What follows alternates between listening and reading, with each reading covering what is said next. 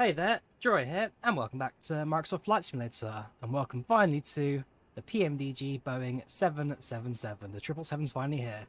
300ER, the 777 Whiskey. Fun little aircraft. Well, I say little, it's one of the biggest of the Boeing fleet. Fun, massive aircraft. One of the longest haulers in the world. And today, flying in British Airways colours from here in London Heathrow over to New York JFK. Yes, a lot of people ask me, hey Jory, when's your next long haul? When's your next long haul? The answer is finally today. Very excited for this one. Spent the last couple of hours kind of getting used to the controls, getting used to systems and learning the basics. And finally position where I'm quite happy to take it out for a flight live. So, first things first, batteries and external power comes on. And now we're just going to sit here. The 777 startup kind of self-test and screen system does take about a minute or two to actually get going. So yeah, it takes a minute for us to actually be able to plug anything in. In the meantime, flying on IVAO, at the moment Heathrow getting fairly busy with 777s spotting up around the airport. I think the 777 is the only aircraft actually here at the moment, and everyone's over there. So yeah, certainly a favourite at the moment. And if we pop over to the IVAO webeye, if we go quickly, oops, it's the Atlantic. Right, let's have a look. That's an A320. Yeah, you go for stuff going around. There you go. Right, so A330. It's the outline. Got 777.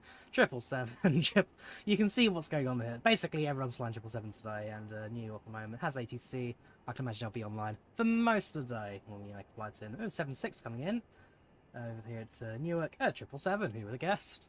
So fairly busy at the Atlantic today, with about 99% of all flights being the Boeing 777.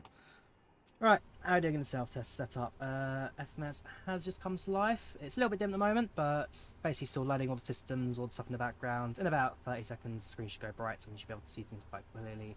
But with the lighting that we have got, we should be able to get the basics going. So we'll start the IRS, the IRU, activates the cabin screen. So again, in the back, they're all going through their self-test as the aircraft loads up. Again, small details that PMDG have thrown in, which I do actually rather like. Right, you go to position. Still waiting for GPS to load up, so still sitting here for a bit longer. But while I wait for that, we go through the EFB tablet. So, to request our data from SimBrief, that'll drag our flight plan in as well as our aircraft information, flying Sierra Tango Bravo Delta. This is the aircraft I flew to New York back in November of last year. I can't remember if it was September or... It was September, October, November. I think it might have been October or November.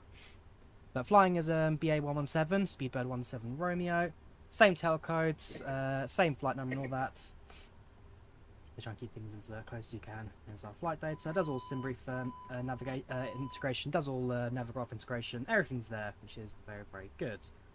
Now we can also pull the weather information for London Heathrow. Variable wind 6 knots, plus 10 visibility, no clouds reported. 28 degrees. It is hot today, let me tell you. I've got all my fans going on and just trying to keep cool in this room at the moment. It's not the biggest in the world, so we get quite stuffy in here. Right, aircraft slow starting up. Screens displays are all active. Welcome on board, very good. And GPS should now not yet be available. Again, from cold and dark, it does take a minute for this aircraft to get going. Guys doing in chat today. Yeah, it's been a while, Harry. How you doing? Welcome to chat. So for hydraulics, then you have to set the right demand, switch to auto, and you get all the hydraulics. Yes. In fact, speaking of hydraulics, set everything to auto. That means the aircraft kind of does it automatically for us. They go right demand and left demand, unfortunately, already cleared out. Center one's claiming its fault. Basically, engines haven't started yet, so waiting for that. Again, hydraulics will do all those once we get off once the engine started. Same on the heating, armed emergency lights, fuel pumps is fueling up, seatbelts stays off, navigation lights are on, logo lights not required, and then beacon and strobes will deal with when the engines are ready to push and start. How are we doing in GPS stage? We've got GPS, grab that, paste it into location, gates stand 552, which is gate C52 at Heathrow. About entry 552. maybe if I put in the airports, that would help. Echo Golf Lima Lima. At gate 552. That goes in. Routes. So flying from Echo Golf Lima Lima, London Heathrow to Kilo Juliet Foxtrot Kilo. Come on, Kilo. There you go. JFK. That's New York. What do you think of the auto ground handling? So I have used the auto ground handling. It does look pretty good. I will be sticking to the GSX, however, because I do quite like GSX's little tweak systems. Also, passengers boarding the cabin now, which is really, really good. I don't think it's active yet on the 777. Still waiting for the update for that, but certainly do like GSX. But the auto ground handling is quite a neat little update. It's quite a neat little feature, which I do quite like. That's available on the EFB tablet. So we're going to import our flight plan from SimBrief. In the meantime, we're going to go to GSX, press the fueling and the boarding. Refueling truck is on its way. Menzies do... Actually, is it Menzies? I think they changed it now. Truck arrives and asks at Heathrow, I think it may be DHL that do British Airways, but certainly was Menzies at one point. I could be wrong with that though. I'll have to double check. Request boarding from GSX. This plane has something that the flight factor one lacks, which is probably wing flex. Yes, so PMDG usually pretty good at their wing flex. Some things sometimes it looks a bit static, but certainly has wing flex, which is pretty good. IVAO and Vatten were crowd for themselves. I can imagine, Avgeek, I can imagine. I was on an early shift, so by the time it released about 11 PM UK time, I was long out of it. I was long in bed. But yeah, finally get a chance to fly it now. Right, open the cargo doors. That's done from the tablets. Door management. Going to make sure the doors are disarmed, which you probably should have from the start. Open the entry, open the cargo doors. And when it comes to boarding, that should take over from there. I'm going to keep it at this page for now because with the SimBrief integration on the FMS, you can set the payload and fuel from here. So I will do it. I am, however, going to wait for the fuel truck to be in position, which has done now. Please don't load aircraft until the fuel truck arrives and ask to do it. Wait for the ground handler to insert the fuel nozzle. Some of the deliveries coming from out people are insane, like the Emirates. I've seen the HM Emirates pack. They're absolutely fantastic. I just tried downloading deliveries from the PMDG Operations Centre earlier today, but I was having problems with it not connecting properly, so I've decided not to use any of the default ones at the moment. I'll track them out at some points, but I can imagine their servers are very much from the overload at the moment, so even like updating the 737 NG3 family having problems with that, so we'll check it out later. So let ground guy gets the fuel pump into position. I'm going to set in the grounding now.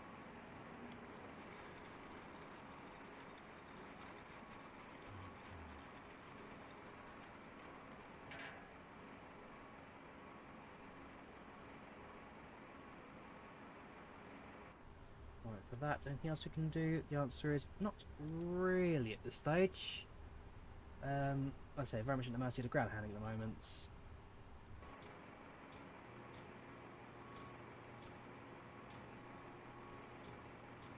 Here you go. Operate the lifts.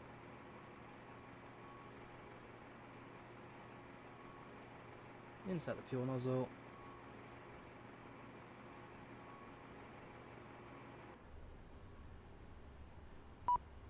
Cool. Set fuel into the course. So set fuel. Set payloads. And now you can continue. Select routes. So it's pressing the route now. What it's going to do is download the uplink, route, and destination weather, which we can update throughout the flight later on.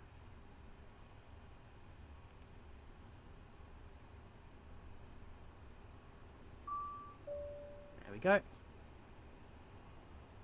So I've got the destination forecast, we've got all 3 steps. Now click on load and let the aircraft do all the flight plan for us. So again, I could plug in everything manually if I really wanted to, which is generally what I do for short haul flights, but on the long hauls, this will take us about half an hour to do, it'll take us a lifetime, so on the long hauls, I'm usually quite happy with just letting the uplink deal with that. So once I've got the destination forecast, that means everything is ready. Check the flight plan, all waypoints are in place, very good. Activate that, execute that, and that's our flight good to go. Can do a route report as well if you want to. In the meantime, head over to the next page. So 0 fuel weight, grab that from the... Oh no, don't even need to do that. I can just input that from the aircraft. There you go. Do need to do the 0 fuel weight, which according to the flight plan is 0 fuel weight 207.8.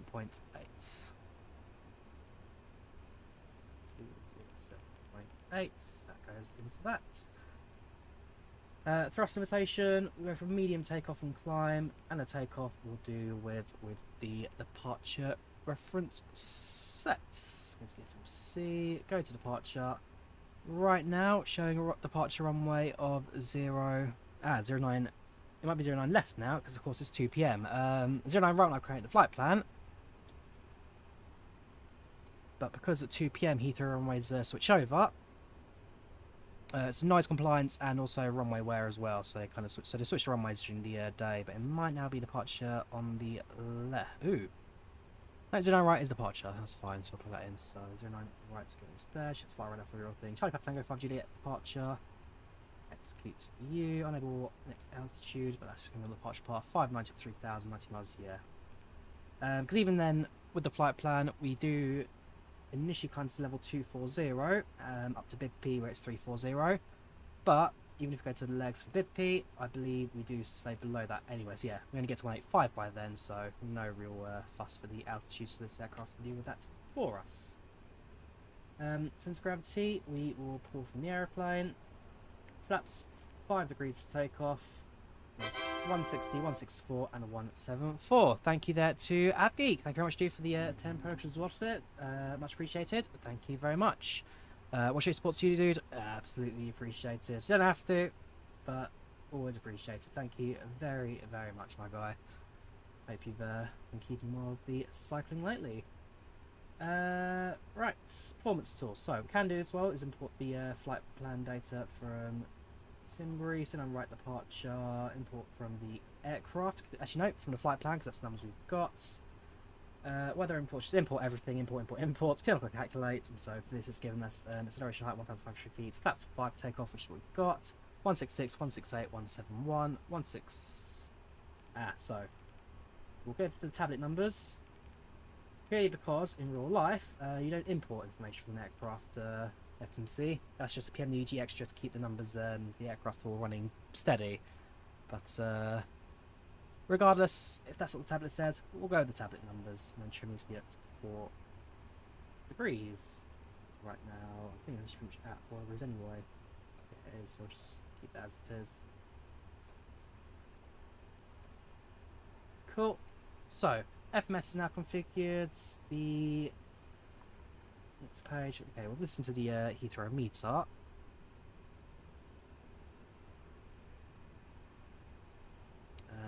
Right, so go for. Right, so listen to the meter, shall we?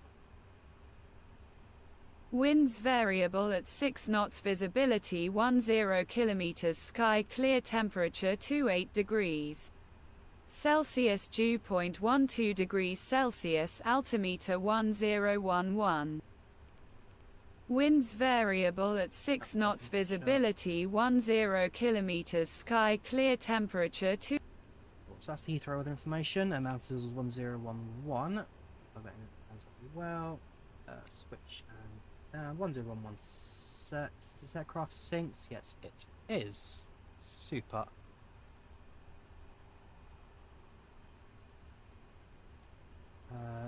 How are we doing? I think we're still fueling, so passengers haven't started boarding yet, only because we're still fueling the airplane up. Fueling from the red to the empty tank does take a little bit of time, so we've got 25,000 kilos in, so that's at least another 40,000 kilos to go of fuel. Not a cheap job, that. Initial climb is 4,000 or 6,000 at Heathrow. I should need to double check. It's 6,000.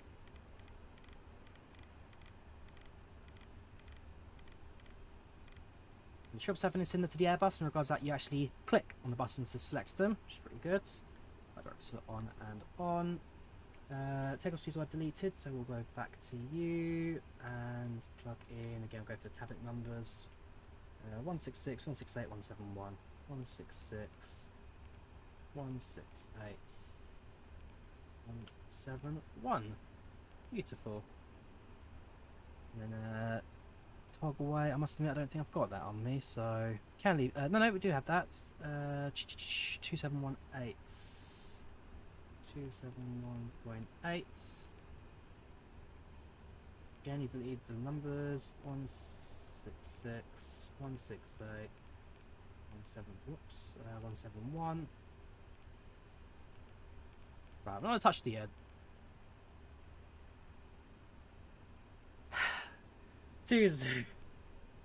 7.8. 271.8. Oh, Drawyah, come on. I'm very good at this. Right. 166, 168, 171. Right. We're not touching this page anymore. I'm done. I'm done with this. We've set it up. It's configured. A350 looks quite different. Yes, A350 looks very different to 777, but the A350, I mean, that'd be fun aircraft to fly at some point. I've got it on X-Plane. Do you explain again at some point soon? I've been putting a lot of love onto Microsoft Flight Sim. Does the ATIS request work? I don't even know how to do that. Back to the index, position, performance, thrust and take approach, nav data alternative. I believe it does. Certainly does on the tablet, where we can, if you go to out, electronic flight bag, there you go. So you can pull the on the com page, ATIS request, have a look for you. Position report, alternative performance, route 1, bottom panel. Yes, I'm still learning my way around 777. There's a few things that I'm still slowly figuring about with.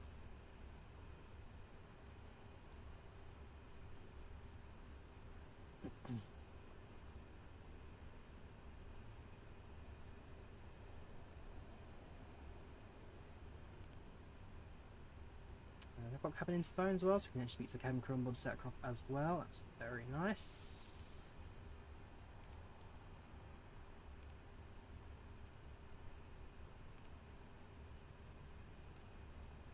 On your autopilots, the pinging. Ah, okay. Hang on. So, on the com page, in the bottom panel, on your autopilot panel, where the thing you select the page you want to select hydraulic engines. So, com, ATC, level request, speed request, clearance request, position request, flight information, ATIS request. There we go.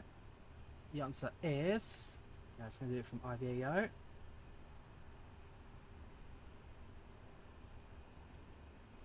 Do you plug it in like this? I could go for Lima like that. Yes, okay. Send.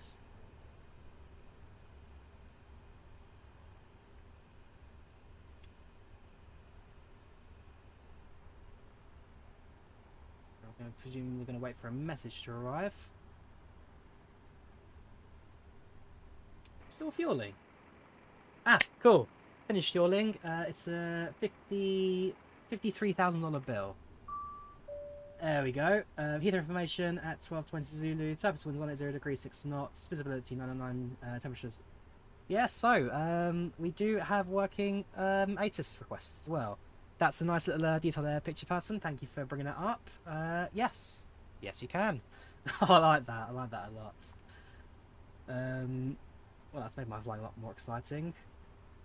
God, PMDG, like I say, PMDG when it comes to detail, really, really good. Certainly when it comes to systems, especially. Yeah, some of their models I've seen have some slight tweaks to their dimensions, which 777, like Windows, I think was one thing that a lot of people pointed out on. For me personally, I don't really mind the models. The models are very good, high quality, not Captain Sim. No, this is a really, really nice model. Looks really good, but the systems are really what makes it shine, and that is a very nice little detail. That's I wonder, does that actually then send hoppy messages to ATC, or does that go to speak to the default ATC? I'm gonna have a go at that later, because we have got I think it's a Gander radar. Yes, Gander Shanwick. So we have got actual AT over the Atlantic. So we'll have a bit of fun with that later on. Very nice. Welcome Scottish, how you doing? Welcome channel. Welcome to the chat. Hope you're doing alright, dude. I'll leave you on the engines page. Hydraulics, electric systems. Fuel. Okay, we'll leave you on the fuel then. Right, and then clicking cancel. How's one getting that message? Good point. Presume there's a button somewhere that they use. If not, comms, ATC. Ah, right, yeah, new messages, and then cancel that. And it goes from there. Perfect.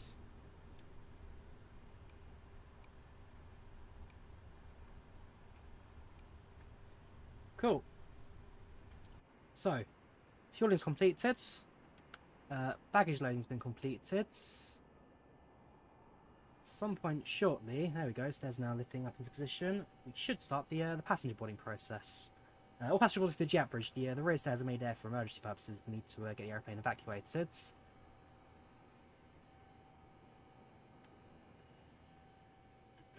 Also close the cargo doors that the cargo has been loaded. So we're just waiting on passengers at this point in time. Departure is supposed to be about 20 minutes, but I've got a feeling that it might take a little bit longer, given that you know, we haven't actually started boarding yet. Tablet, ground operations, door control. So close the 2 cargo doors. Just leaves the left entry open for now. Where's Champagne? Champagne will be done with the passengers boarding. Starting in business class, I guess, in the first. 2 outside, turn on the AC. Yes, that's a very good point. Cabin temperature. We're gonna. It's not temperature, isn't it? Oh yeah, no, cabin temperature, flight deck temperature. We can decrease actually. I want colder cabin. Don't want the heater on. That would be devastating effects in the cabin. Packs are automatic in the aircraft, so no need to set the altitude or anything like that. A lot of the systems automatic. So the 777 is compared to the 737, basically like a brand new modern flight deck. This aircraft was developed in the 1990s.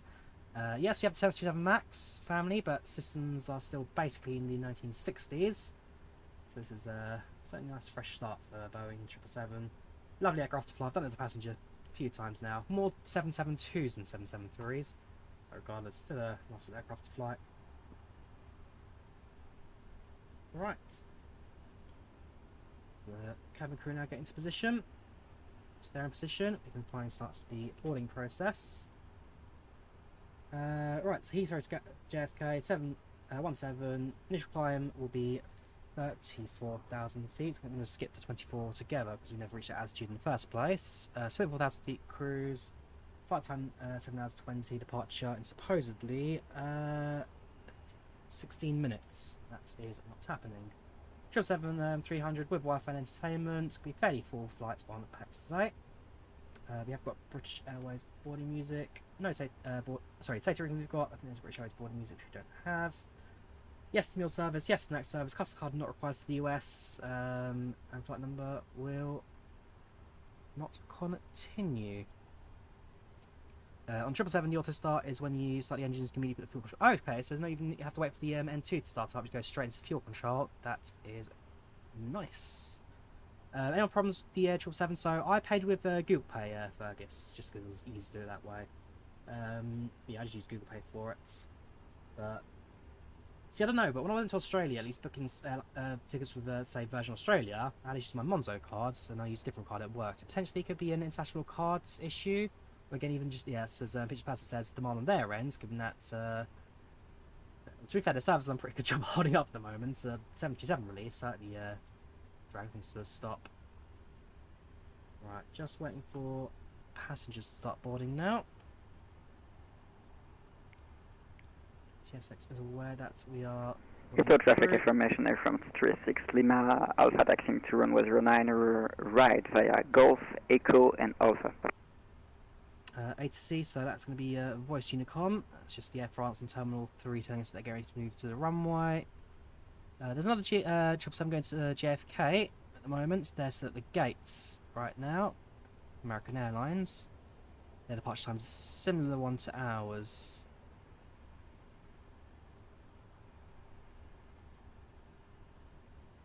Also, please set the temperature on 45 to lost on the station set to yeah. Okay, so in it. So for takeoff, you want me to set the selector temperature to 45.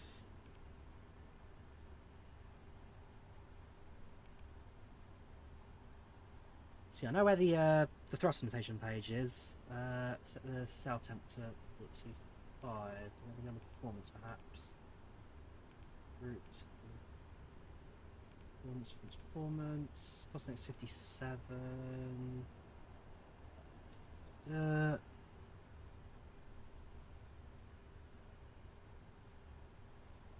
Alright, it's a thrust limit. Okay, right, that makes sense.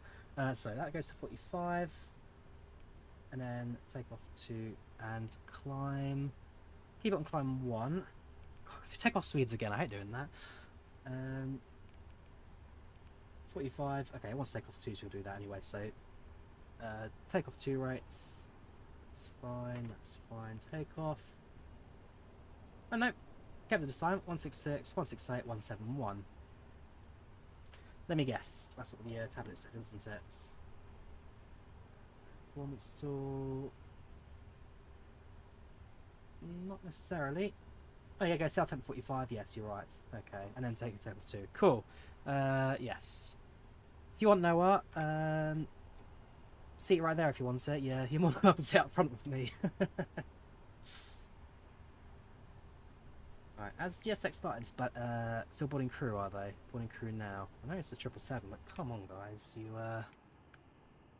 got to start the passenger boarding process at some point soon. The jet bridge, the cabin.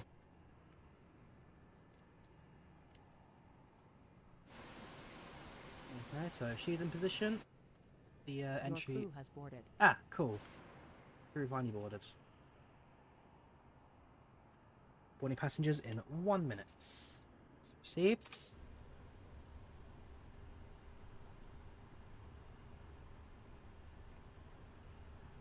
Oops. Not going to do that. Sorry, hang on, I'll set up again quickly. So takeoff expected on the hour, so 32 minutes. Wi-Fi entertainment, yes. Boarding music, no. Briefing, yes. British Airways. CDA France, they're taxiing out the runway. That's going to be the 777. Yes, yes, no, no. Cool. So as soon as the passenger boarding starts, then packs we will throw at the same time.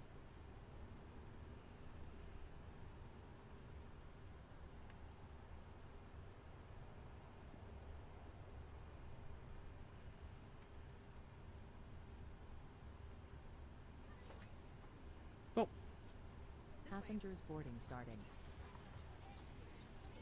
Quick question, how are you supposed to DC AP before landing without the warnings going off? How are you supposed to do what's yours, pilot? Sorry. DC Horse pilot before landing without the warnings going off. That's one, by the way. Well, cheers for the comment there, EHEO. I must admit, I don't know. Not something I've come across just yet, but again, my days are still very early with PMDG 777, still things I'm learning myself, so we'll figure out when we start learning it ourselves.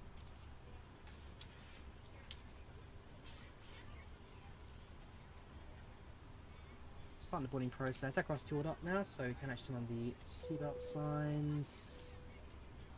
Syncs to packs. That's a nice addition there.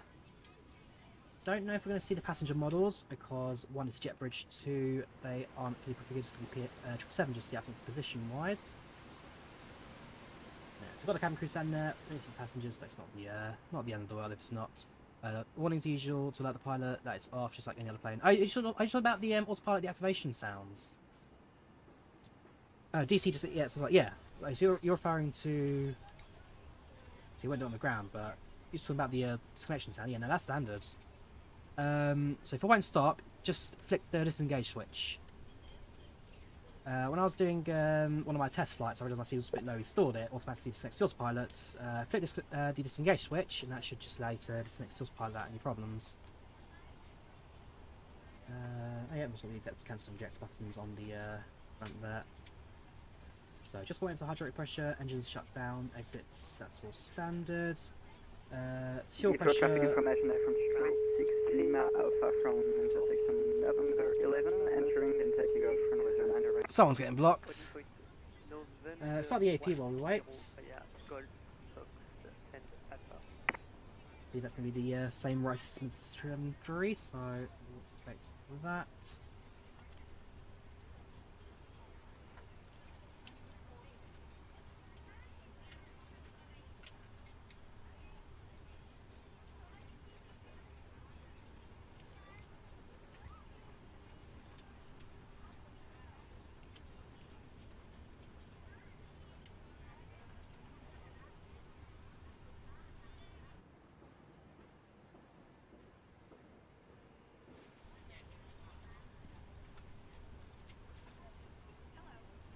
No, new autopilot, hang on. On the APU.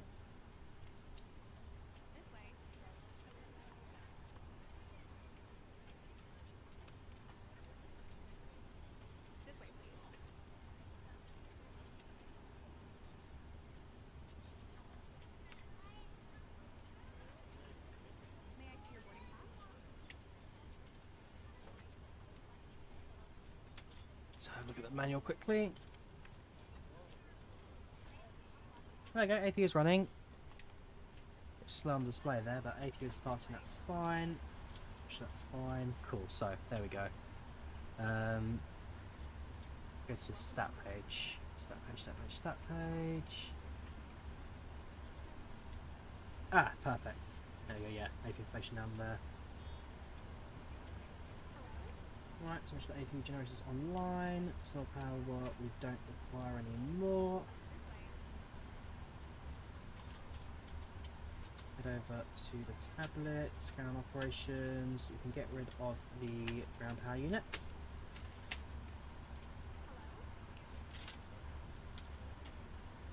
So this the automatic ground ops if you guys watch as well. So this lets you so basically plan the fuel, aircraft fuel up, and then just sort of loading process automatically with the PMDG ground setup.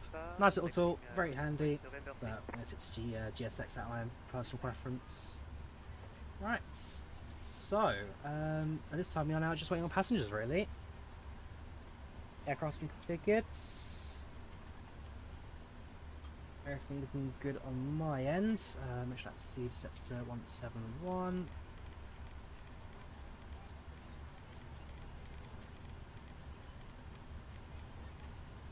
Uh, 0901 on this.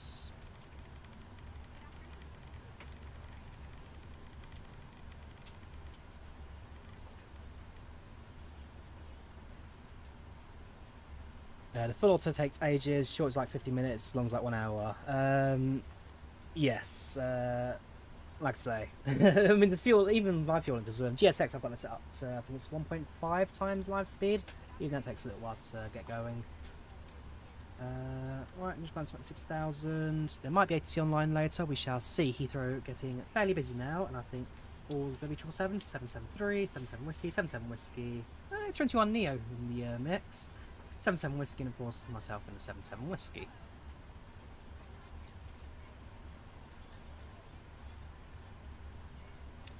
I'll drop the flight data in chat, so if anyone wants to follow along on whereby you can do so. We are also live on Volanta as well.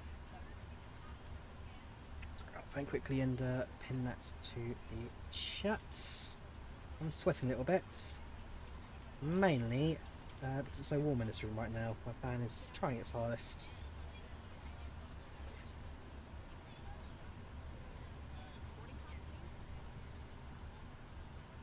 Cool, that's pinned.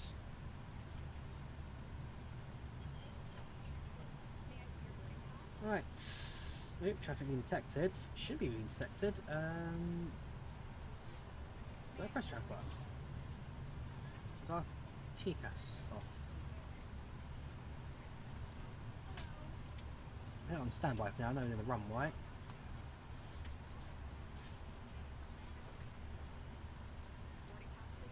Here's like 31 degrees. Ooh, ooh. There goes someone. Everyone's standing up.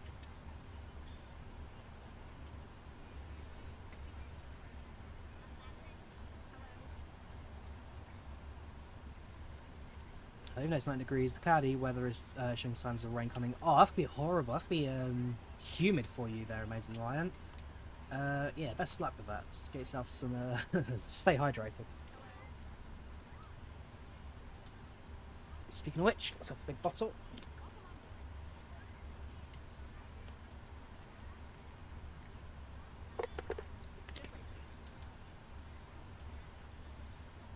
I believe I'm on night shifts next week, so at the very least, start my shift at 10 AM when it is 10 PM. Sorry, start my shift at 10 PM when it's starting to cool down, and then finish at 6 AM when it starts to warm up again. So I'll be asleep for most of the actual heat itself, but it does cool down a little bit next week, which is muchly appreciated.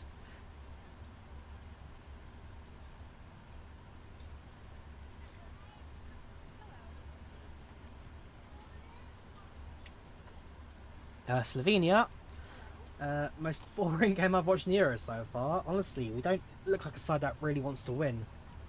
It's a shame because we know we can. France there started. It's up the runway. We know we can win this tournament if we really put the right tactics and team together. We've got the players for it, but Southgate plays too defensive. We've got such attacking players and playing defensively. It just doesn't work. Hopefully we can change things around for the around the 16, but looks a bit 50-50 at the moment, I must say. In the cabin, so again, we don't see the passengers themselves boarding, but regardless, I know I do have passenger models.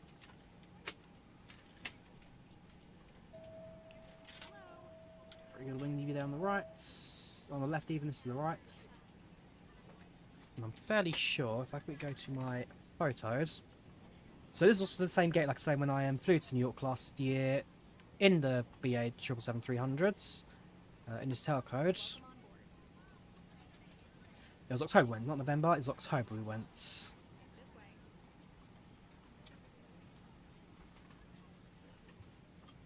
What was it? Hang on. October, November... November 6th, there we go.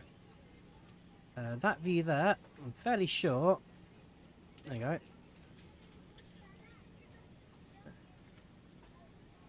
Okay, not quite. Same gate though. Just slightly different ground setup. And that there's the that's the airplane next to us. Bravo Oscar.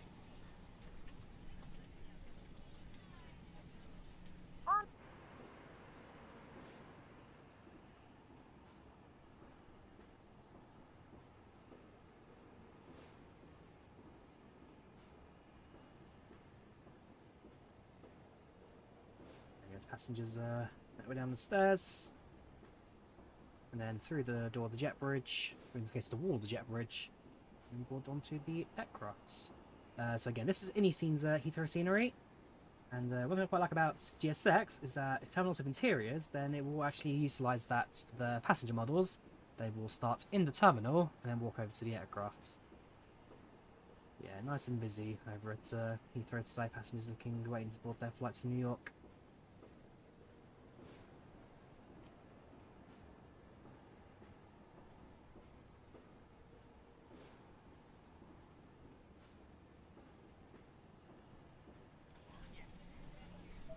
Yeah, this is the slightly mundane part of this. We've done our calculations, we've done all the fueling, done the FMS. We're just purely waiting now for the passengers to board the aircrafts. Sales expected the third R2 11 this month, typically 2 sets per month, but they enter the third 21. It's not actually called a set since it's a set of 5 carriages, 10 car sets, it's a consist. Fair enough. Any thoughts on the upcoming flights in 24? Looks exciting. Certainly some of the visual upgrades on 2020 look pretty good, as are the missions and extra aircraft like helicopter missions, search and rescues, cargo ops. They look quite exciting, so I'll tell you one time I'm going to keep an eye open for. I just hope there's a bit more to it compared to Flight Sim 20, because yes, okay, it's going to be the same game engine. Flight Sim 2002, 2004 and FSX use the same game engine, so there's no real big disappointing there. Every FIFA now for the last 20 versions uses the same game engine. But if there's a bit more kind of a visual push for it, then absolutely, but I'm excited. Default aircraft lists look quite exciting, including default 737. I believe there's a 737 MAX coming to the game as default, so that'd be quite fun to play with.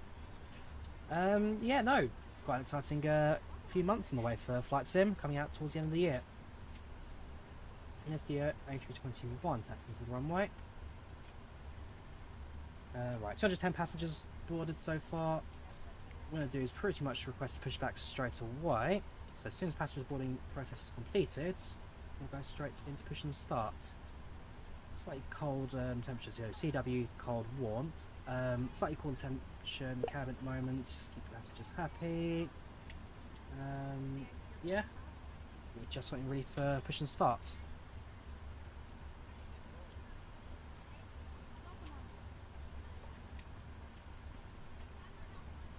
Should be off the ground in about 19 minutes.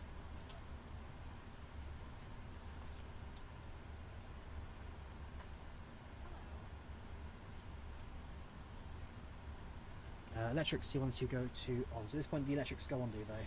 It's received. And window heat, I presume that's still after pushback, is it? Unless that goes on now. Welcome back, Lee, how you doing? Welcome to the chat. How you doing tonight?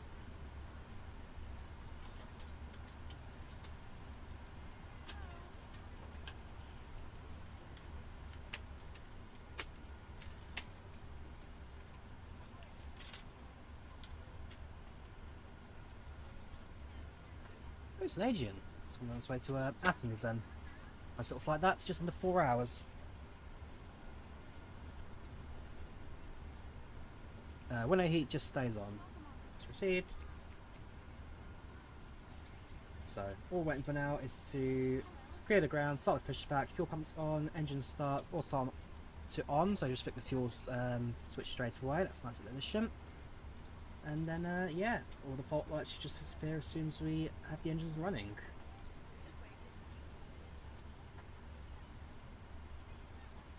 Just over 100 passengers left to go now.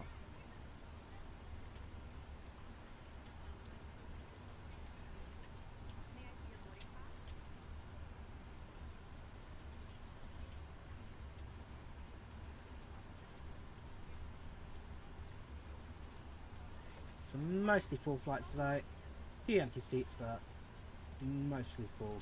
That's New York.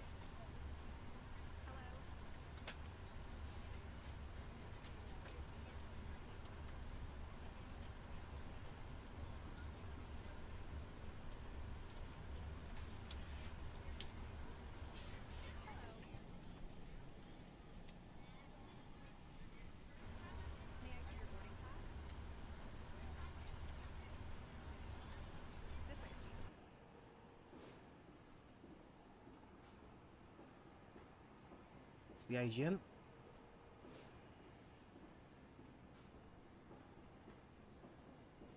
Fuel pumps on already. Gosh, aircraft is see them to get going. Sensor fuel pumps on. Speed not required. Should the pressure lights distinguish. Centre right, not happy.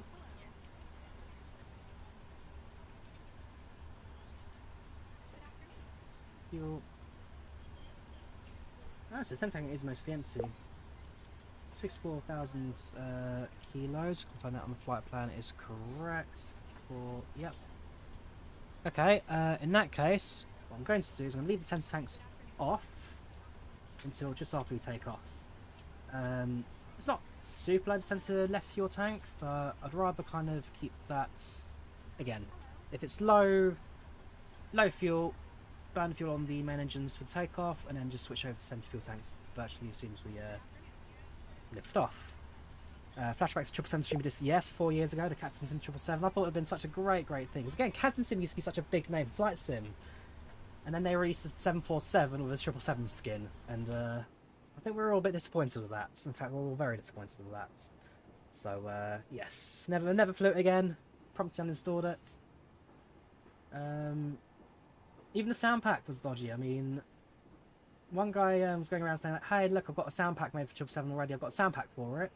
So I used it in the stream, thinking that would just be like a tweak of the default. No, it turned out it was accidentally, it was a payware sound file that someone just tweaked and gave out for free, which, again, very promptly deleted and contacted the developers like, by the way, you know, these guys are sharing your files, right? Apologized to the developer, and they were quite happy with the response, so no harm done there, fortunately. Right, there goes the agent.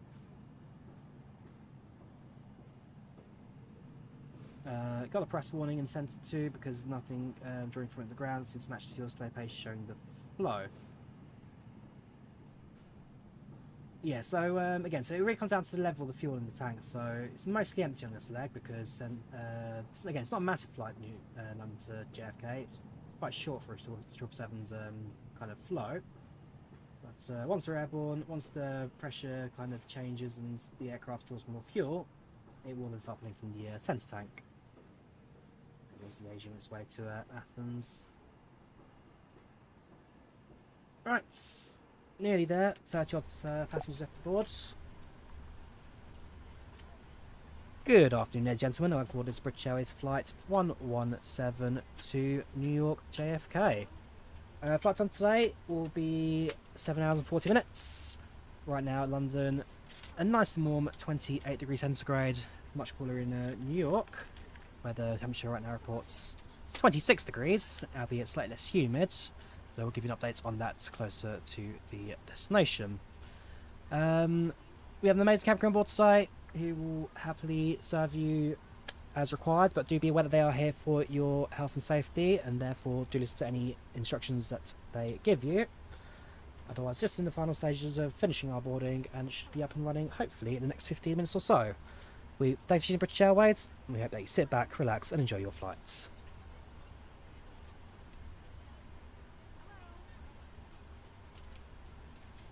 Alright, that goes to the cabin.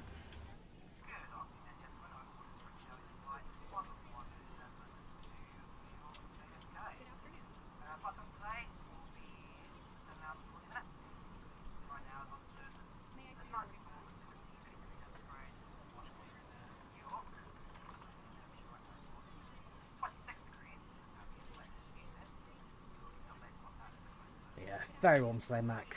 Very warm indeed. Right, here we go. Last few passengers, last final stretch.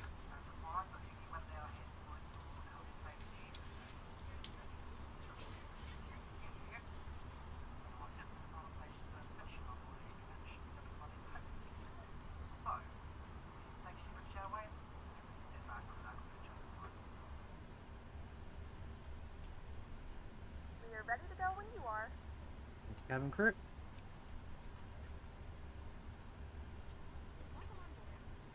Last two passengers to get their seats.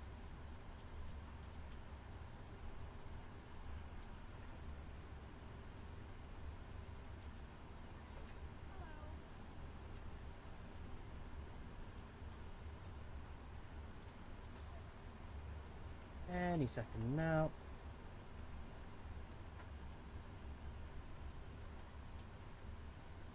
Come on.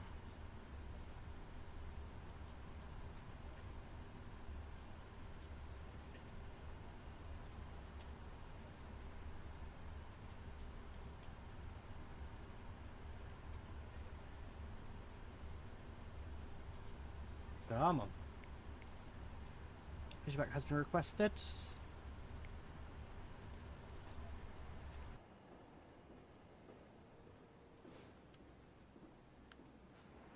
It's having a call, we're missing a passenger.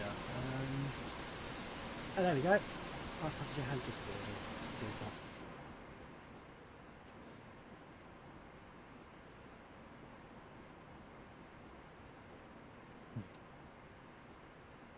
Oh, it's been 50 minutes to start the stream. We're only just getting off the gate.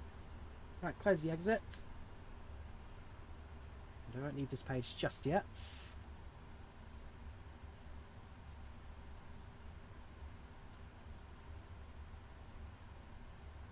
Good afternoon, ladies and gentlemen, and welcome aboard Flight 117 with service to New York. Our flight time will be roughly 7 hours. Hello, Captain. We are ready for pushback. Now that the cabin door is closed, please make sure that all devices are... Yes, Benjamin, we are alive. The Virgin Australia bird strike, so it didn't help the other day. It's the most terrifying thing I've ever gone through, watching our plane's engine explode on takeoff. But other than that, pretty good. cross-check, verify straps, and stand by for all calls. IVAO not VATSIM, so my VATSIM accounts is still suspended. For reason we reserve the right to suspend users without any reason or any reasons. So, and despite my contacts efforts, no one ever got back to me. So left it at that.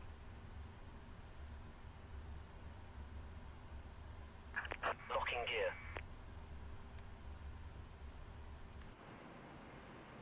Use the tug. So face south, tail left, nose right.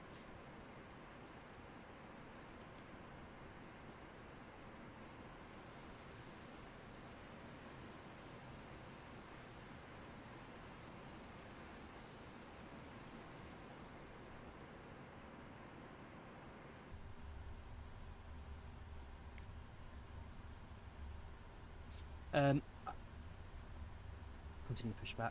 IVAO and VATSIM, they're two networks, flight sim networks on for Microsoft Flight Sim, X-Plane, FSX, P3D. So it's online ATC, online traffic. Real people fly the aircraft. Right, facing south entirely. This way, Charlie. Remove the wall chocks. Release parking brakes, please. Parking brakes. Got the brakes again in this aircraft. Release parking brakes, please.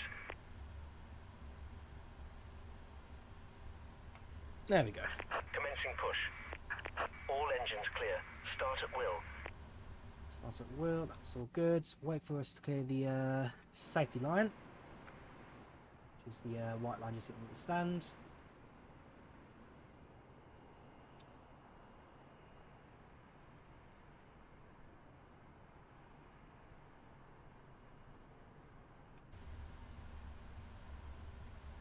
Ladies and gentlemen, Right. please direct your Engine attention to to the screen for start. an important safety demonstration.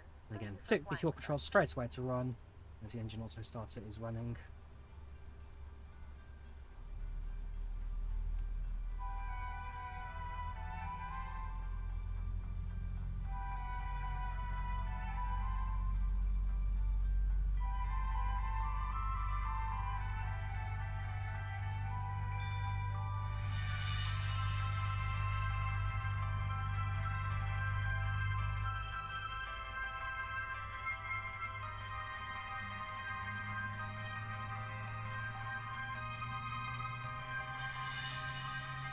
We're now going to explain the emergency procedures on this British Airways aircraft. The captain and the crew are here for your safety. It is important that you pay attention and follow instructions carefully. First, check your seatbelt is securely fastened. Insert the metal tag into the buckle and tighten by pulling on the loose end. Right, engine To one, unfasten, start. simply lift up the metal flap on the buckle and pull apart. You'll find the seatbelt sign in the panel above your head. When it's on, you must fasten your seatbelt. We'll provide extension seatbelts for infants. We suggest you keep your seatbelt fastened and visible during our flight, even when the sign is off. Your life jacket is either beside or underneath your seat. To use it, take it out of the container and place it over your head. Pass the tapes around your waist and tie them securely in a double bow at your side. Inflate your life jacket when you leave the aircraft. We will Please supply set life parking belts for brakes. babies and life jackets for children. In the unlikely event of the aircraft having to Set. make an emergency landing, you'll be told to take this protective brace position. But when seated facing rearwards in Club World, you must adopt this position. We will now explain how to leave the aircraft in an emergency. Move quickly to the closest usable exit, taking nothing with you. High Right, heel both shoes engines must be active. taken off as they may tear the evacuation slide. Emergency lighting, including floor-level lighting, Switch will help off you find your the way to the APU. exits. These are clearly signed. We should be glad to run. I should have done that before pushback. There are two exits at the rear of the aircraft and two at the front of each cabin section. Your Right, crew hopefully will at some now point pack soon up the your pass Tow truck should disconnected. Bypass pin removed. come to play. Left is clear. Right is clear. the handle in the direction of the red arrow. Opening the doors automatically inflates the evacuation slides. The slides can also be inflated by pulling this handle. Jump onto the slide and move away from the aircraft. If the aircraft has landed on water, these slides detach to form rafts. As you leave the aircraft, inflate your life jacket by pulling the red tag. If necessary, blow into this mouthpiece to top up the air. The life jacket is fitted with a light and a whistle. Your oxygen mask is behind the panel just above your head. If the cabin air system should fail, this will be released. Stay in your seat and pull the mask towards you to open your supply. Please note that the bag does not inflate. Place it over your mouth and nose and adjust the band to secure it. Then breathe normally. 5. Do make sure your own mask is correctly fitted before helping anyone else. In some areas, you release the mask by pulling on this coloured streamer. If you're in a Club World sleeper seat, you may need to reach through the dividing screen to retrieve your mask. Heathrow traffic information. Speedbird 17 Romeo taxiing to runway 09 right via Charlie and Alpha. Announcing new contact taxi to the runway. Please ensure your mobile phone and any devices that can send or receive calls or text messages remain off for the Parking flight. brakes Any released. items with a Option flight lights they safe have. mode Cool. should have this feature enabled now. Brake sets to reject takeoff Some and we're good to go. electronic devices can be used once we're airborne. Please check High Life magazine. Take care your hand baggage isn't blocking the aisles or exits. It must be put under the seat in front of you or in an overhead locker. But place items in the locker carefully, as they may fall and injure someone. As we prepare for takeoff, please make sure that your tray table is put away, your seat is upright, and your armrest is down. Please stow your individual video screen and footstool if you have them. By the way, they've not armed the slides yet. I'll do that as soon as the safety briefing completes with the cabin crew. Questions, please ask your crew. We hope you have a relaxed and enjoyable flight.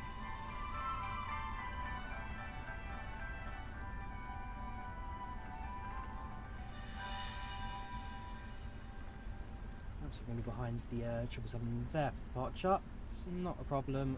We can hop a little bit, that's fine. Cabin crew, arm, doors and cross check please.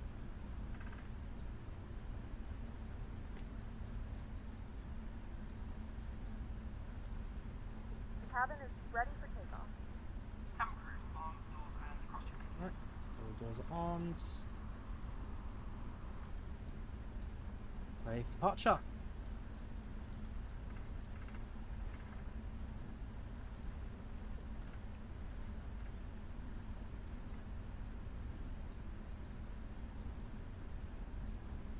Hey there, long time no see. Jim, how you dudes? Welcome back. In case I know your voice a bit on OBS and can barely hear you, yes, sure thing. Let me just hold in the taxiway slightly.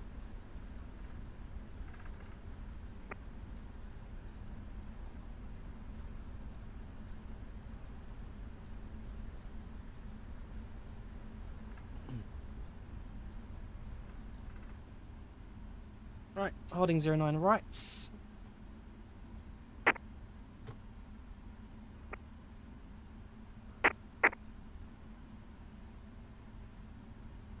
Right, hopefully that's a little bit louder for you. I can increase that a bit more. Right, I've increased that by 5 decibels, so hopefully not too bad. I don't know if that's a bit too loud, but hopefully shouldn't be too much of a problem. Right, that 777 is going to be taking off now. There we go. So we'll taxi into position holds. In the meantime, TRA set. Then lights set. Strobe lights on. And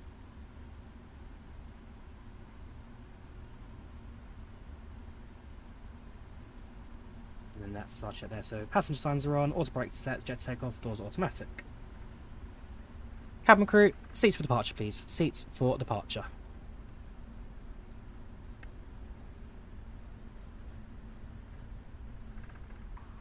Cabin crew, seats for departure please. Seats for departure.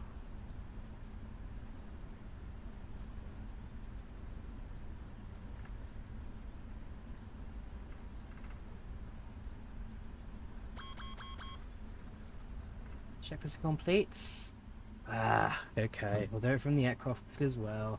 So there is a checklist system as well. Checklist overrides. Back normal menu. Right, so pre-flight overrides. Before start overrides. Before taxi overrides. Before takeoff overrides. Cool. And then after takeoff we'll deal with once we get there. Engine. Right. Heathrow traffic, Speedbird 17 Romeo, now departing runway 090 right.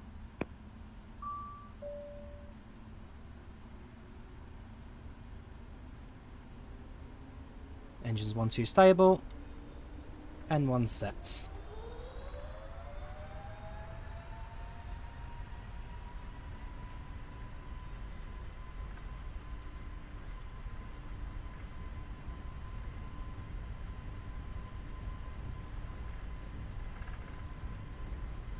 $80 knots. Hundreds.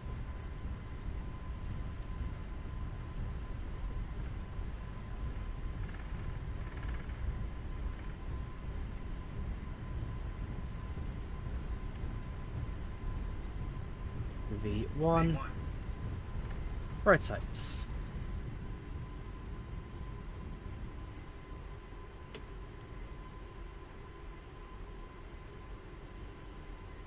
Positive rate of climb, gear up. Follow the cross.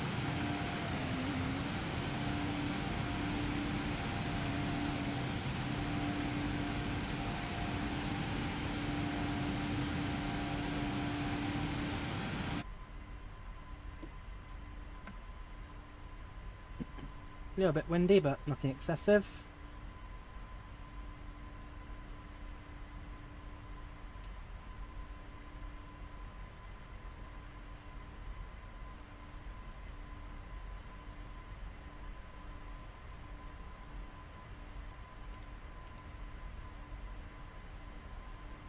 Start the right-hand turn.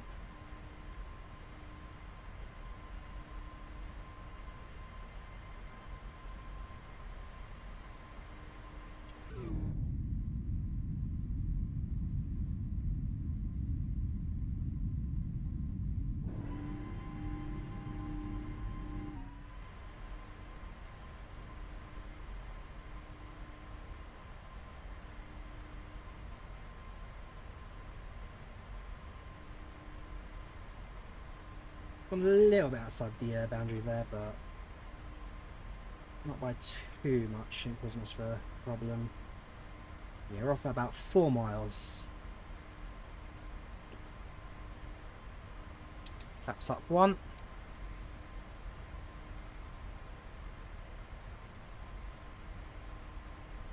There's no ATC, so we'll climb through the 6,000 initial. Go straight to 34,000. I'm doing this slow way. There we go.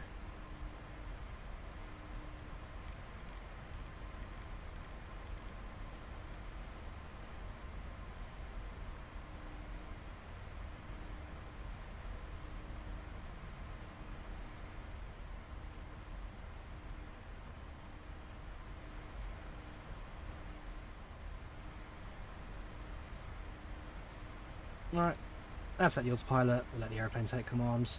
Not the best takeoff ever, but not an unstable one at the very least. So we get ready to fly over Heathrow. That's up.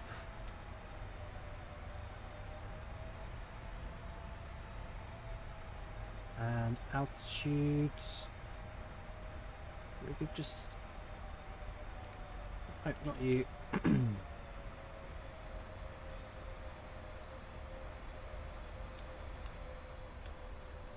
There's a way you can skip the altitudes.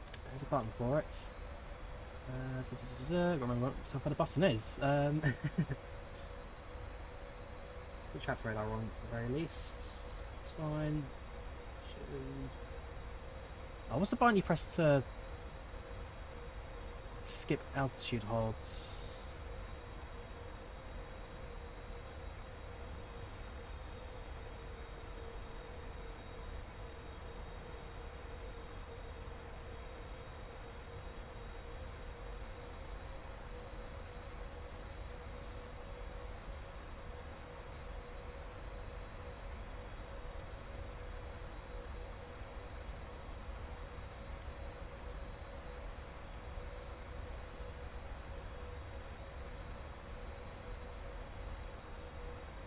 It's not the end of the world. So go Heathrow Airport, just pass it on the right hand side.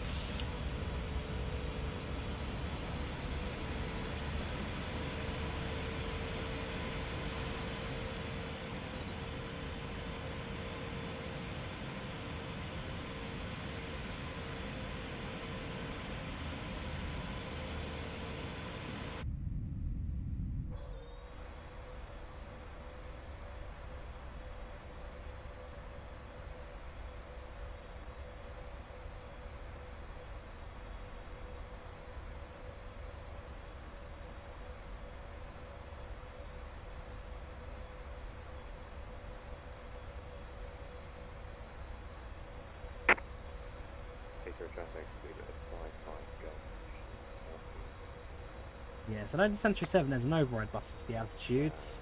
I don't know where it is in the 777, if it even has one.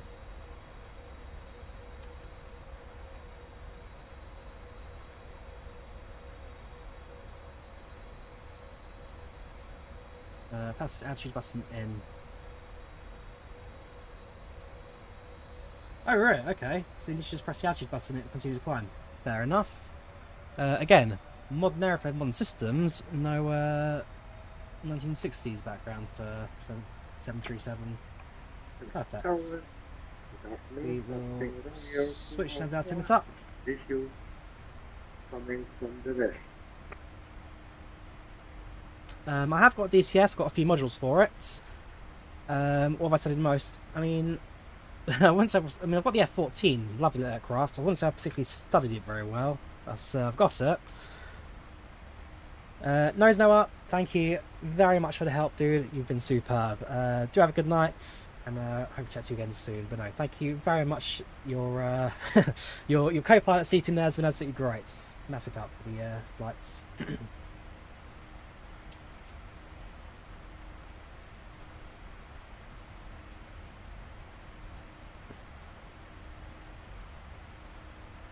And with the 777, everything else pretty much that's flights automated, so there's no like manually setting up the frequencies for the runways and course and all that. The aircraft for that will automatically like the Airbus aircraft, so fairly stable for us. It's putting the altitude always to push the button in, or yes, I know that. So that's the same as the Airbus. Set the altitude, you press it to acknowledge it. But I'm also now aware that also you can use it to essentially skip speed and altitude restrictions as well on takeoff, which is handy to know. Right, 10,000 feet, landing lights. Never used them, whoops. Effect lights off. And I didn't set the landing lights, I set the turn-off lights back, so oh well. Not the end of the world.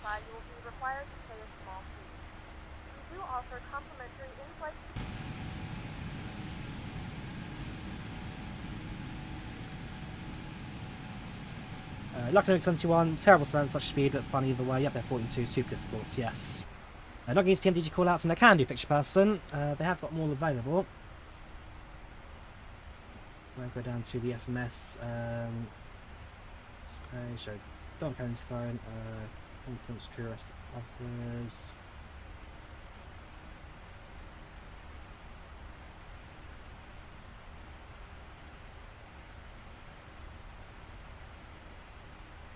So you can call the cabin and do their callouts as well. Into phone directory. Other.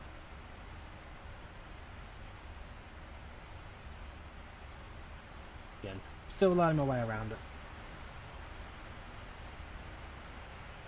off the seatbelt sign quickly. So that's seatbelts.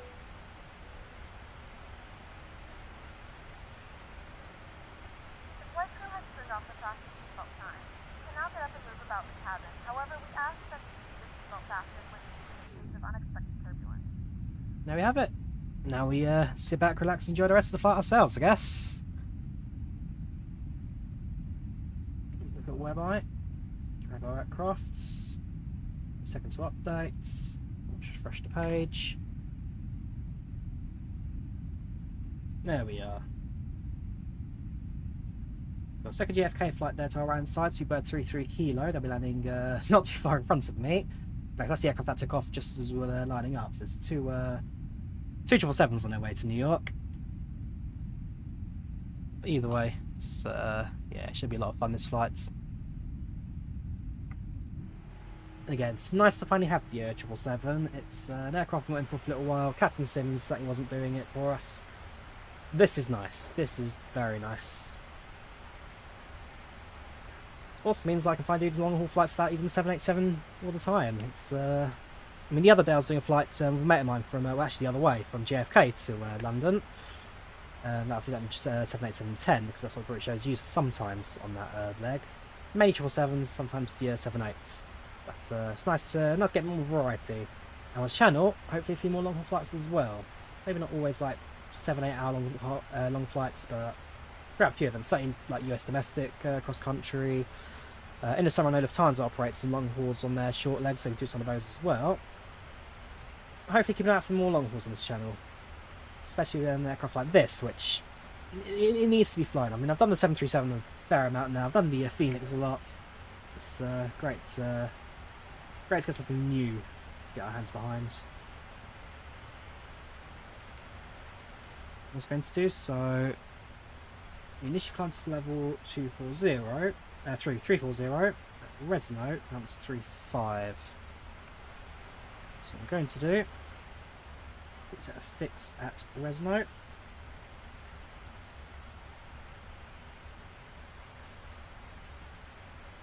Turn radius. And then at Nico,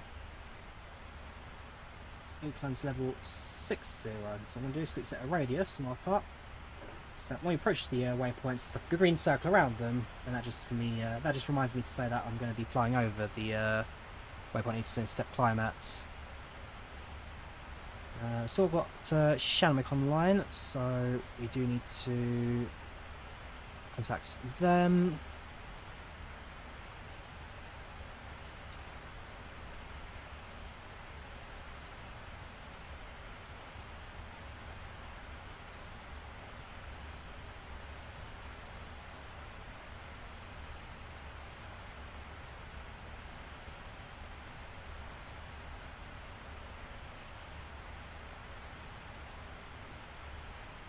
Here you go. So with Shanwick radar, so position reports no longer required. SALCAL check on initial contact if possible. So we'll listen to, so we'll request the SALCAL when we get that,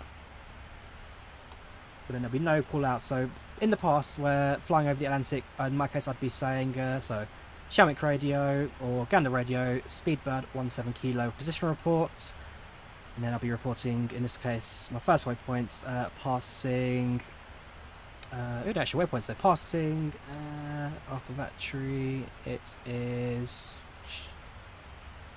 so Resno, Nico. So passing Resno at whatever time, next waypoint, Nico at whatever time. So we'll have to report position every time I hit a waypoint, just to update the AT that I'm still moving. There's no more requirement for that, which is nice. We're also playing flights using the cloud gaming. Very good. Flying from Savannah to Frankfurt. Nice one, ads. Enjoy flights. The MD-11 out next week. Another aircraft I'm very excited for. A very good month. It is Motsko. Not good for the bank account though. That's going to be suffering a little bit. But yeah, it's the MD-11, another aircraft that I'm going to be enjoying when that comes out.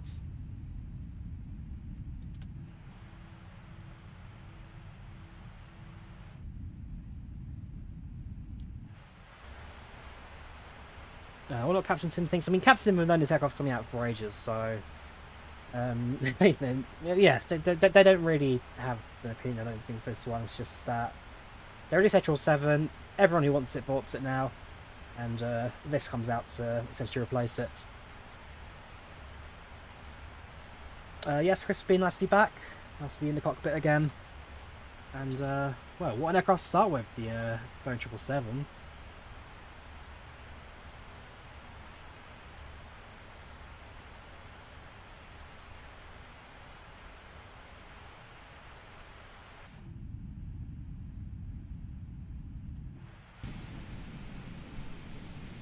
Very great, very good model. This looks superb. It looks like a 777, feels like a 777. Lovely aircraft to finally fly in flight sim. And flying east to west of the Atlantic, we do get sun for virtually entire flights. Don't think there'll be any sunset on the arrival. The sun will be low on the horizon, but there'll be nothing really else to worry about in that regards. At some point in the flight, I want to take a step out of the cockpit to go have some lunch. I've got some pasta downstairs to enjoy later. We'll get to the Atlantic first, that way we kind of clear the main, well, it's only the initial part of the flight where it's going to get into the water, get into the track and get us cruising altitude, which we're not too far from now. Got a few miles to go. Slightly Atlantic at level 340, and keeping an eye open for the traffic going the other way. So there's quite a few airplanes over the Atlantic going towards Heathrow. Oh, it's Paris. Oh, 321. Okay, we'll get to do that.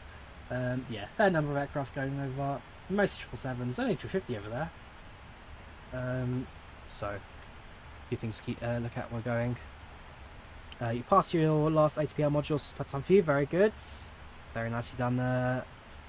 Vaccinated.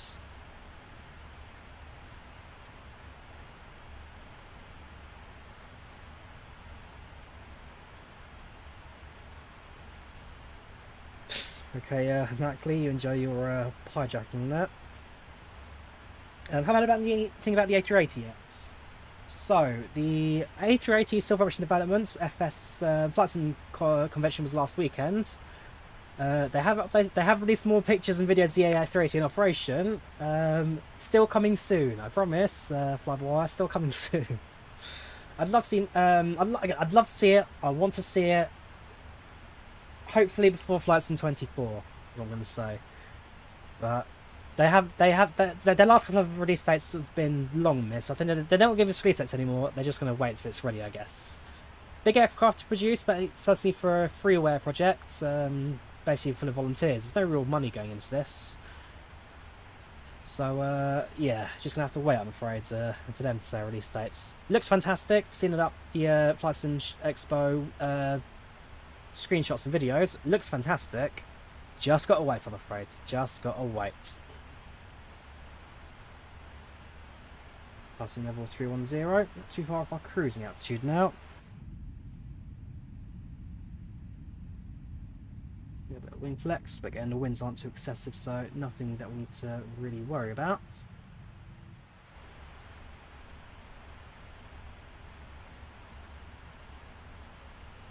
So we'll just continue our climb, really.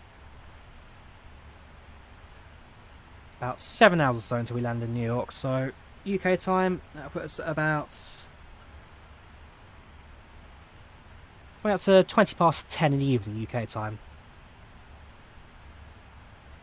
So, rest of my day will very much just be the rest of this flight.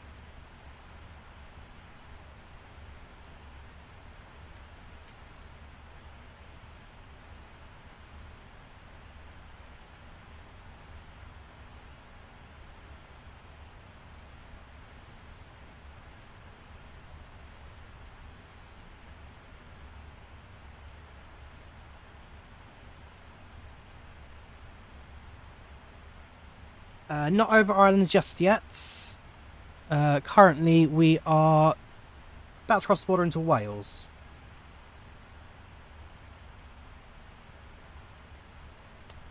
Actually, just crossed the border into Wales right now, so we're flying just north of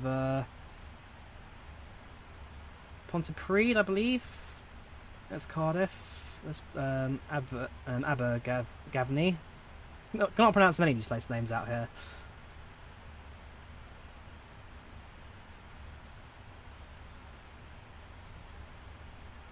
Where's Pontypridd? Where's Cardiff? Oh, there it is. Okay, yeah, no, it's like something else. Yeah, that's via Crick Howell.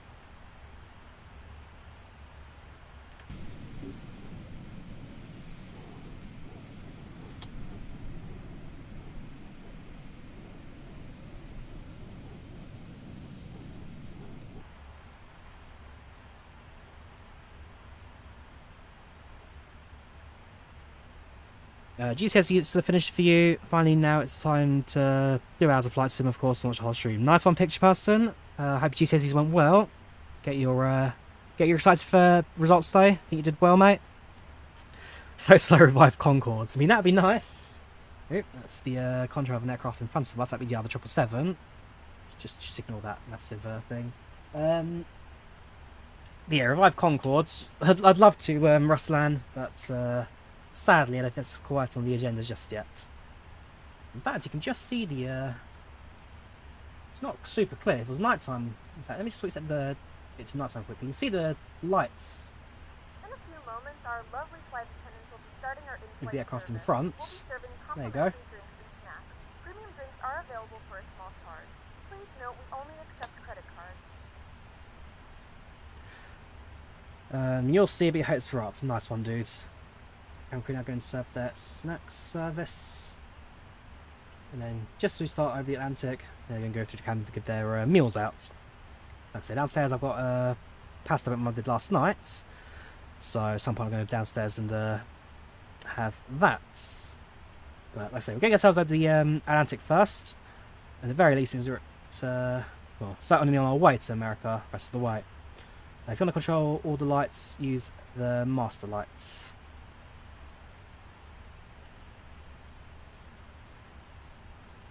Master lights? Oh no, you're talking about the is that just the light test of the Christmas trees? Yeah, no, I think I'm alright with that one.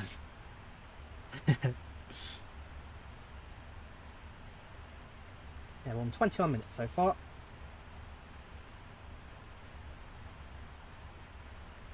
Now zoom in, the troops in front of us should appear on, there you go, about 10 miles ahead of us. So good separation as well.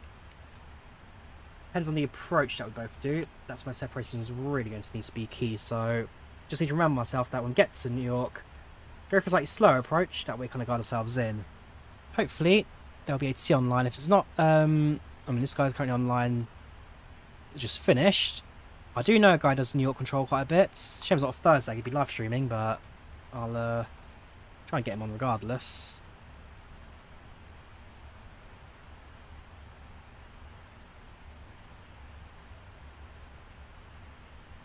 Yeah, got 777 that just landed from Vancouver.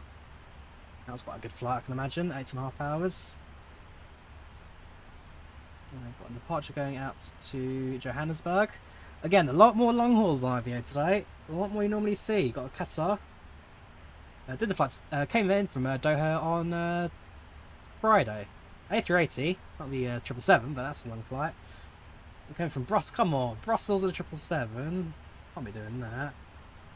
Behind us, got another 777. They came from Paris, going to Toronto. In fact, if I go to pilots and search for aircrafts, B77. Again, some people use 3. Okay, one person's used 3. Heathrow's and Nice. Most people are actually using the whiskey. And yeah, quite a few 777s in the world at the moment. Sure, there's a couple more on Batson, but IVAO keeping me happy at least.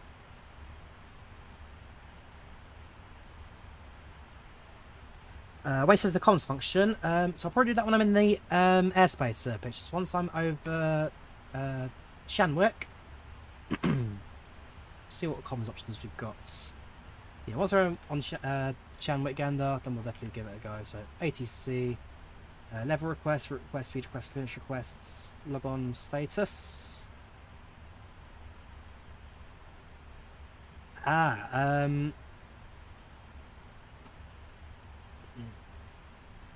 Do I plug in the IVA to that? And okay, network ready, cool.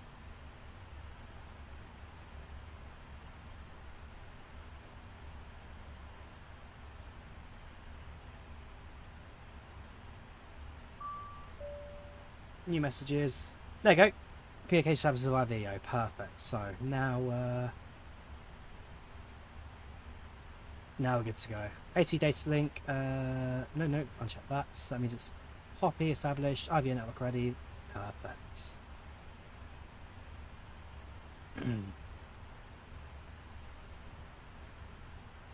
Emergency report, position reports. We do position reports if we really wanted to. Don't have to do the communications anymore. That's awesome. That is awesome. Oh, I like this. When can we expect? See, I don't know what to say really. Like, there's no real messages we have to say at this point in time. Just try and say something, I guess.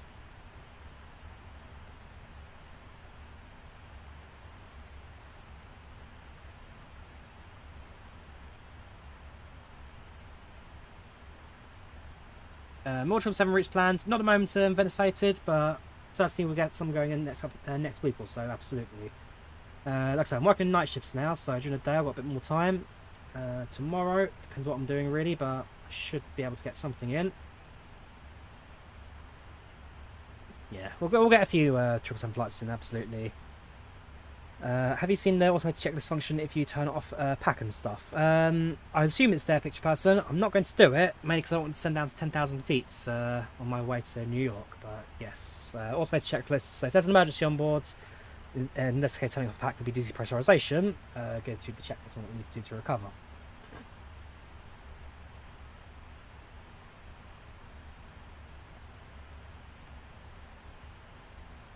As for our passengers today, we've got 386 of them on board.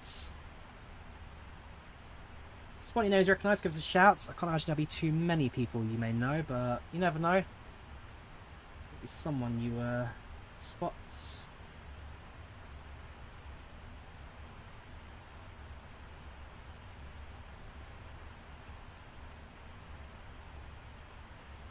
It's going to be a mix of British and American names, and of course the usual international names that they throw in packs as well. I like the naming system, it works like a charm.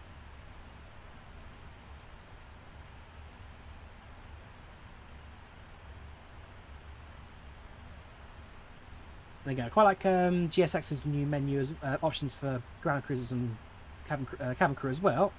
Yeah, flight attendant uniforms are generic colours, but they are kind of then matched to the airlines to, I guess, give a realistic uniform that you'd expect in the airlines. So that's also a nice addition as well. Really straight away. I might know this person, but I can't remember their surname. I don't think it's Cox though.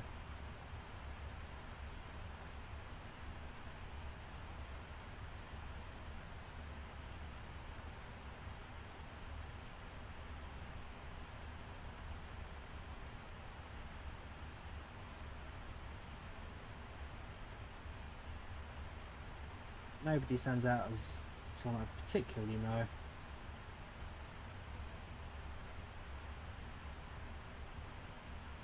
No, nobody today.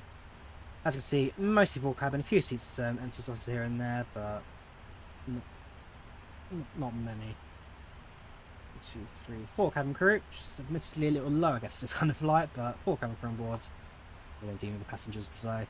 Of course, there's also a crew rest area. I don't know if that's actually going to be modelled in this aircraft. This is the door for it right here. But I presume if you go through the door, it's going to be nothing modelled. So no crew rest modelled. Again, even just like the massive ooh, the curtain closes. That's nice. Even like the massive galley at the back, that's all there and modelled and massive. It's a very well put together aircraft. This. The interior looks great. If I kind of put myself in the seats. There's your in-flight entertainment window, USB charging, safety card in the net, tray table, cup holder. Very nicely put together model this. And the smoking sign and seatbelt signs also then move with the switches. So if I turn off the no smoking quickly. There we go, no smoking lights will distinguish. Back on again. Oops, wrong one. Ladies and There you gentlemen, go. the seatbelt sign is now turned on, so it is time to return to your seat and fasten your seatbelt. Right, there's Ireland in front of us, so we're not too far off the Republic. At this point, we do make a right-hand turn up to Vatry, and then that essentially establishes our route across the rest of the Atlantic. So Vatry, Resno, it's 56 north 20, 56 north 30, 56 north 40, 54 50, and then into Nico, which I think this is on the approach into New York. Oop, another 777, KLM, very nice.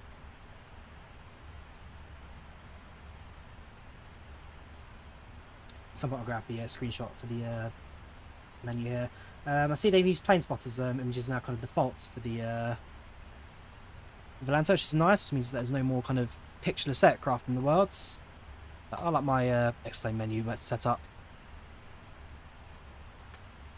Yes, Rory, it's been a little while, dudes, but we are back. How are you doing? Web channel chats.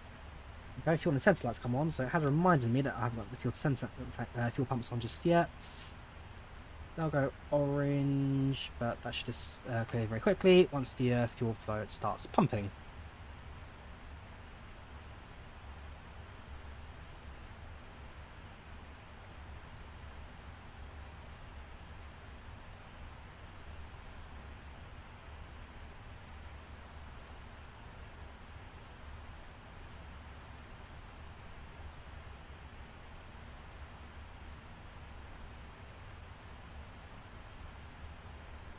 Oh well, that's an image. Let me try and find it on my PC quickly.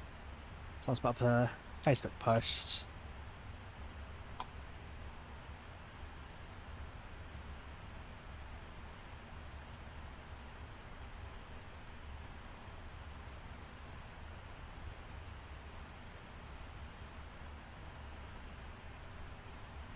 There it is.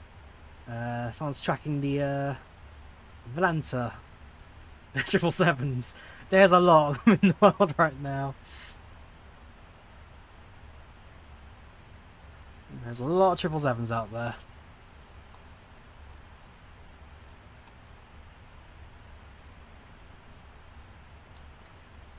How are you, Samurai? How are you doing? Welcome to Challenge Chats.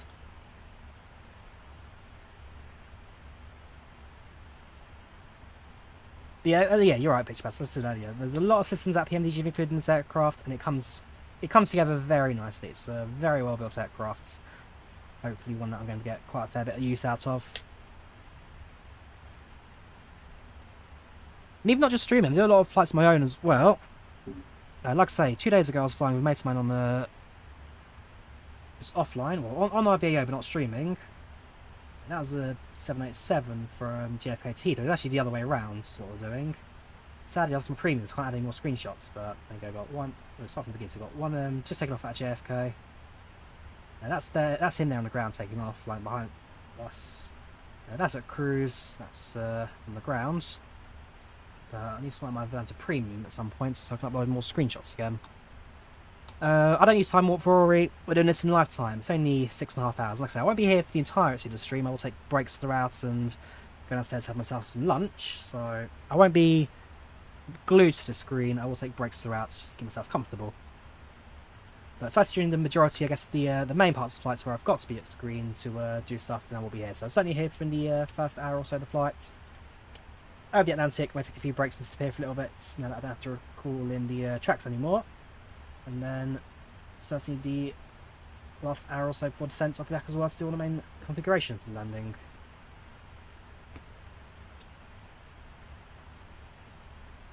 And the aircraft's happy now. We're up at cruise level 340. We'll soon be crossing the Republic of Ireland. And then it's just a case of the Atlantic. That's the killer bit, that's the long bit. That's about 4.5 hours. And once we've cleared the water, we enter over Canada. So Nico's the waypoint we enter by. Up in the Northern Territories, near Mary's Harbour. No, that's not Northern Territory, that is... Oh, what state is that again?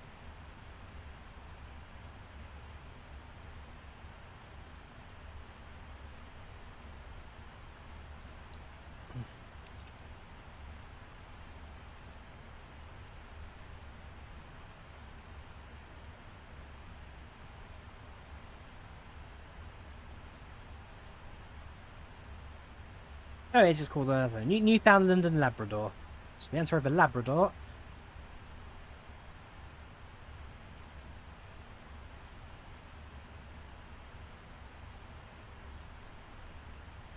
I'm still a dispatcher guard at the moment, yes. I'm still a dispatcher. How'd you get about learning aircraft like this? PMDG manual. Genuinely, Rory, it's a trial and error. So before I start this stream, I've not watched any tutorial videos. I've not watched any. I've not read the manual. I have used Google sometimes to help. I've already lost something. Usually, forums give the answer for that. But I mean, once you know how to fly one aircraft, it's not difficult to kind of work your way around another one. So the 737 and 777 share a lot of common features and switches and setup. And so, yeah, I just kind of press the buttons, hope it works, and sometimes it does. And of course, earlier on the stream, had Noah in the chat as well, just kind of giving me tips and hints as well as we set up the aircraft. So even you guys in the chat giving me points is always appreciated. A20 Sim Pilot, pretty good. Do enjoy his videos. I don't watch them much these days, I guess, as much as I used to in the past, but his videos are usually really good. But mostly just learn to fly myself picture. Hence why there are some errors in my setup, but not terrible, like game-breaking ones. We get the aircraft off the ground with the engines running, and at least we know we can get to top of the descent without any problems to deal with.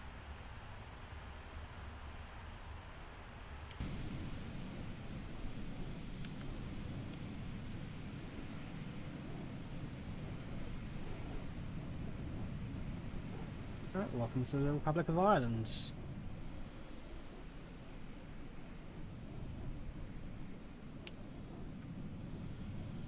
There's a bit of a rainstorm over there. See some kind of downpours of moisture.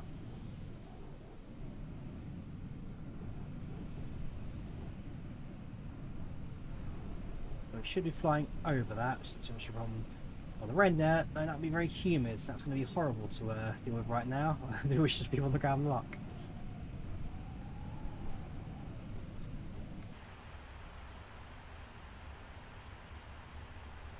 There you go. So sensor fuel tanks are low at the moment. And they weren't going to give us much. Got the flights, 1.2 left, so let that drain out, and then we'll switch off the sensor pumps again.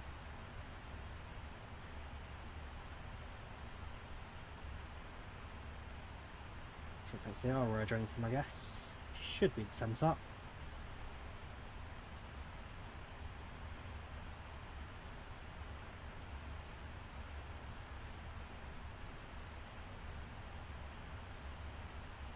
Try the reflected weather radar.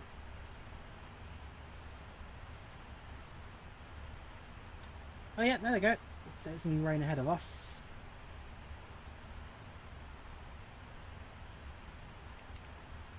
The aircraft in front is still 15 miles, yeah. Same altitude, but 15 miles ahead, so there'll be nice spacing for us.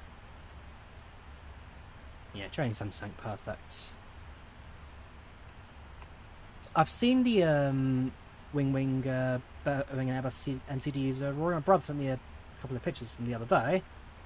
I'll see what I'll say. If I get my hands on one of them, it's not too expensive. I mean, slightly one of the other benefits of Microsoft Flight Sims that hardware is now cheap. You get a lot of that stuff now. I've got my eye on it. I am interested, and yeah, if I get my hands on some, then I'll definitely try and do that.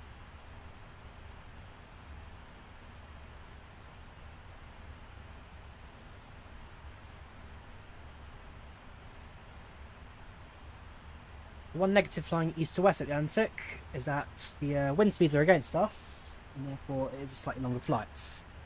Coming the other way at the moment, it's about 6 hours and 20 minutes, so it's an hour and a half quicker, the jet stream.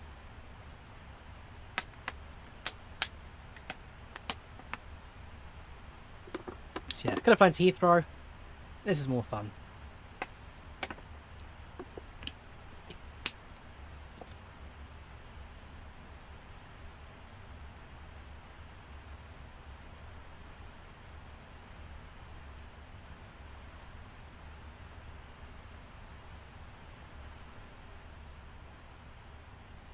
Yes, apparently, according to the MCDU, we do climb to 36,000 at 5620.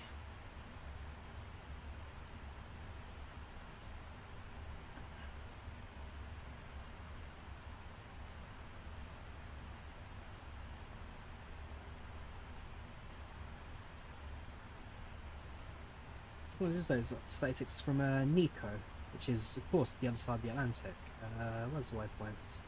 There's Nico, so that's track east.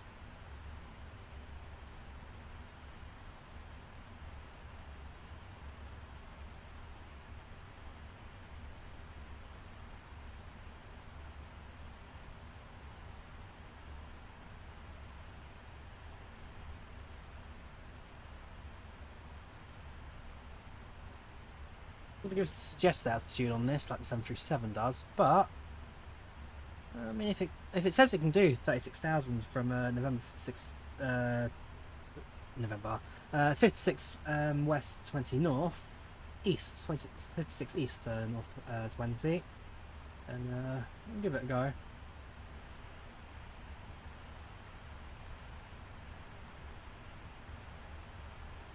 Tell you right now, the clouds being quite low altitude. I'd like to get out of this particularly soon.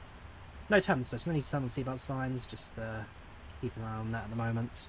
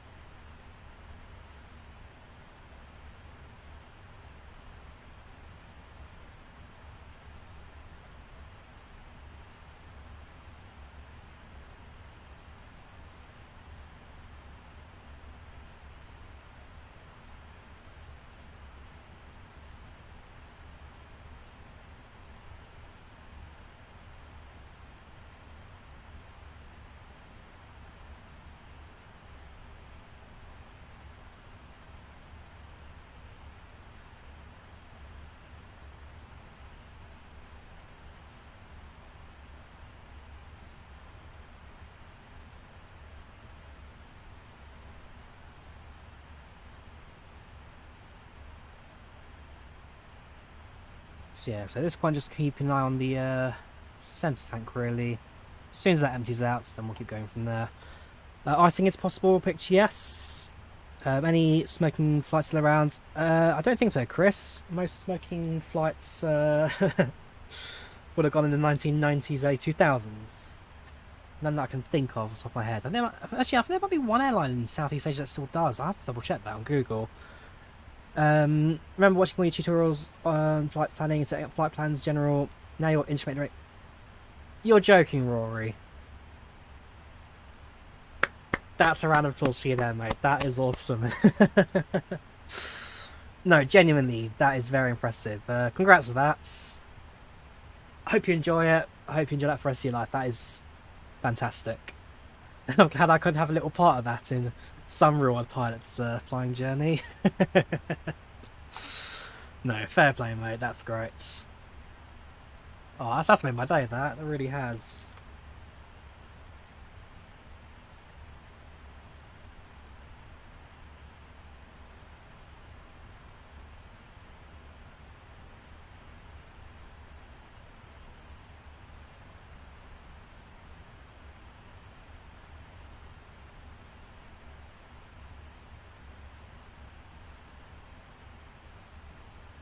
Yeah, so the first line span smoking in the US is Delta. Sorry, is that Delta or United? Did it say? I think you missed that.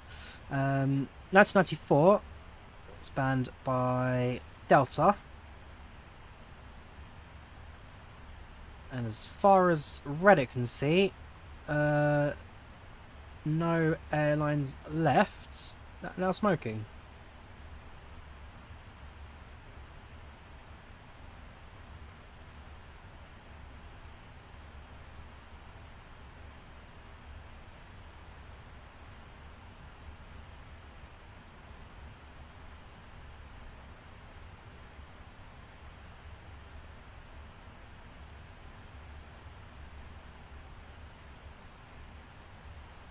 Put that sense fuel tank now because there's no point pumping if you've got 200 kilos left in there.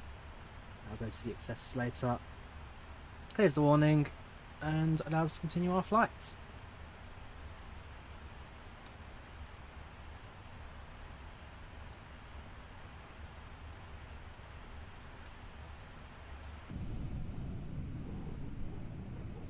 Certainly at this point it's going to be clouded up for a little while, so I don't think we get to see much of the Republic of Ireland through the rest of this trip.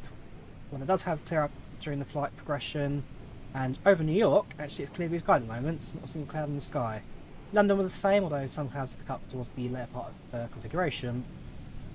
For now, 777 very happy in cruise as we steadily make our way to the US. Got my second long haul US flight in a week in Flight Sim. Probably should have streamed the first one, but it's not the end of the world. Ah, there you go. So at Resno, we do step up to 3E6 again. So that's what I've done. So on the fixes, I drew a little circle around Resno. And that for me is just a reminder to say that we need to step climb to space 360. So that's good to go. In terms of progress, JFK right now says we'll be landing at around 9:40 UK time, 2036 Zulu. Resno will get to there in half an hour.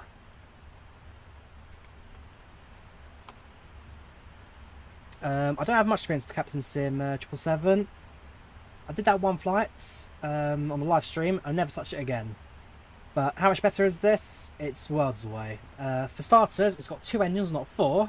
It has 2 engines.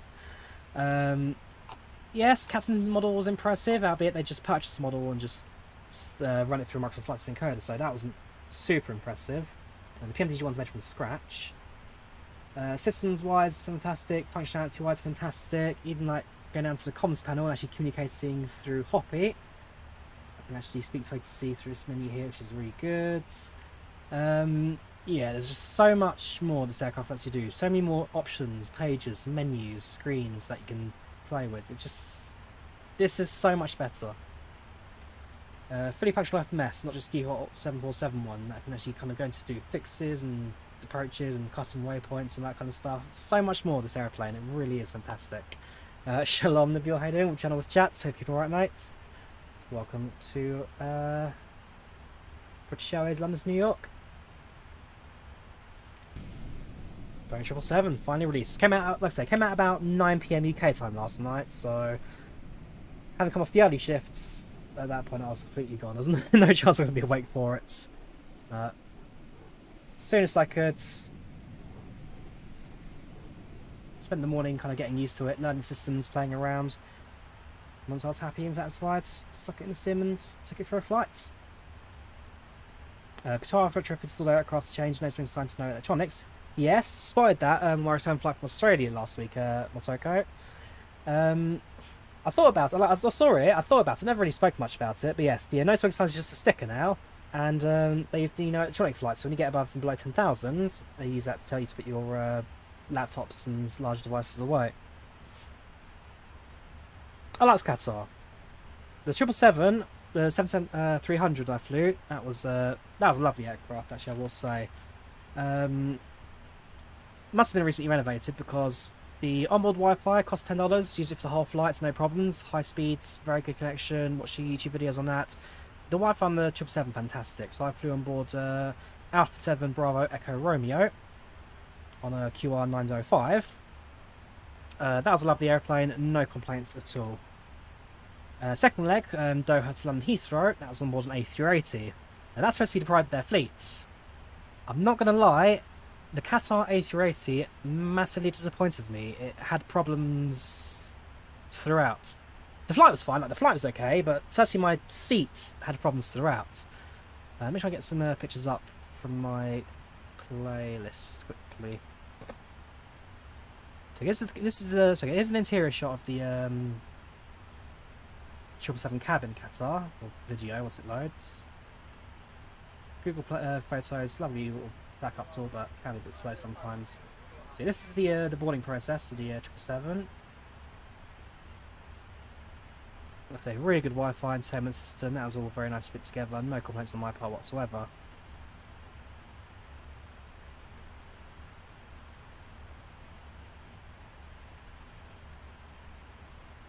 flew it at night, so for most parts the cabin was dark throughout the flights. Yes, the pricing 7773. That was a nice little detail spot as well. So if you're not by PMDG 777-300ER, then it's 7773. Which also means that when it says 777-200, we already know it's going to be 7772, which is, I'm hoping there's a loyalty discount on that because it's not the cheapest thing in the world. But yeah, nice little price in that. So that's cabin at night. But the Cat Eye 380, not great. So for starters, I sat down on my seat, I activate the screen, worked for about a minute, and then it just threw back an application error. It's an Android tablet. This is a Thales Android Air system, so fairly common tablet. Not bad by any means, but I had a fatal error, which meant I couldn't really use it for the first little while. Then I remember, of course, Android. Push on the power button for 10 seconds so you can restart it. And then when I did get it working, get my video for the actual entertainment. Here we go. And I did get it working in the end.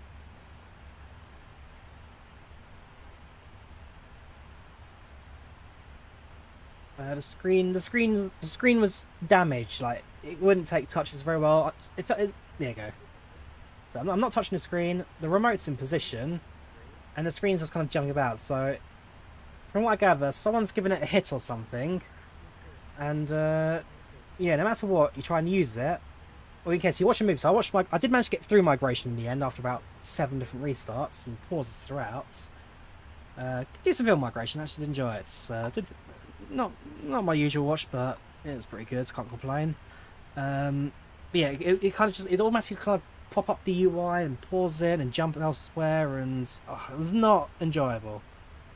And I bought the in-flight Wi-Fi. This one was $20. So the 777 was $10. Full flights, no speed limits, no restrictions, no nothing.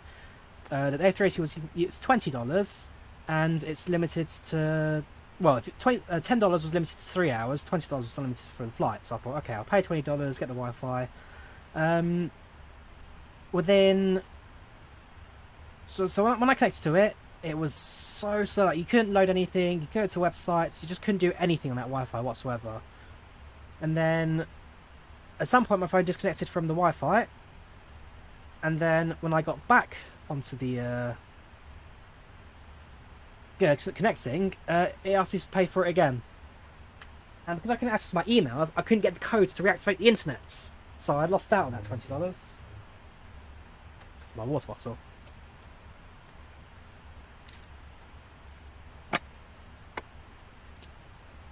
Anyway, I did try and get the attention of one of the camera crew members. They walked past, so I just thought, okay, whatever. I'm not gonna fight it. I accept it for what it is and just comment negatively. Because so videos are on the way for Terrestrial Adventures. Currently getting the process getting sent to my editor, who will then kind of do all that in the background. And for the next 22 or 23 weeks, videos of the whole Terrestrial Adventure.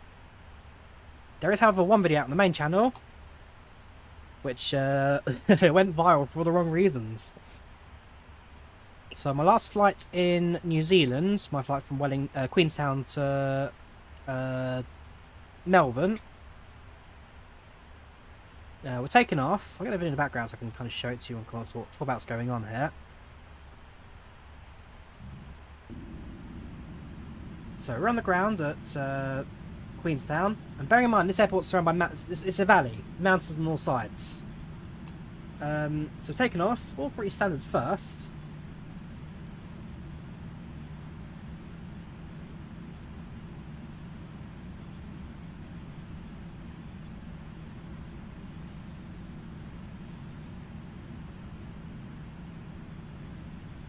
We rotate, and within 10 seconds, bang. Yeah, so we hit a duck on a takeoff, direct bird strike into the engine, and it takes out the engine. So we end up flying around the valley.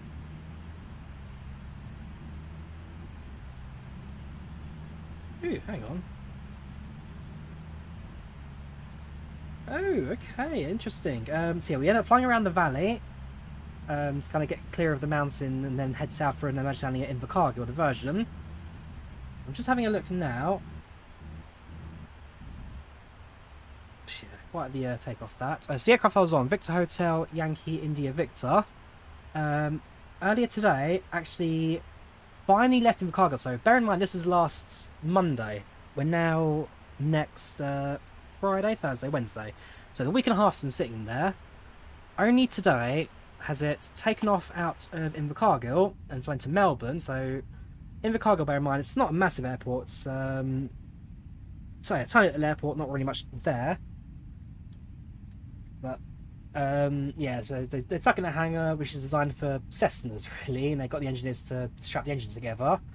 Earlier today, finally flew to Melbourne, and tomorrow it flies to Denpasar in Indonesia, where it's going to go for a heavier rebuild.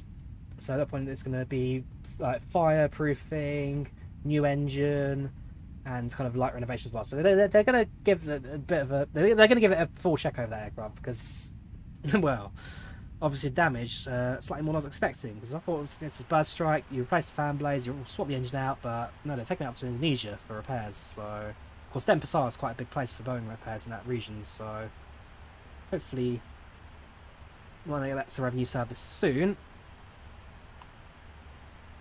I'm surprised with that, it took a week and a half to get going. But again, Virgin Australia, superb throughout the whole thing. So when we landed, took them to the terminal. We're there for about an hour and a half, 2 hours. We wanted to kind of collect our like details, like phone number, emails, contacts details, to get us back, to give us that next steps what's going on.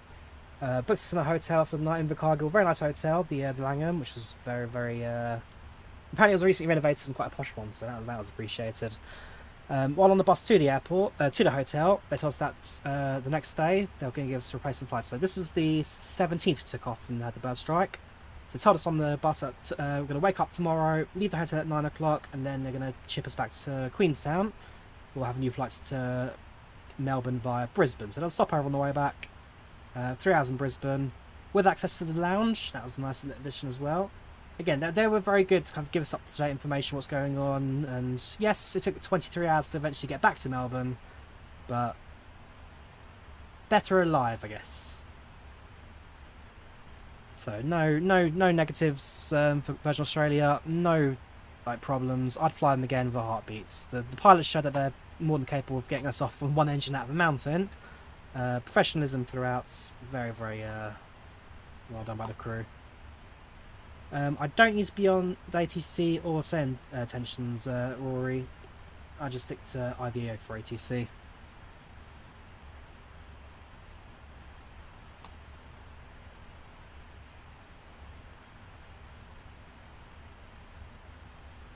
See the contrail of the traffic in front of us.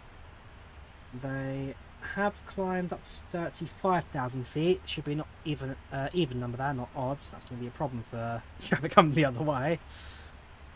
Otherwise, so far looking so good.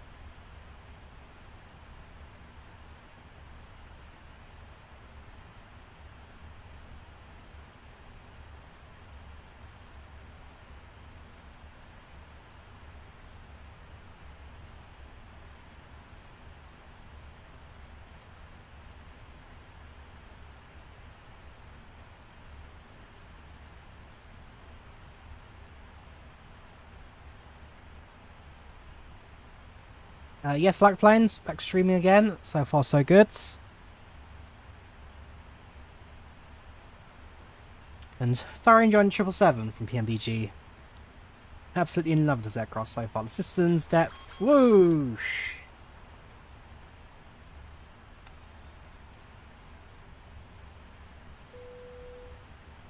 Okay. That was a heavy turbulence hit there. The flight crew has turned on the fastest. Autopilot's still online. Return to your seat fast. That's fine. I'm not quite sure what that was. There's an alarm with it, which was the autopilot disconnect sound there. But, well, it's still active right now. Well, this is turbulence. Let's say turbulence has been getting worse over the last couple of years. I've been flying for most of my life now. Going to Poland and see family, trips across Europe, trips across the world lately. Yeah, turbulence has gotten a lot worse in recent times. That was definitely a bit of a upburst from somewhere. Passenger satisfaction is at 93% at least, so nothing lost on that.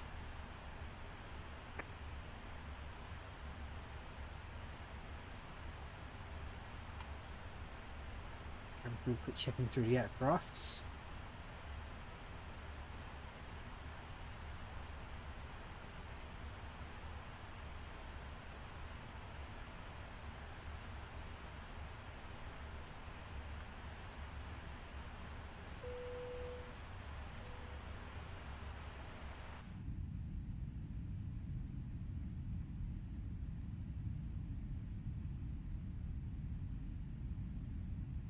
I love this makes flight spicy. Yeah, I mean, I like Chris Townsend as well, Chris. It certainly keeps you going. Since I've got crosswind. Ah, that's a pretty good shout there. Yeah, since I've got crosswind. The winds are changing quite drastically, and that will slightly push the aircraft around a little bit. The crosswinds, headwind most of this flight across the Atlantic. I don't anticipate too much of a tailwind to give us a boost, which I quite like, but not common in this direction.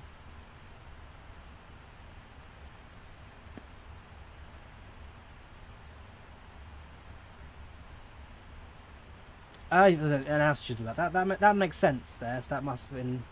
Hang on. Yeah, I'm not going to climb on the descent just now, but yeah. If that was an altitude alert, that would make sense, kind of, as the aircraft reaches its designated level.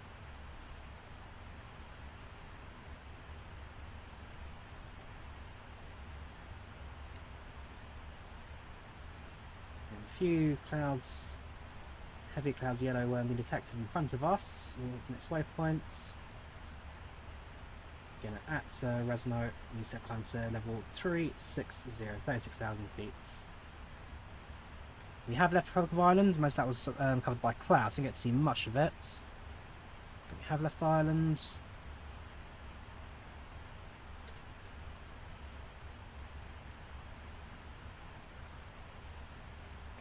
Right, so far so good on our trip across the pond. Do the VOR needles work? I believe they do, Picture Person. I believe they do.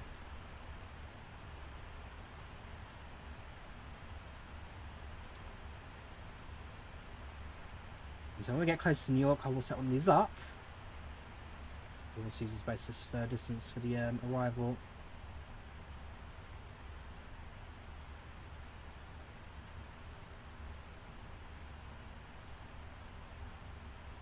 So 1519 Zulu, we get to Resno, that's another 12 minutes away.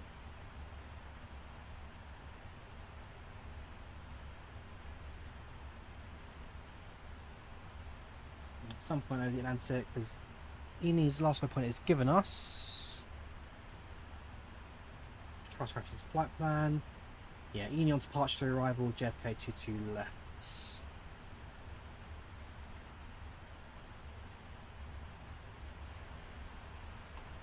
About 100 miles to Resno now.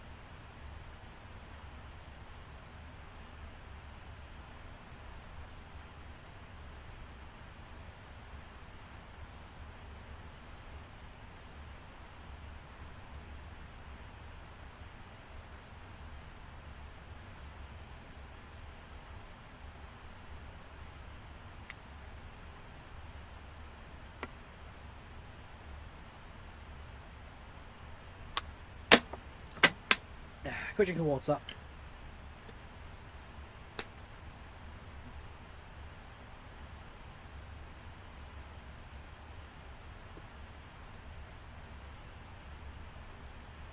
So how are you progressing? So, I mean, saying there are clouds in front of us, albeit it looks fairly thin from the visual point of view. Can tweak the direction, can I? Tilt. If we tilt it down, does that work? Doesn't really do much, does it? Actually, tell a lie.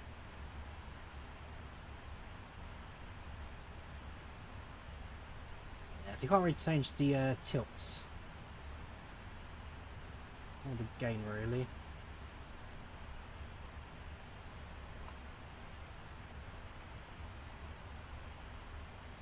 Airborne for an hour and 10 minutes, streaming for 2 hours 12. So it took about an hour to get off the ground. Like something. It's about half hour tops from start of stream to airborne.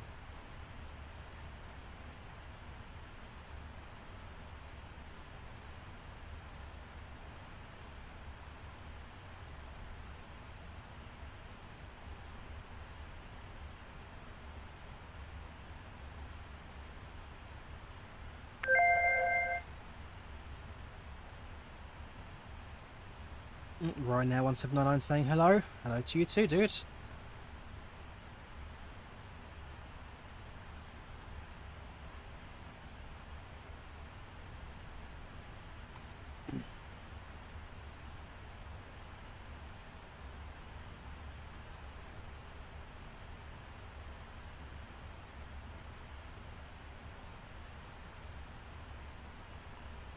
Turbulence picking up a little bit.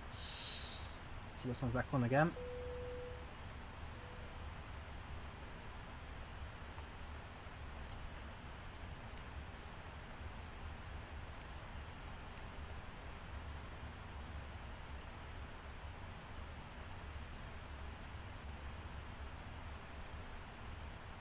Not too bad, Abdishakar. How you doing? Channel chat. Sounds so, dude. Hope you're keeping alright. What hardware I'm using? So I've got the flight sim. I've got the Boeing HOTAS for Thrustmaster, and then I've got the throttle for it as well. But I'm happy with the Thrustmaster Warthog, and then I've also got the just the Warthog joystick as well. So I've got all Thrustmaster kits. I don't have rudder pedals, Rory. I'd like to get myself a pair at some point, but I don't have much room on this desk for them. But I'd like to get myself a pair of rudder pedals as well at some point. Steps, so according to the flight plan, it's 350 from Resno and Nico 360, albeit we need even numbers, so we'll go straight from 34 to 36 at Resno, and then 36 will keep us going to the rest of the flights. No worries, Crispy, you take care of yourself, have a good night, dudes. And yes, fingers crossed, safe flights and good time departure, good time arrival even at JFK today. Very pretty clouds, I will say. Very nice. Again, Microsoft Flight Sim's visuals just next level. Ground taxi no. So I've got got a binding for the tiller, and that's just under my X-Course control. So the right stick controls the rudder and ground taxi. Well, stick controls ground taxi, pedals, triggers control the rudder. Not the best way of doing it, but it's my way of doing it and it works. So I'm not gonna gloss over that.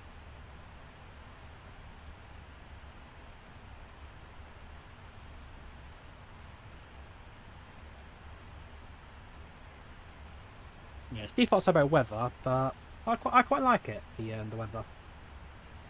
For a default system, it's superb. It does the job. Can be a bit harsh sometimes in the changes, but otherwise pretty good.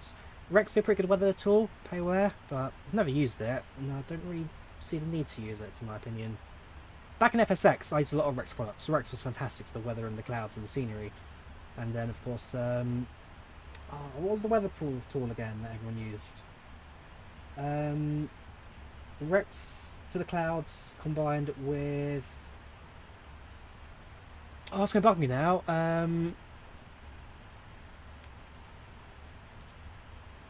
combined with Active Sky. That's a name I've not heard in a while. They even have an add-on for Microsoft Flight Sim.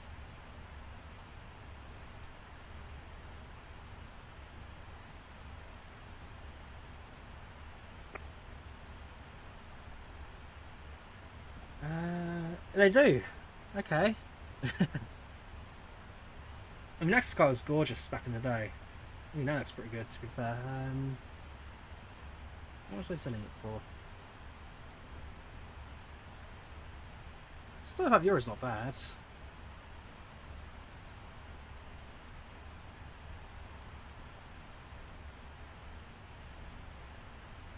Okay, you never know. I might go back to Active Sky, but default weather and flight sim, can't fault it. Wait in the next hour, see if you crunch of butter. The first flight was a bit of a smash, but it was very windy going to Hamburg. Hamburg, a bit gusty at the moment. I have seen that on the weather reports.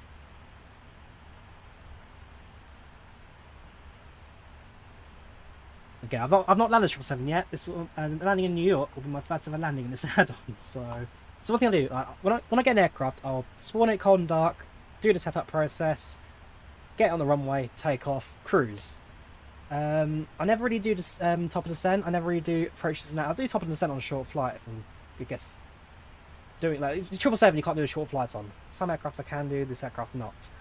But certainly we'll have to. Like I say, my first landing will be the one at JFK. Landings I don't really do for practice, so I've no idea what the landing physics are like from this. Should be a bit of fun. Right, 15 miles away from Resnight, so not too far off our first step.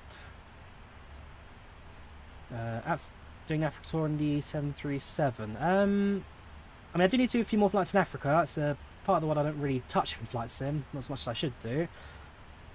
So, yeah, I mean, I can have a look at the Africa tour, check out what routes they are. If you have short ones, easy ones, I might give it a go. We'll see. But an Africa flight I need to do at some point for certain. I've had that Active Sky is a much of an improvement for Microsoft Flight Sim. Anything people like about it is pass weather. Yes, the pass weather is a nice add-on for it as well. Fair enough. If people are saying sticks to defaults, then I'll do my own research, but fair enough.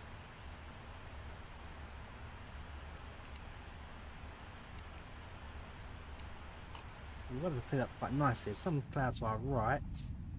Nothing really. Seems to be actually cloud there on the horizon. There's nothing really much going on. Turbulence has died down, so trying to see about signs now.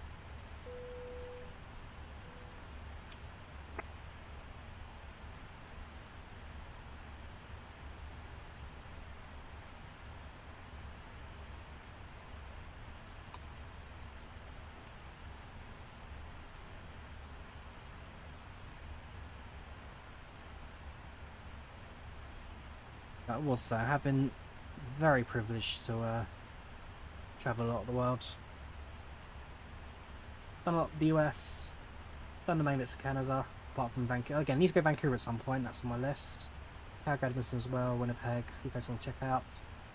The US, got to do Miami, it's the last place I really want to do mainland US, and then Miami and Chicago, two places I want to go visit at some point, so they'll be on my list some next couple of years. Hawaii, I'd love to do Hawaii. I've done virtually all of Europe I want to see. I'd like to do South Africa at some point. I'd like to do Ghana at some point. Possibly Kenya as well. Done a fair amount of Australia, including the leg I shouldn't have done, but managed to do anyway, thanks to the diversion.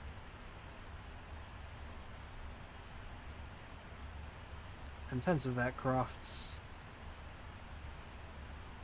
in terms of my 777 experience,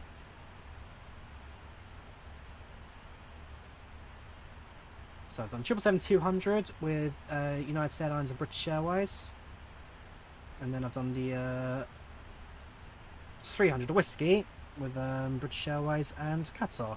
So 117 is our current flight today. On board Sierra Tango Bravo Delta. Sierra Bravo Tango Delta. I'm just running the livery for it. We're on flights.to. Like I say, it's not. I would have used default liveries, but I was having issues with the what do you call it? Issues with the operation sensor in that it was struggling to connect to the download servers. So in the end, I thought, okay, grab a freeway livery and just use that. Cool. Stepping up climb level 360. 777 front, I don't think it's climbed yet, so they're still at 35.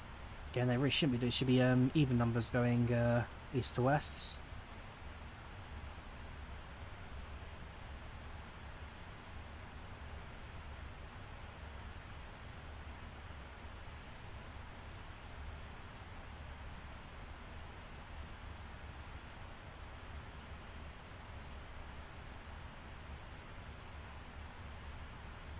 It's 2 777s on the right hand side, both going to Toronto. One from Paris, still one coming from Amsterdam. That's one Neo.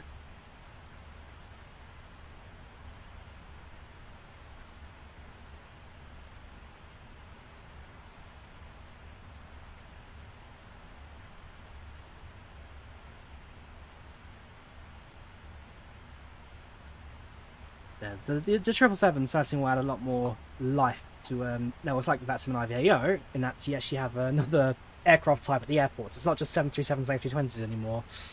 Nice to get a bit of a mix. I want to get into flight sim, but I'm not quite sure how to get a grasp of study level airlines. I mean, I've been doing flight sim for well over 10 years. Can I just say Abdi? Is that okay? Or Abdi Shakur? I mean, Abdi Shakur's not technical to pronounce. But yeah, it's, I've been doing flight sim for well over 10 years, so you get used to things over time. Study level aircraft like this. Once you learn one aircraft of the Boeing and Airbus family, they all kind of slowly fit into place. I mean, the A320 and 737s aren't difficult to get into. There's a process, you've got to remember the step by steps, but once you kind of figure it out, it's not the worst thing in the world. Yeah, if you fly enough, it becomes a muscle memory. Like I say, this is my second flight to come back to Australia, so I've had about a month break of absolutely no flying. My first flight was in the default Sobo 787. This flight now in the PMDG 777. You figure it out, it all comes to mind. You just got to learn the process.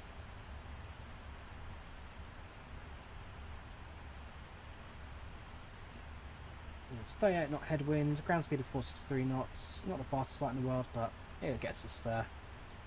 And so that's. I'm now going to go downstairs and have myself a meal. So I've got some pasta ready to heat up, so I'll be doing that. I'll be back in a bit. It shouldn't be too long, but certainly as the flight progresses, come back and do kind of updates, checks, step by step. Just kind of make sure everything's running all smoothly. But like I say, back in a couple of minutes while I get some food. See you in a bit.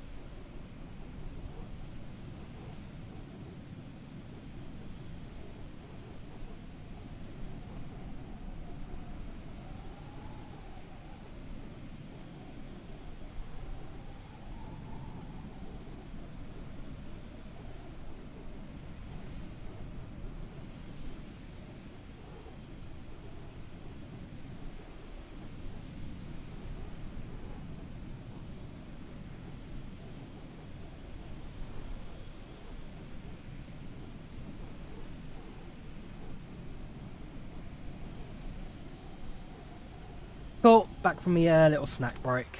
Was a chance to go through my phone, check my messages and stuff. Yeah, so flight's been very good so far.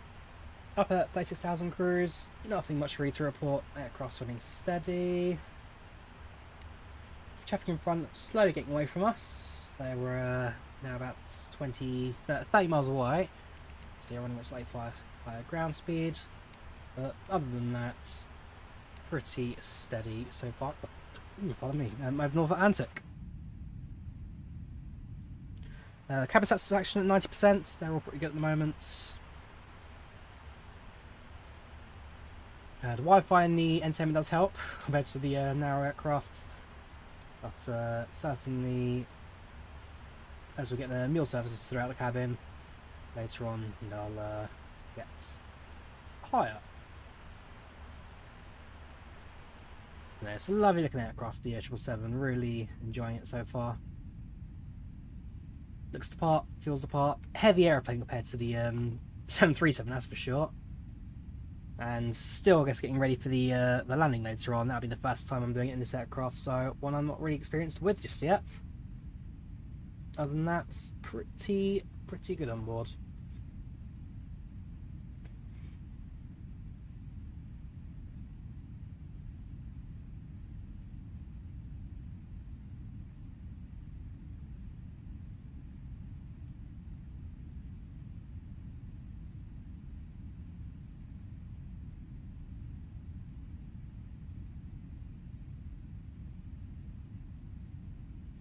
Yeah, it's a shame these aren't interactive with. We do have a kind of EFB on IFE. There you go, Flight Entertainment. So PAX does have its own little program. There you go. That's the flight progress map. Ooh, so I dropped out a bit there. You also listen to the radios as well. Not gonna do that because of copyrights. Copy news articles as well with PMDG. No partner with that. Let's have a look. Special event, Boeing Fields to Dubai. God, that'd be quite the flight, that's for sure. Placed on June 30th, 4 days away.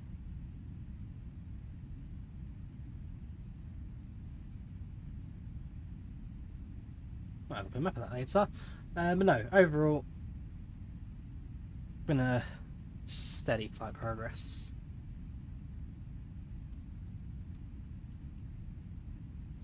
And frame rate, I'm surprised, has been pretty good so far. Out of London, sometimes got a bit of a lag spike and all that. Ooh, bit of turbulence. But this flight has been absolutely superb so far. No real frame rate issues, no real stuttering. Some minor kind of drops at Heathrow, but that's about it, really.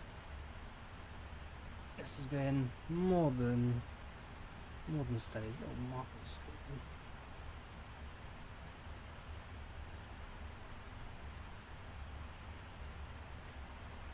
Most of it.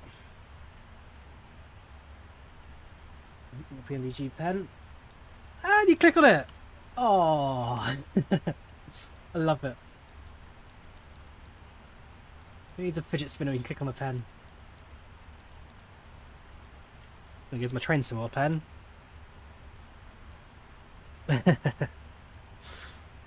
Oh, again, detail. You don't need clicky pen, but you got a clicky pen. The window does open as well when you're on the ground. Probably should have done that at the start, but we'll talk about it later on when we land. Oxygen mask. Press the buttons, test it.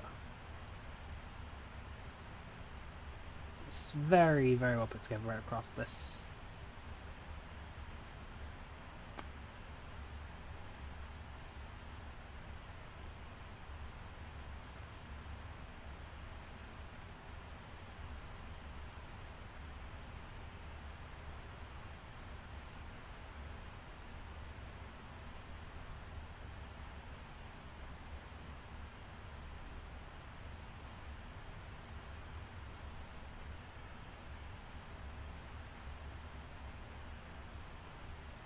So, still got another 5 hours so till we land. Not much in the way of time progress. Well, about 2 hours ago now. Yeah, just over 2 hours ago. 2 hours and 4 minutes. Other than that,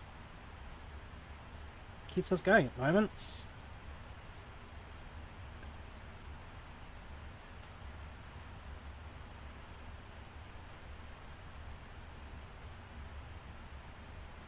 weather's just slowly clearing up, so other than a few little jumps of turbulence, not much really going to cause any problems or concerns. 60 on that headwind, would wish that was a bit. Again, you can never have a tailwind this direction over the Atlantic. Jet stream just doesn't work like that. But so I wouldn't mind the slightly less heavy wind. 61's not bad. That's about average. I mean, I've had it at times where you can have like 120 knots headwinds up here, but it's not the end of the world. My 777 certainly doing a job at keeping itself steady over the water.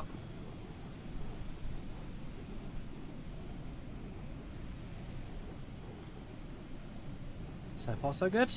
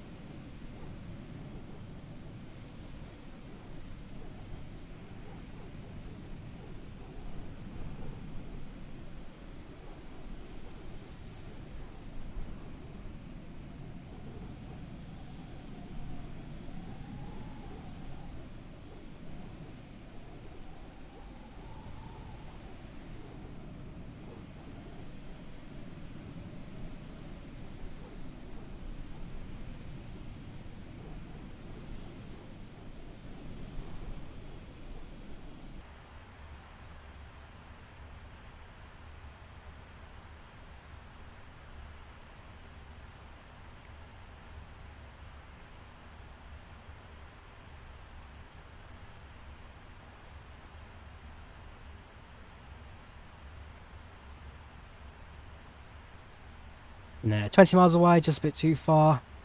Can't even see the flashing lights at night, I'm afraid. But worth a try, that's for sure.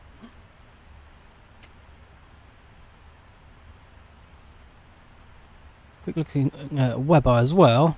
No traffic yet. It's passing from view. The aircraft going over the top. mostly aircraft down south of us, but slightly too far away for us to get a proper view of them on the from the air.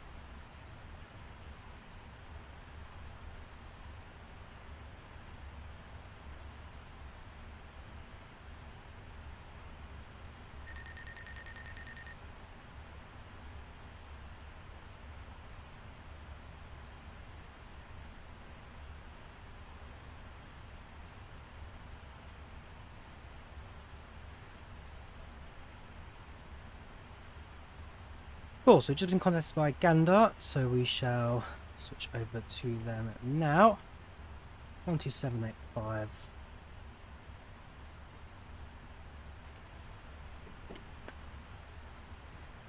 While I'm here, let me just quickly read up on what they require of me. So position required, remark position not required. Attack on initial contact, confirm latest information, bravo, cool. Good afternoon, Shanwick, this is Speedbird 17 Romeo with information, bravo.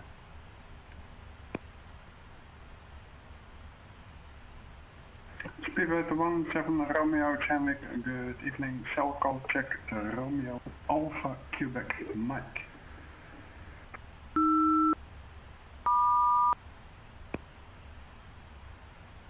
Check on Romeo Alpha Quebec Mike. Speedbird 17 Romeo. Also had the beeping, so definitely on their system.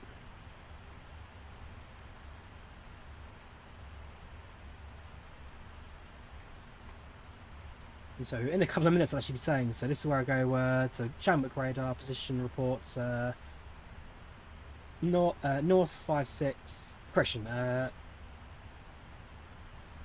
east 56, north 40. But again, they don't require the position reports anymore, they don't require the call out, so we'll just continue on with nothing additional.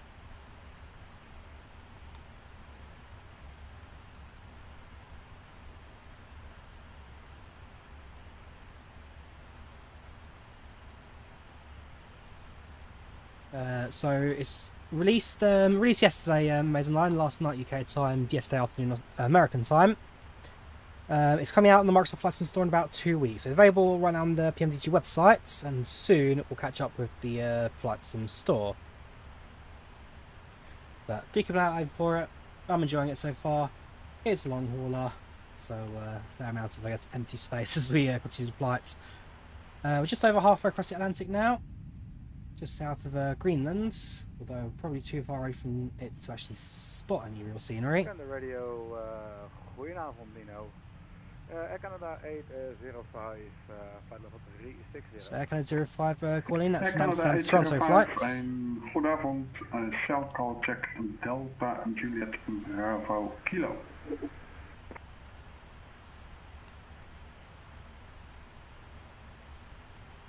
Welcome received. Album now for Air Canada 805, just on 4 hours. No position report necessary, Spock 2000.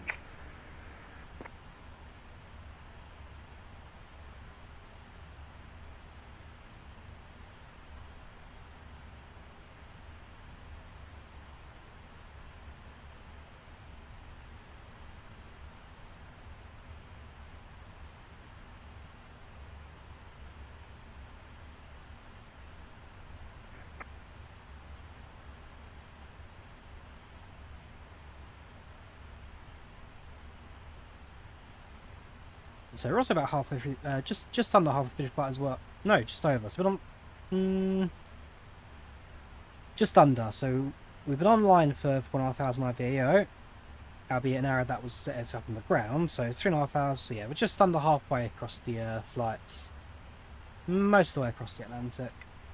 Soon entering Canada, and fairly active on the latency side of things in New York. So we should get a pretty good final few. Final hour or so of flights. By the time we get to the US side, there should be a bit more scenery for us to enjoy, a bit more for us to look out for. But in the meantime, we'll keep them flying. That's cruise on here. I might quickly go and sort out this image.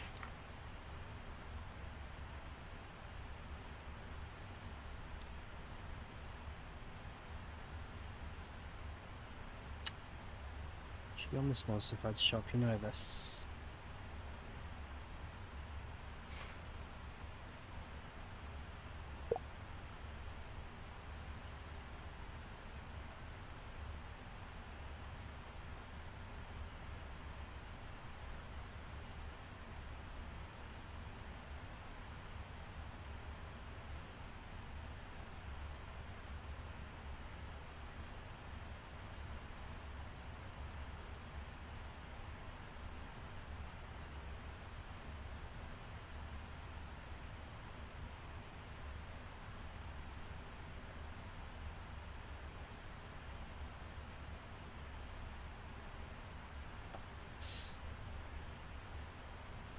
desktop.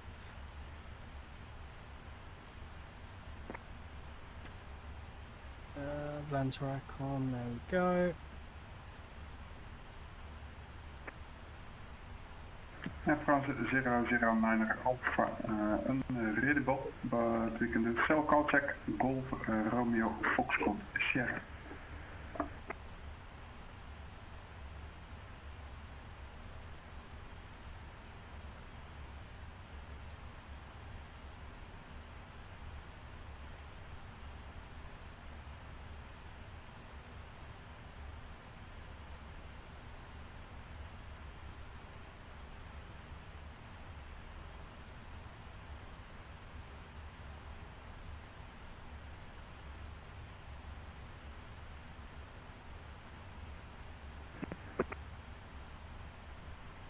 Cool, so again, what I like to do on Volanta is keep common image icon set up. For example, we see, so it's all kind of just an aeroplane for an angle. That's X-Plane's default image position. So I just like to grab the aircraft STDB, no, BD. I'm just going to switch it out. It's going to be under my desktop. Volanta, cool. Perfect. It just looks a bit smarter from the menu. Spotted someone else doing this on Volanta a little while ago with the a little while ago. I thought, you know what, that's quite neat actually. Let's copy them and do it ourselves. So whenever I can, I just try and use that image for everything.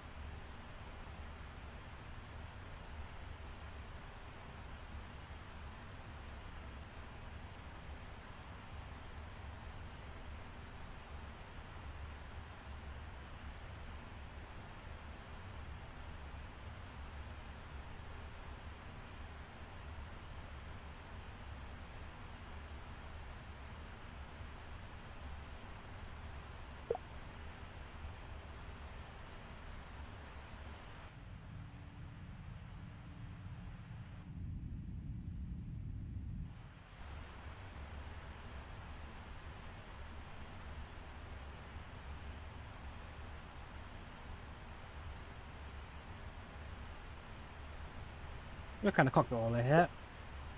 Nice amount of space. 2 seats at the back behind the pilots. Cup holders, of course. There's your cockpit door. Opens and closes. Coat hanger there. Smoke hoods. Spare light bulbs, always important. Yes, again, small little details just kind of fills up the cockpit as well. Absolutely love this aircraft. Oop. What's this? It's a clipboard. It's like a clipboard or a folder of some sort.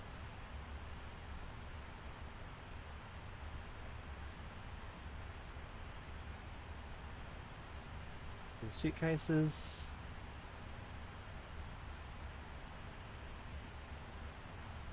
Very well put together cockpit this.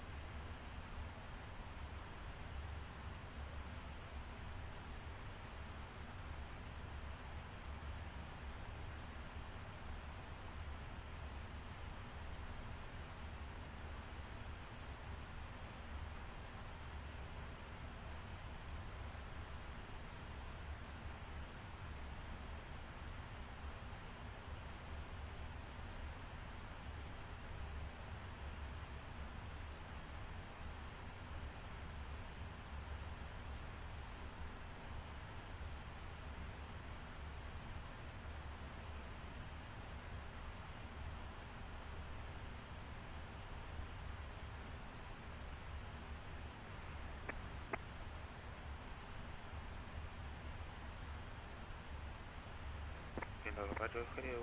Speedbird 33 kilo with you. Speedbird 33 kilo, good evening. Cell call check, Quebec kilo, Bravo.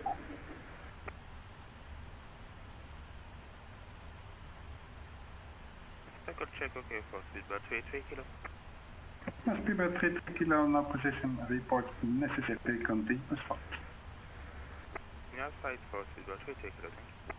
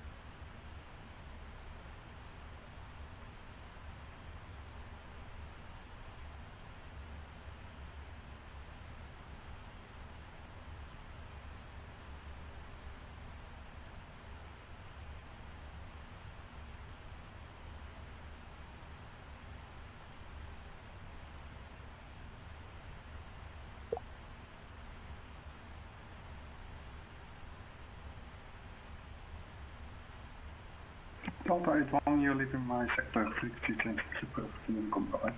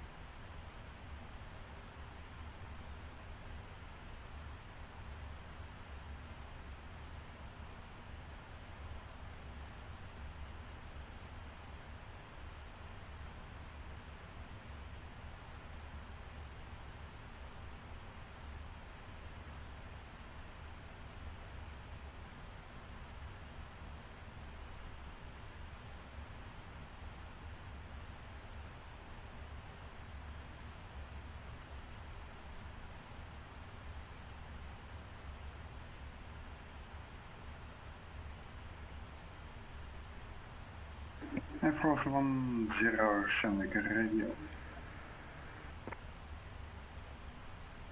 Air Force 10, good evening sir, cell code check Golf, Juliet Golf Lima.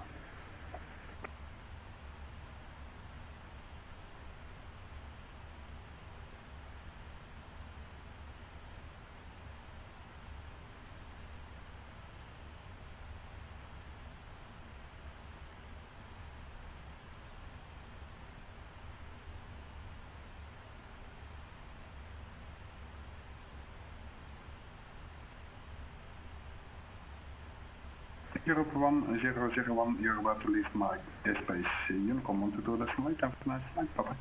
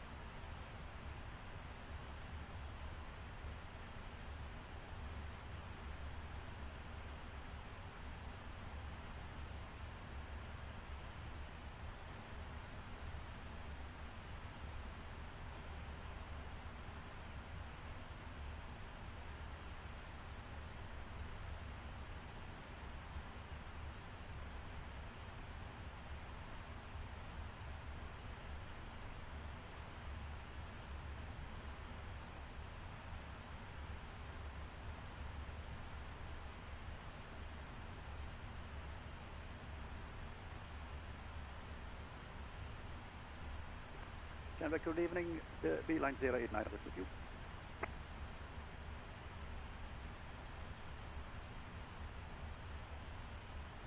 Beeline 089, goedenavond. Cell call check Charlie, Papa Delta Charlie.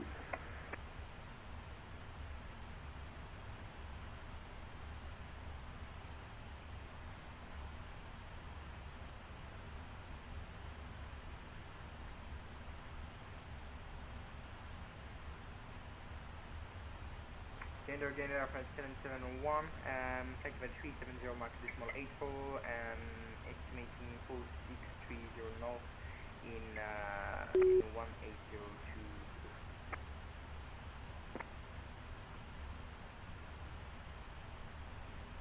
For 771, good evening, sir. Position report is not necessary. Cell call check, Hotel Papa Lima Mike. FN 771, copy, position report doesn't anymore. Cell call on Hotel Papa Lima Mike. For 771, correct, and Squawk 2000 continuous route. Squawk 2000 continuous flight is Mr. 1.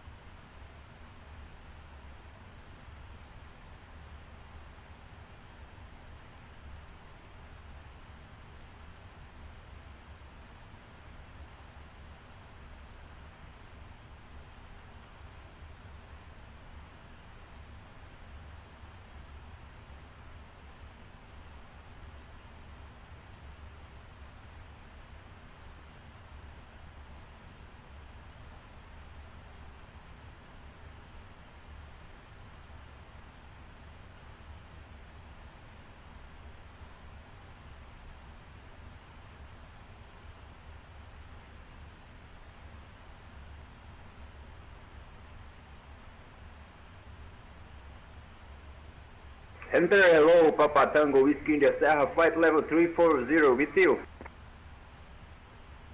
Papa Tango Whiskey India Sierra, good evening sir. Cell call check, Golf Sierra Echo Foxtrot.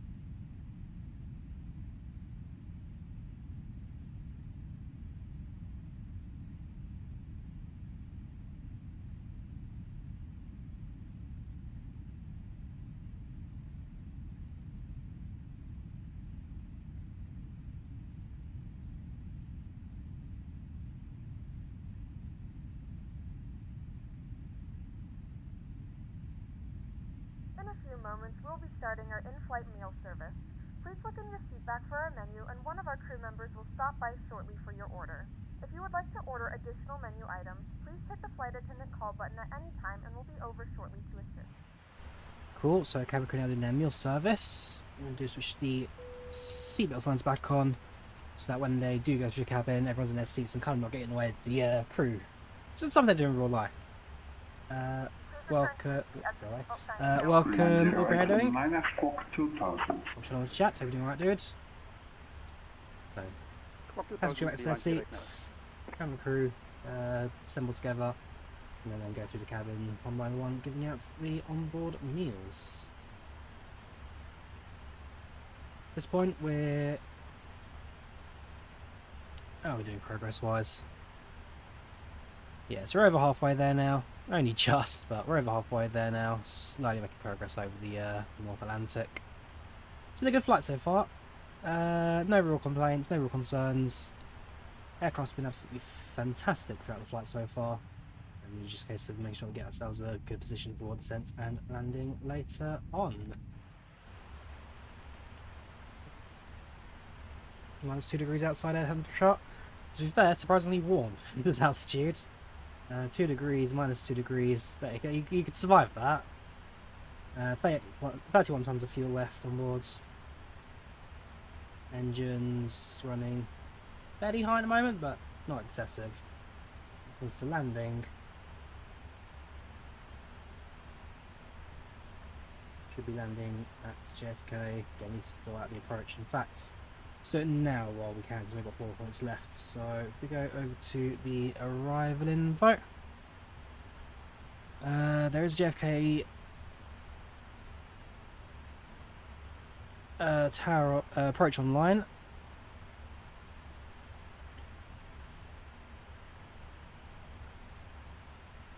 So on my flight plan, I've got 22 left. Is the to make the right way for landing.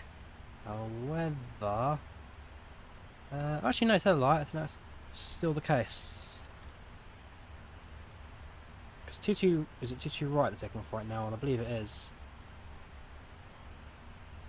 Because I'm looking at the ground right now. There's one aircraft taxiing to the runway, which is a nice little reference point for me.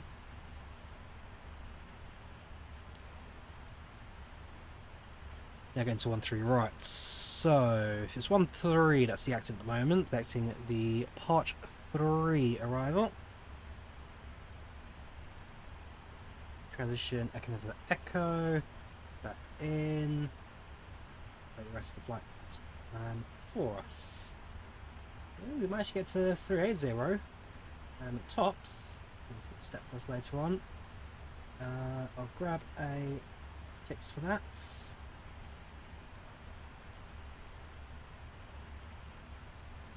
A little circle so I can reference it for my climb up.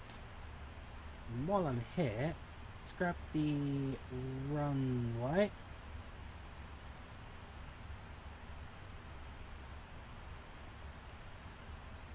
Mark ourselves a percent, so 38,000, 8, 16,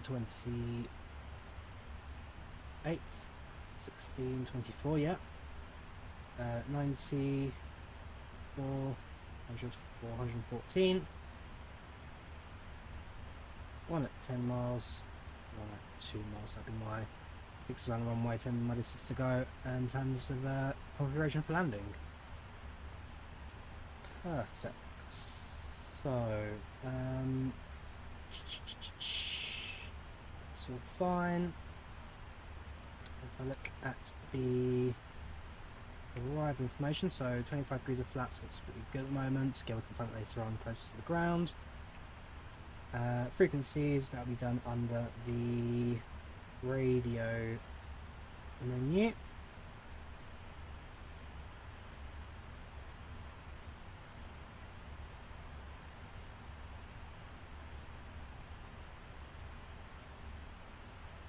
For me, it's a case of figuring out who's remembering where that is.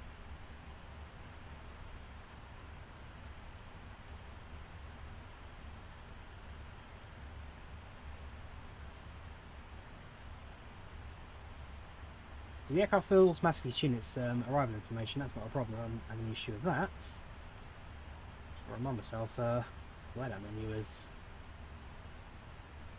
Radios, let's check radios, don't really know information at the moment.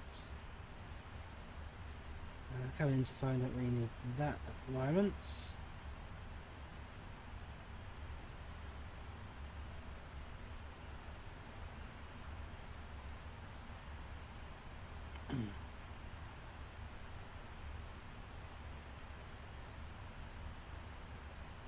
Transition altitude, that's going to be 18,000 for America, but 240 knots down to I'll leave it at that for now then.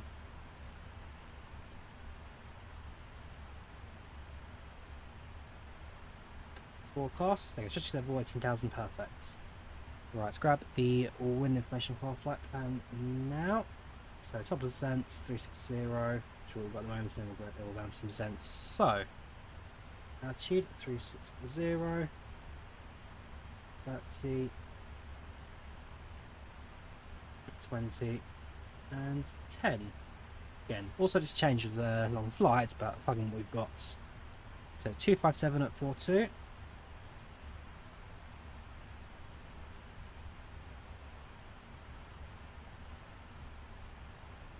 We don't have 30,000.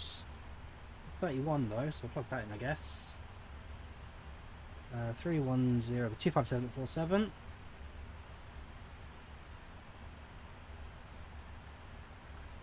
256 at 34. And 10,000 feet, 266 at 20.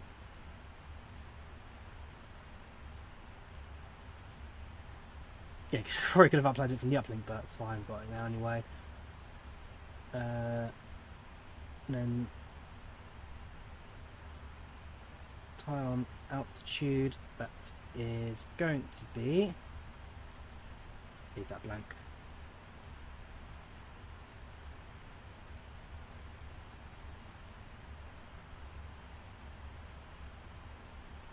Don't need a Ryzen anymore.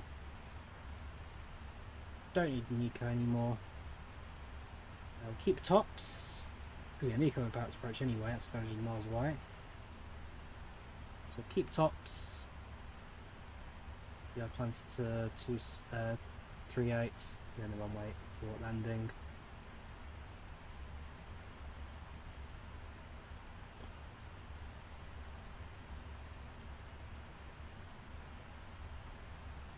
There we go, navigation radio, right in front of me. So, 10.5, 134. Let's check that on the charts. JFK. Approach charts, runway, what was it? 13 left.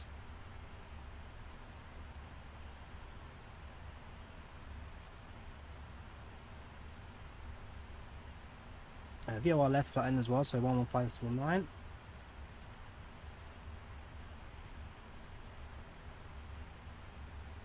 then is it 111.5 confirmed? Yeah, 111.5. And the localizer. Yeah, I'm happy with that. Cool.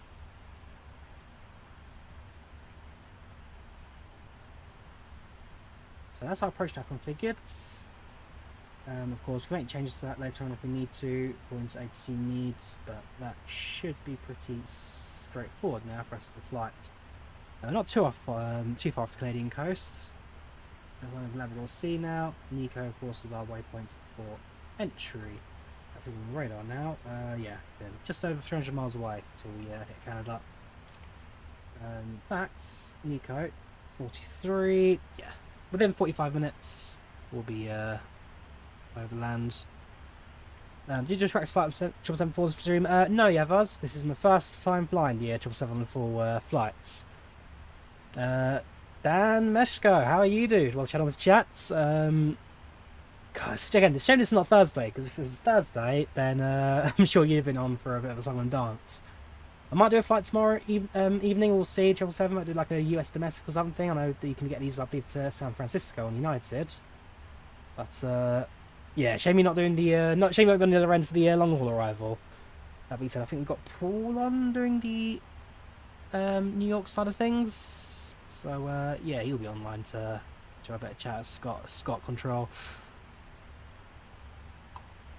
Yeah, it's a good flight so far. I'm thoroughly enjoying the PMDG 777. You have to approach it. You have approached it. Looks like Mike Commando can fix sound issues. Oh, what have you done with displays, dude? You can see you've shaved. The honestly, you had the best beard ever. That was mental. We got in the space of a month. But it looks so young again. Yeah, let us know if you come online, dude. Again tomorrow, if you're streaming in the evenings, I'm off work tomorrow, so evening I should be up for another stream absolutely. And fingers crossed, because I've never done an approach landing in this aircraft. All I did before the stream was go through the startup procedure and hope for the best, which in this case worked out pretty nicely. So got the guts to stream it, now we're flying it, and still about 3 hours away from landing.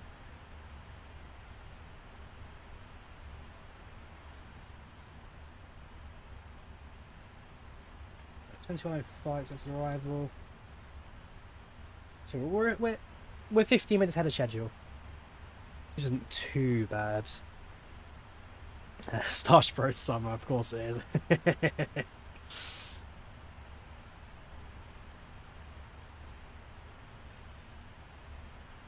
So far so good on the BA side of things.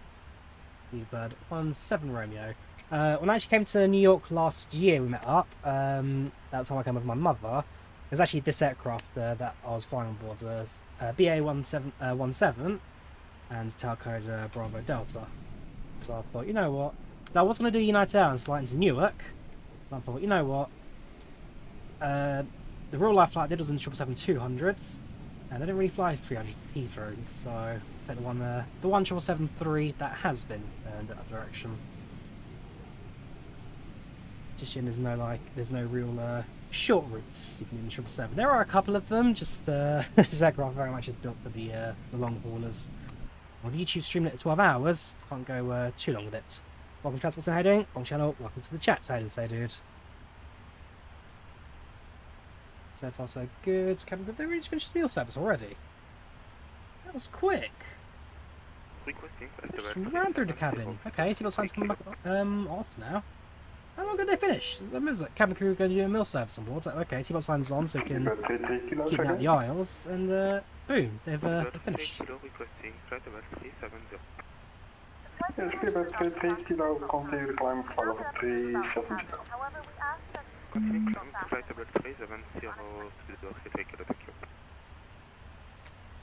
And again, this place, it's not the heat that gets you, it's humidity. Sweating like crazy right now. I'm genuinely wet from the sweat. Got a fan here. We it's, are back in the cockpit. Doing something. Speedbird 116, thank you. Just a shame it's basically blowing warm air into my face. It does cool down the air a little bit, which is quite nice. Best little thing I ever bought. Bought it for the winter. Bought it when things were getting like really cold, like minus 10 degrees in London. And I realised it also did a cooling feature as well, so for the summer.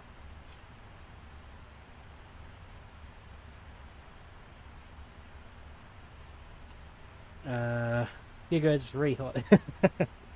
Yeah, it's me and you the same, Transport, me and you the same.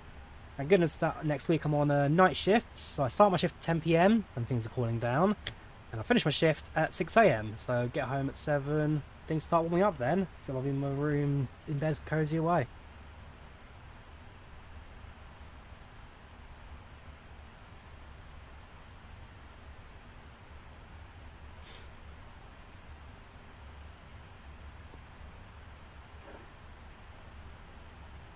Everyone, just over 5 hours now. Light, 4 hours, just over 4 hours. 3:15 to go till we land.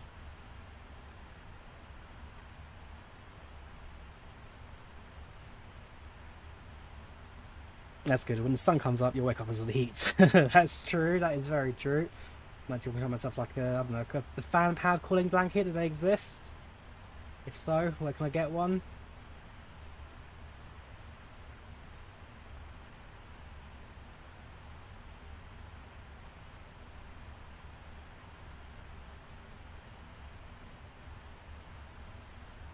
Cabin tour, yes, go on then, let's do a little cabin tour. Stand up, get out of this seat. So, Boeing 777, standard 3 class layouts. Hello, we are flight level 340. Increase the walk speed just a tiny bit for the sake of not being bored stiff walking back. Hotel Golf Mike and Delta. Right, so, welcome aboard this Boeing 777. Chris here at the front, it's got a bump at the back. Client stat, nothing really modelled in there. We now reach the front galley area. Two jump seats for cabin crew on the left. Doors are currently armed. The emergency slides are active. Little device here around the cabin. Sadly not operable, but it's there. A couple of cupboards and a couple of trolleys on the right with coffee machines. We now come through the curtain. Get a block of my sleeping bag. I did the trick. It would transfer gamer. It would. Welcome to first class on board our British Airways flights. Nice little private cabins here. Very, very nicely put together. Screens at each seat. The angle looks a bit tight, but I believe these screens you can actually pop out and kind of fold out, so it's not completely a wide angle. Remotes, push button, and seat controls. Confirm a shell call code. Check Hotel Golf Mike Delta. As you continue into the business class section of the cabin. Golf Hotel Mike Delta. Air France 20 Alpha Alpha Roger, identified for level 340. Little galley here. Toilets on either side. A few more jump seats. A few more trolleys for service. Business class, same seating as the first cabin. So again, life out seats, private wall cabins. So I think this might actually be a configuration where there's no first class necessarily. It's kind of business, and then you go over to premium economy. There we go. So it's 2x4x2 seating layouts, nice wide seats, nice and plush, very cozy. To premium cabin, and then we go back into standard economy. So 3x4x3 seating, standard seats, fairly thin, but again, I've flown non-call economy before. These are usually pretty good seats in these aircraft. Displays again, displays every single seat. Another set of toilets. Continue down the economy cabin, 343. It's only towards the back of the aircraft where it goes to a 242 configuration as the sides of the airplanes get a bit narrower. Although the food you recently had on BA was nice, hunter chicken and diced potatoes, the most recent airplane meal I had was on board the Qatar A380. That was it was a beef and mash. Yeah, it was like a beef and mashed potato, which was pretty nice. Another set of toilets, another little galley area.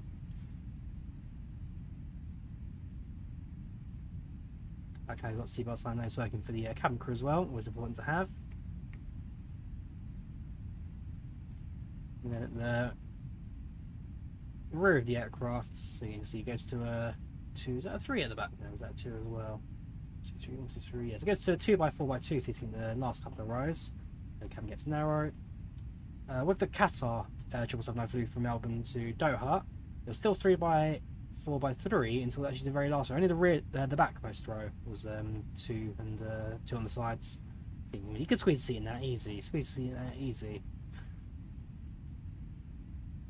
Again, a little detail I like about these PMDG aircraft, like even the rearmost row, like you see, there's no pocket there, there's no seat entertainment there. So they know, like the back row, you don't have that stuff. They just don't include it. It's just, yeah, again, small little details like that I really like about this airplane. Of course, got the USB charging, little coat hook there, cup holder, little storage net for the items, pocket. Just, yeah, very well put together aircraft. Another crew rest area, and then in the very far back, no toilets in the rear of the airplane, but again, you have this little galley area. Crew to stand and enjoy a bit of space. What's this in call taken? Air France 10. Air France 10, pass a message. There you go, and that concludes our cabin tour of the Boeing 777 back into our seat. Slow the camera down before it forgets. 350 level 3, Air France. Air France 10 negative, can offer you flight level 360. So once we hit the start Canada, start Labrador, we will then leave the Oceanic radar. So we'll leave Gander behind. And then it will be, at the moment, Unicom through to New York approach, but we may get a few controllers later on in the cruise, we shall see.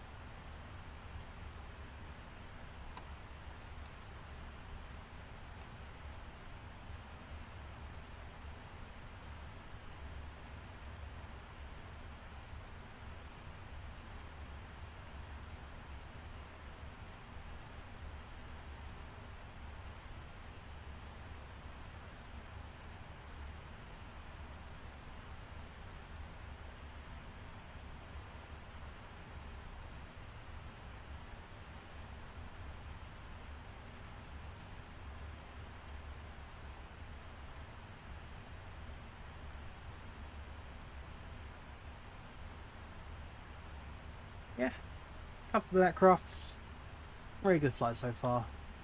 I'm thoroughly enjoying the PMDG. Didn't fly 777 much. I had 777, in fact, I don't have it on my shelf anymore. It's in a store box at the moment, but I did have the 777 for PMDG on CD from Airsoft back in the FSX days. It's in the store box now. I need to try and find that at some point. But yeah, PMDG, I had it on CD, both the 777 and the 737 NG family. Lovely products. I never really streamed 777 much on FSX.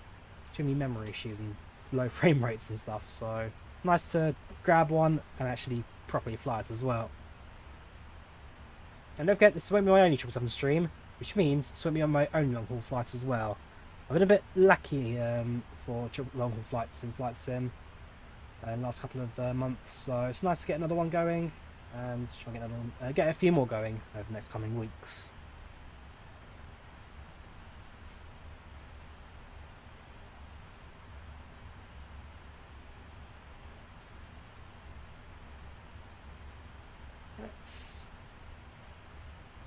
So we do say up to 38,000. Don't need any just yet. There you go. I should say that there. SC step climb.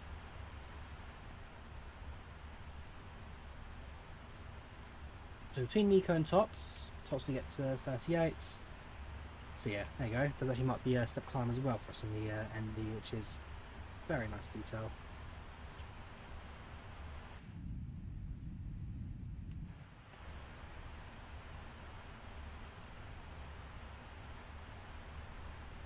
So 777 in front of us. They're now at 40 miles ahead, so they have gained a little bit of ground on us. They're about 15 when we took off. So we've got a high ground speed. That might be because they're still at... oh no, they've set to climb as well. That is 7,000. Still should be... Unless I'm not doing it wrong. 30... Oh no. Yeah, no, everyone's at even altitudes. Just that one guy who's not. Sleeper 33 kilo. Papa Tango Whiskey India Sierra, Gander request.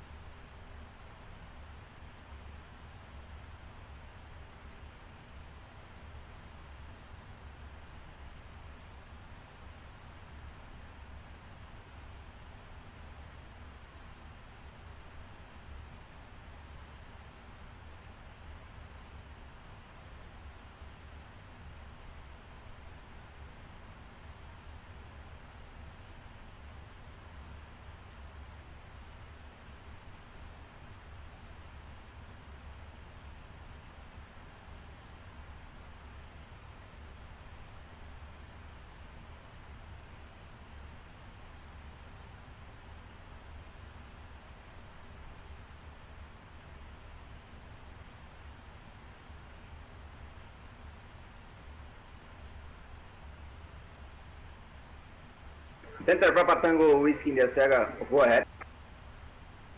Papa Tango Whiskey India Sierra, climb flight level 360 due to traffic. Climb to flight level 360 Whiskey India Sierra.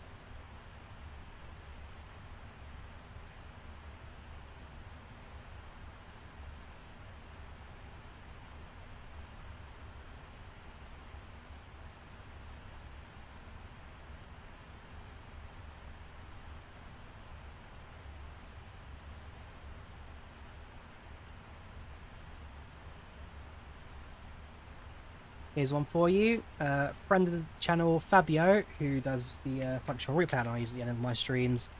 Big updates for V5 coming up with functional replay. So it's got enhanced to Phoenix, yeah, Ornithopter compatibility for Microsoft Flight Sim, which is quite fun. I might give that a go at some point. Steering to animations and support, and some more developer SDK stuff as well. So he's been a friend of the channel for a little while. He went to Flight Sim Expo this year, which is good on him. I hope he enjoyed that. If I didn't get caught up in Australia, I probably would have gone to that myself. Unfortunately, a bit of a struggle with the whole flight situation in Queenstown. But yes, glad he's keeping all right. And yeah, that's an update for FCR. Always good to see. So there you go. FlightControlReplay V5 includes a new interface, which, to be fair, I remember the OG interface. That was interesting to say the least. New interface pretty good, so I can't wait to see how that looks. Toolbar integration, so I can grab it straight from the top here, which is also a nice update as well. Better customer support for airlines, better memory management performance, landing touchdown report, that'll be interesting to see, and then discount for those of previous owners as well. I'll definitely have a look at that when it comes out. Not too far from Canada now. 120 odd miles away. You probably just see that on the horizon. I think it's a bit darker on the horizon. That is at the start of Canada.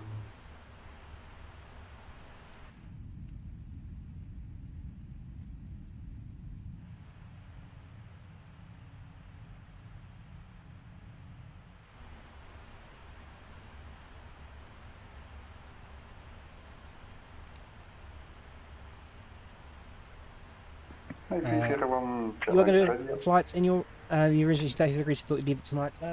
Interesting. I did have a thermometer in this room. Not what I've done with it.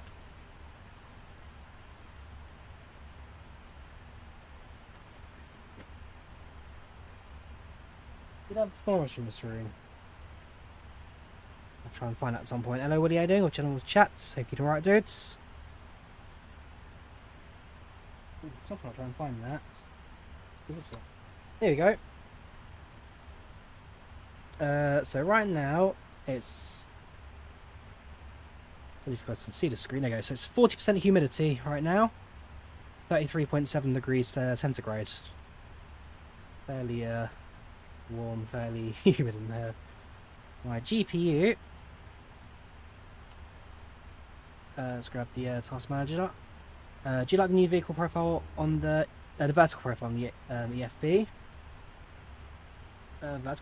You think you like rotate the tablet, can you?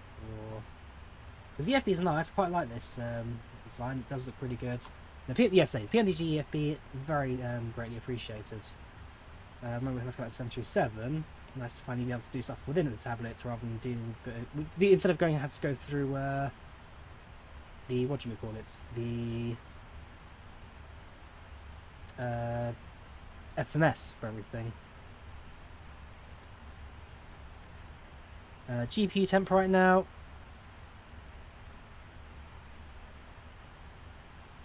83 degrees. That's what's radiating into my room right now. Nice and warm. Nice and warm. Got the thermometer up here, so I'll keep that in reference. Oh, there you go. We just hit 34 degrees in it.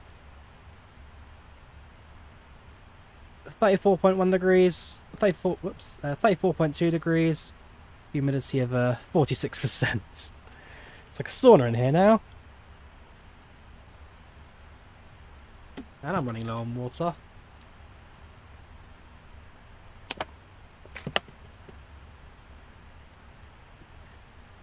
CPU doesn't do CPU temperature. Not as much, no.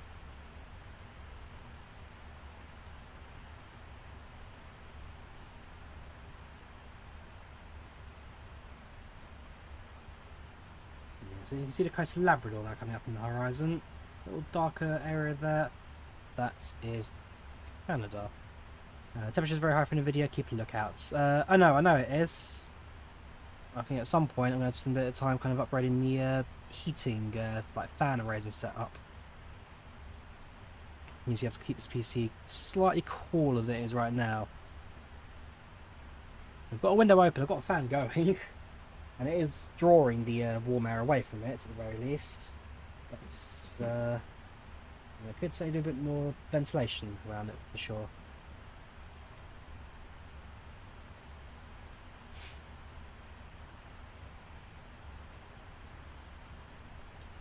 Don't think quite thermal throttling just yet. That's more kind of around 85 to 90 degrees.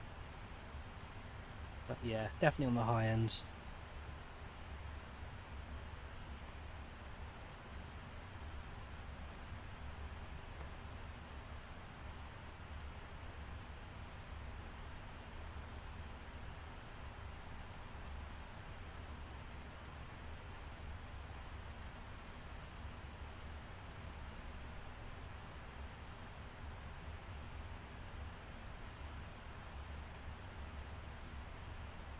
Open up the case, maybe.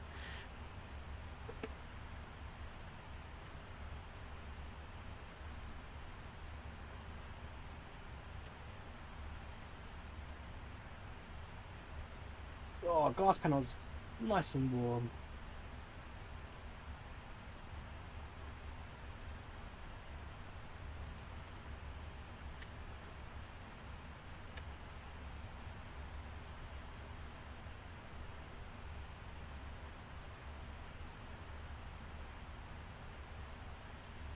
Hang on, I'm back in 10 seconds. I know just what this needs.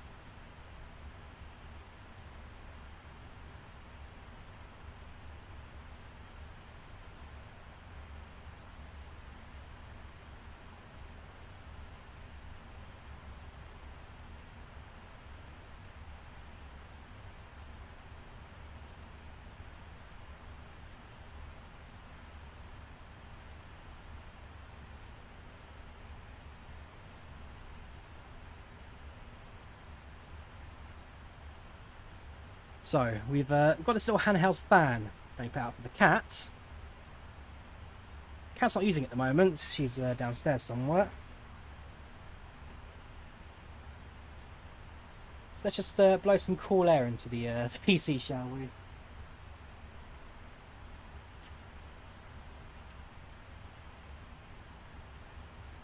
So that background.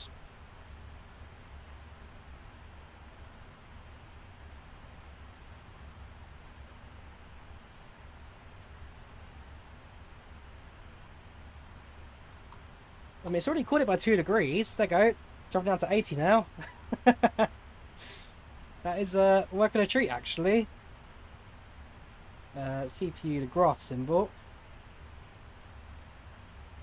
Speedboat 33 Romeo, you're leaving control test place. Unicom, have a nice flight and see you next time. Goodbye. Yep, 78. Unicom 1 to this, thank you. It's dropping it by a few degrees, this. There you go. Note to self, if your PC's ever overheating, or close to overheating, just stick a little handheld fan in it and blow some cool air into the system.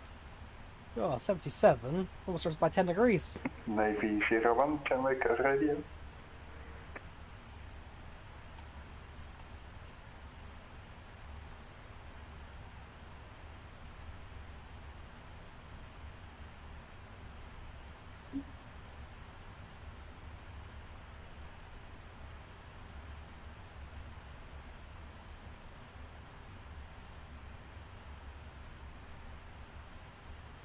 It gets about 75, I'll leave it at that, but no, just drop down to 76 now. This is surprisingly effective.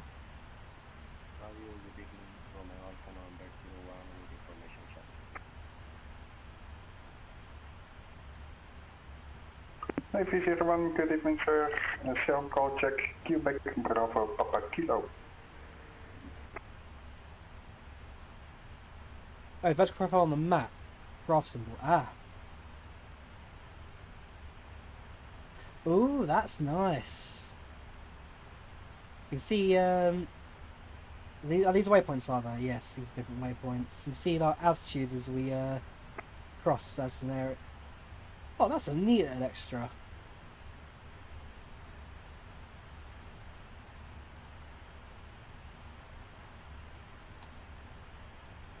Really gonna be 2 AM next time we land at JFK. That seems like a... Hang on, 1340. You've got a 12 past 2 is, because when we land it'll be 2100 Zulu. Time's a little off on that tablet.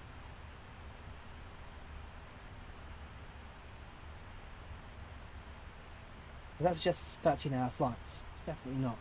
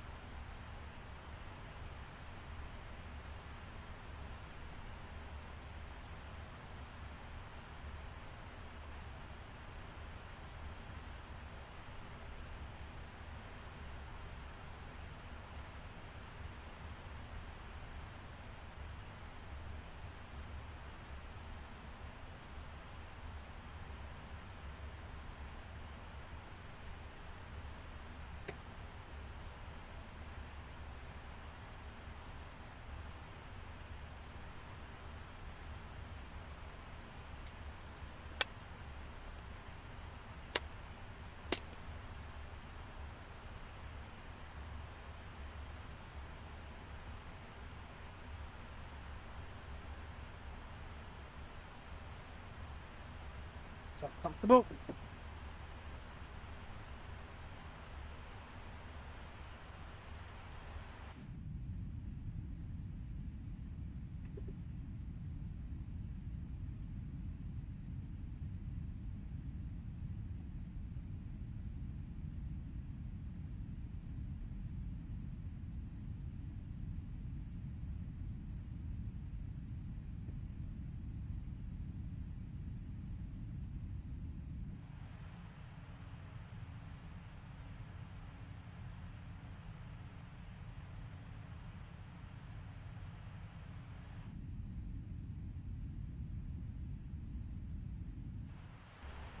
Yeah, nice rats in the count at the moment, but 95% satisfaction. Passengers are happy. Just shy of 3 hours to go, and again, we're about 15 minutes ahead of schedule, give or take a few, so more like 2.5 hours till we land. Yeah, progress pretty strong. Speedbird 17 Romeo frequency change is approved. Unicom, have a nice flight. Bye-bye. Thank you to service. Over to Unicom, 128 for Speedbird 17 Romeo. Take care, and a good one, bye-bye. Back to Unicom now. And that officially ends our Oceanic sector.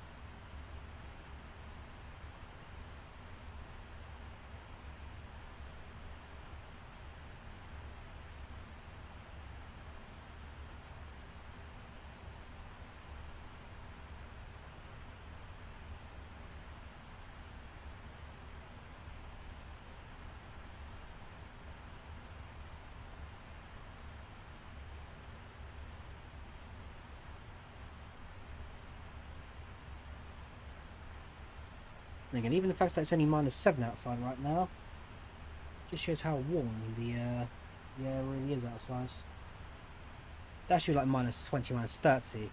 It's only -7. That's not comfortable, but reasonable. You could survive that.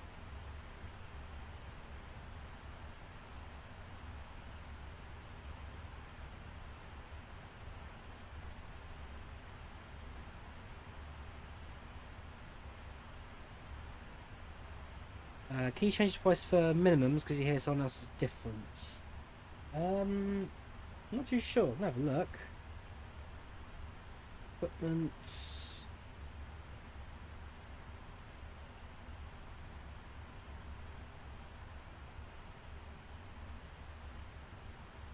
Ah, so you can actually switch to electronics. So they have got the Qantas set up as well.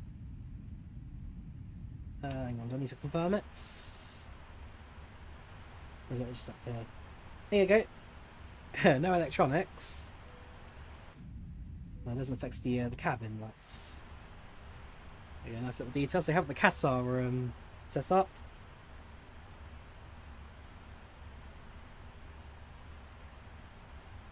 Flight test package, no. Wi-Fi, is that going to... Yes.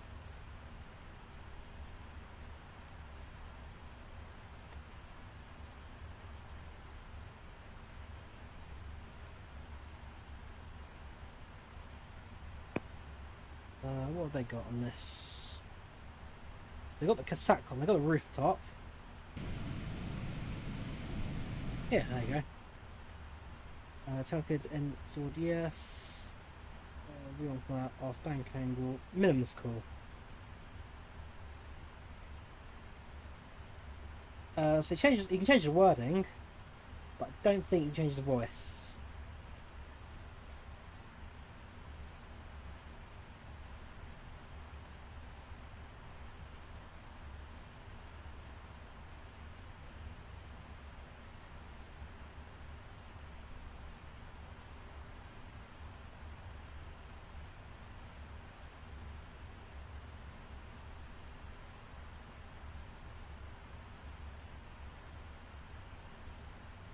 Change the what's about the snake sound as well. It's got the whaler. So change it to the siren as well.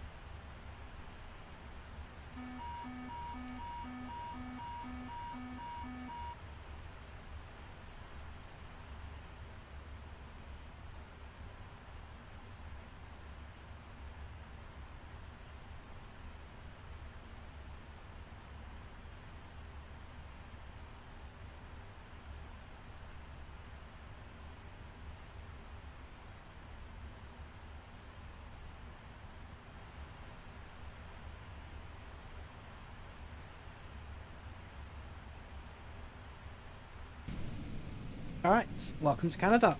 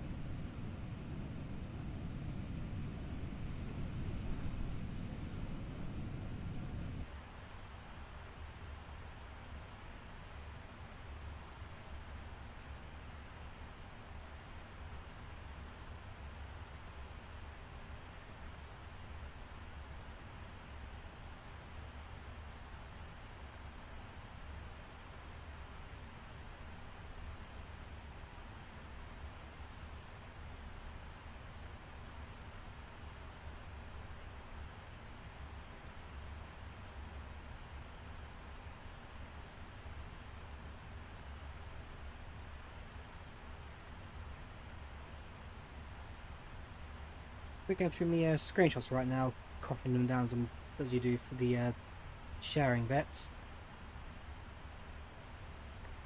Again, fortunately I picked my favourite 3 to upload into Volanta. At least the rest of them I've got pretty good access to other sites like Facebook. I share a lot of my screenshots to as well.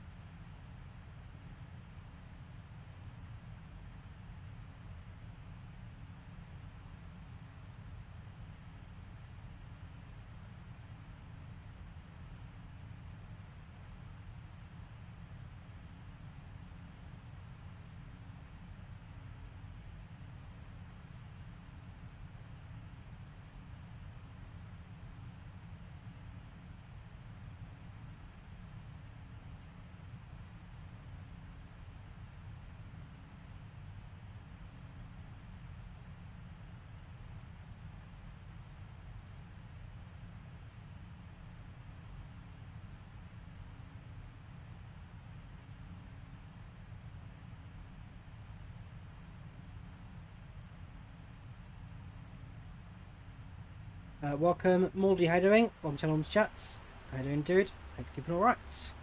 Welcome to Canada. Yes, I'm on the way to click on the PMDG pen. I've been enjoying that. We've got the cruise, we've got just left Ireland. So we've got me trusty little train smiles pen here. I can click about in the same way. Again, that's more of an Easter egg than a full-blown detail, but I like it.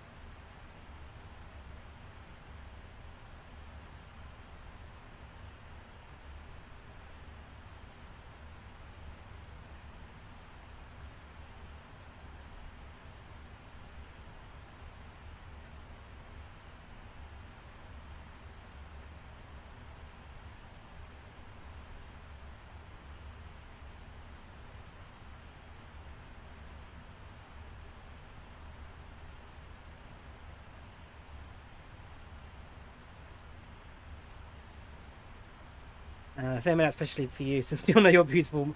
Yes, away from Flight Sim, you can certainly enjoy my keyboard sounds that a lot of you say are annoying, but I wouldn't change for the world.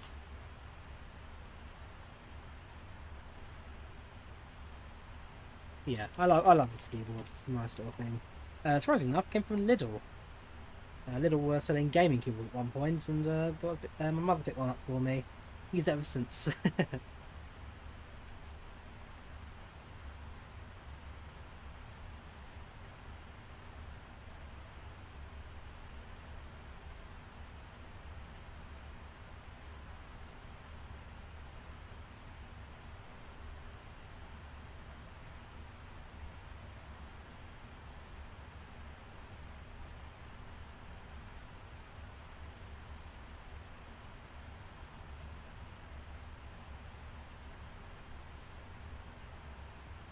It's a mechanical keyboard, yes.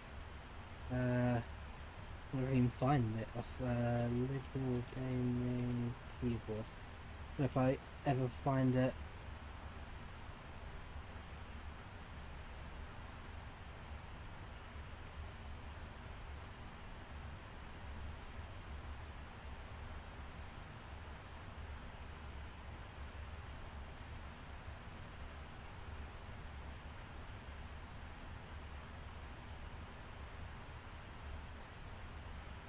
I can see a few of them online, but I don't see the one that I've got.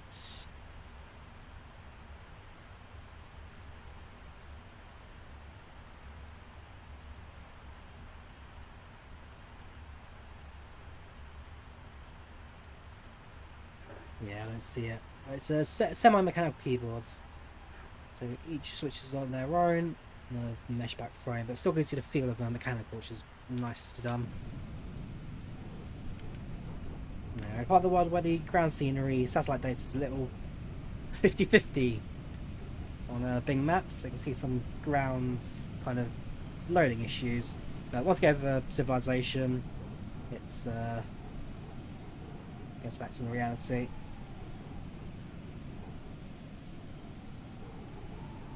Well, sorry, we'll get back to reality. We are in reality in the sim world. In the sim sense, it gets back to high quality.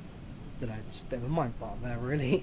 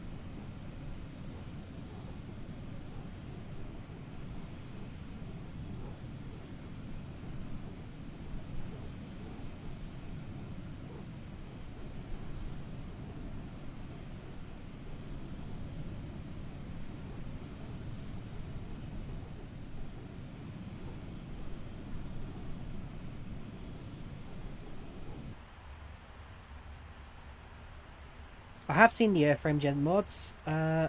Something I'm going to look into. It does work well, but I have admittedly had some screen tearing issues in the past, so I might give it another go at some point, maybe when the stream ends, a bit of time to myself. But it does look quite interesting. Certainly good for kind of boosting your frame rate by having the sim generate frames in the background ahead of time. So, seen it, I know of it, need to work on it to make it work, I guess.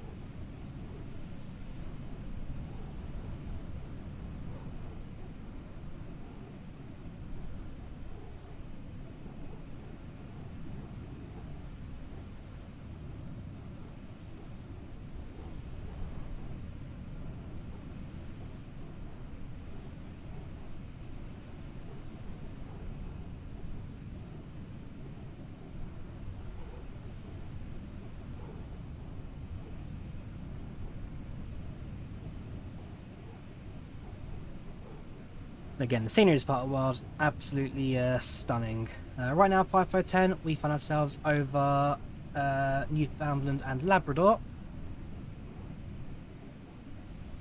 Flying on the right on the edge of the Canadian coastline.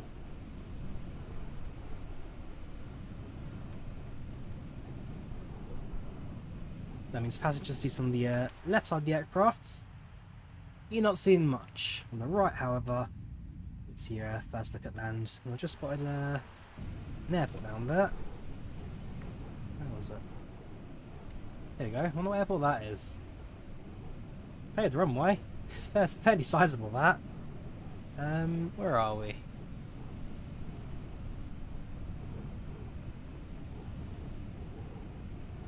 Airport. Right, can I? Airports, yes. It's this airport here. St. Augustine in Pakuashipi.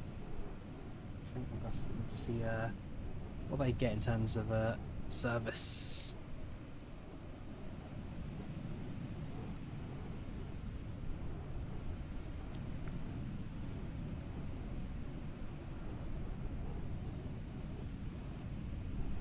So,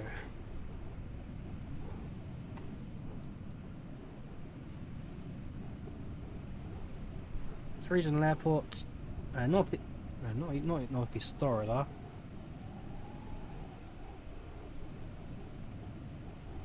Here you go. St. Augustine Airport. They have a couple of destinations. Air Liaison, which does have Quebec City, so you get a main stop as well. And then a few smaller regional airports in the area as well. Air Liaison and Power Airlines, two service operators. Yes, they operate the King Air, Super King Air in the beach from 1900s. And then they've got ATRs as well, along with POW. Nope, sorry, Q400s. No, presumably we're more like the beach that goes there and the King Airs again, so it's smaller aircraft. We get offering 280. Probably use more for medevac, I presume, than commercial flying.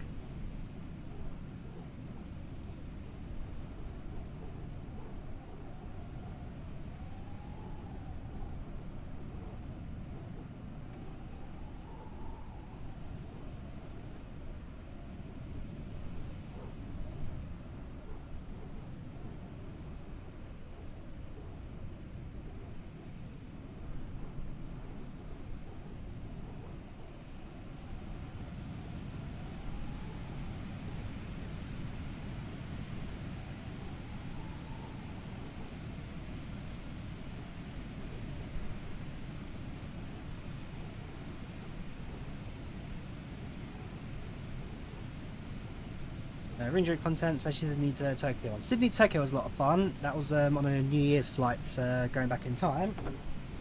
Hopefully this year, let's see what my shifts are this New Year's. December 31st. I'm on an early shift, I'm off the 1st, so I could genuinely do one this year. Flying back in time over midnight. It's, yeah, not impossible for me. Welcome, artist from Hungary, how you doing? Welcome channel, welcome to chat. How you doing, dude? I hope you're keeping well.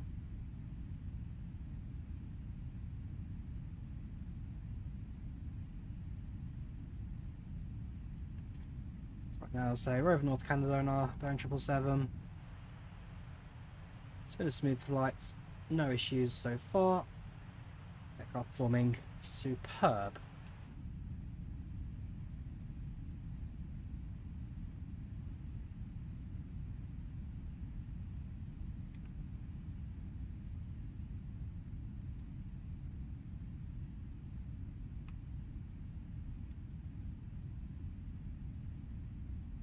The camera slightly as well, so that now I'm actually flying, get a bit more chance to view how they look.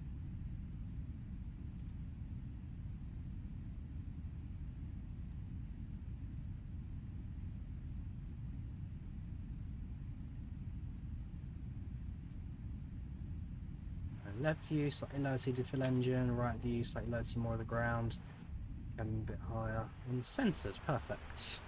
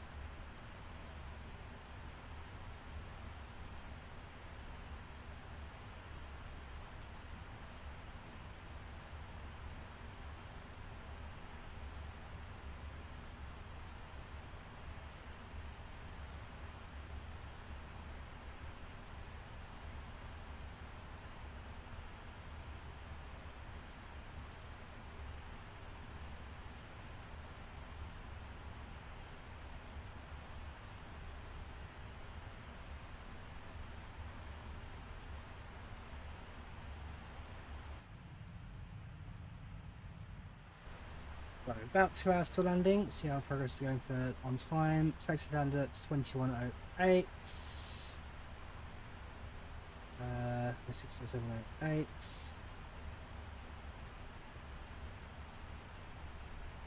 So we're down to 5 minutes ahead of schedule. We've lost a bit of time, but it's because the winds are getting stronger now. 15 knot headwind. It's not the end of the world though. Still making decent progress. About 60 miles. We're going to set climbs to 38,000 feet. We should also have our descent planned out as well on the flight and see, yeah, Papa Victor Delta to Providence. We'll start descents. It'll be relatively stable until it gets to the ground at New York.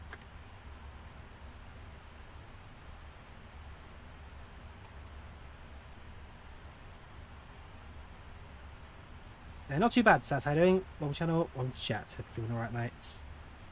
Like I say, so far my end, pretty good progress. 777 running smoothly. It's been a good flight so far. Satisfaction 93%. They're all happy on boards. Aircraft, yeah, couldn't be running any smoother.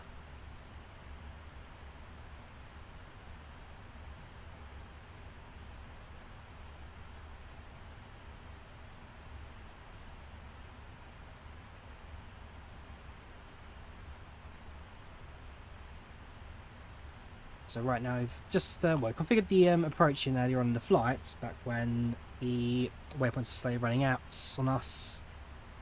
And yeah, everything's configured, everything looks good.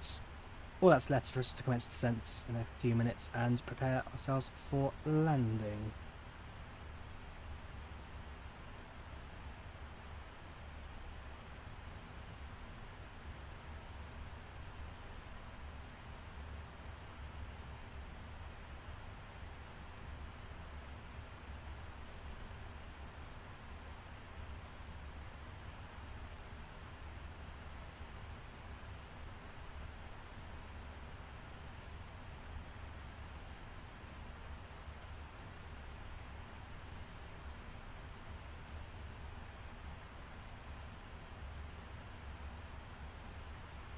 Airborne for just over 5 hours now. Just over 5 hours.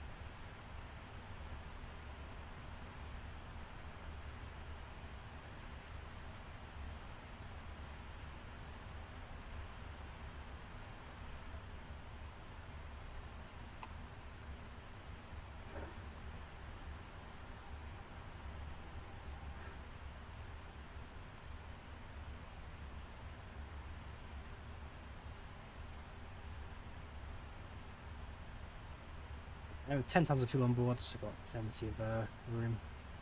The alternative, by the way, is Boston, so if we end up missing New York for some reason, then we can also go back to Boston, which is about 40 minutes north.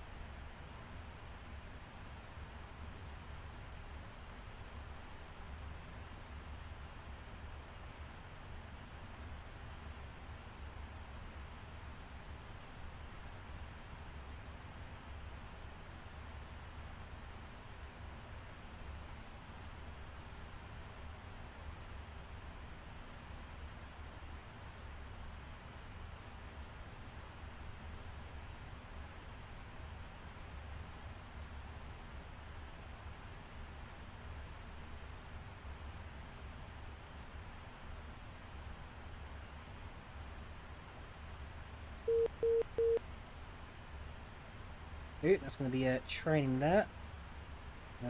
Person in Salvador. Good luck to them.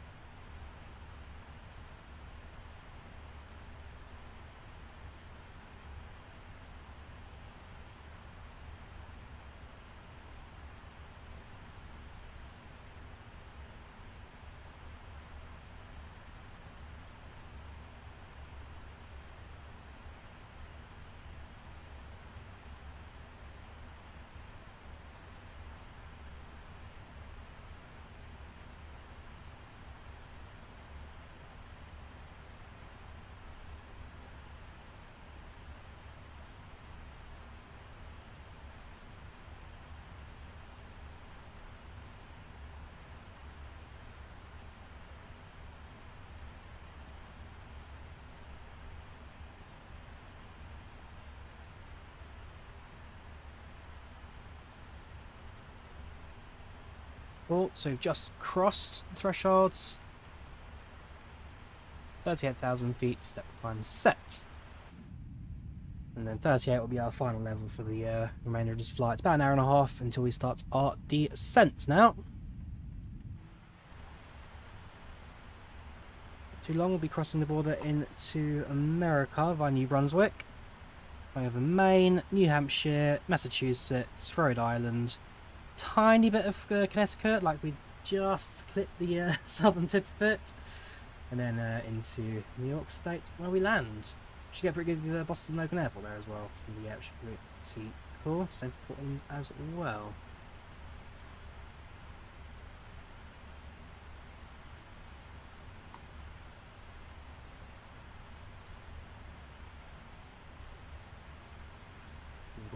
Pointed out the vertical profile. This little thing here. So flying out of Heathrow. Apparently we descended at one point as well. Not sure what that is. About 30. So we've got 38. Apparently it's down to 36. Which I don't remember.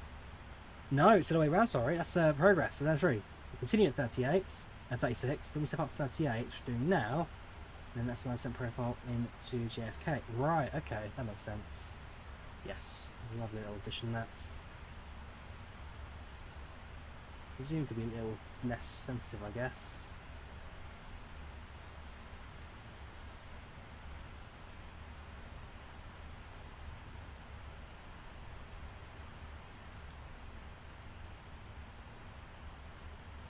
Right, welcome to 38,000.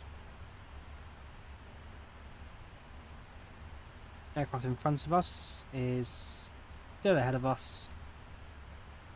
As it stands, only about 8 minutes in front, so they've definitely had better winds during this flight. Speed Birds 33 kilo. They're right now at 37,000 feet, so they've lost steps as well when we got to this point. Let's do the 777s around us. You've got the Air France, Paris, going to Toronto. They'll be descending soon, these two. They're not too far off their destination. Another 777 there, yeah. At Montreal. 777. Oh, it's like a couple of doing circuits, I guess. Well, it's like a 777 training session, is it, on IVAO? That's a neat idea. 21 coming in. Another 777. We've got on a quite a southern route, that. I don't know what track that's supposed to be, but okay. Done it. Got private jet. 777 going to Point British. That's quite a route.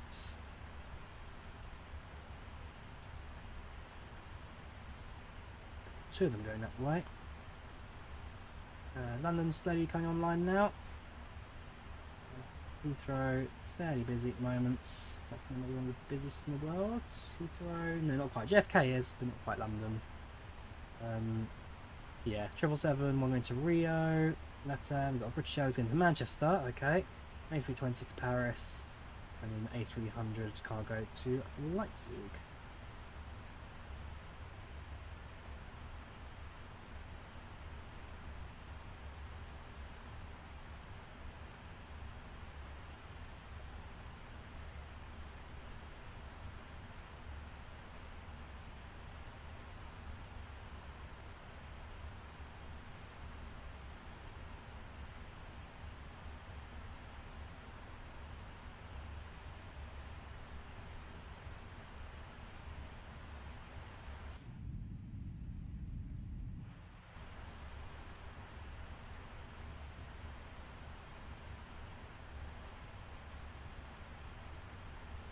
Right, I'm going to run down, grab myself a new bottle of water, because this one is refill this one, because this is now empty.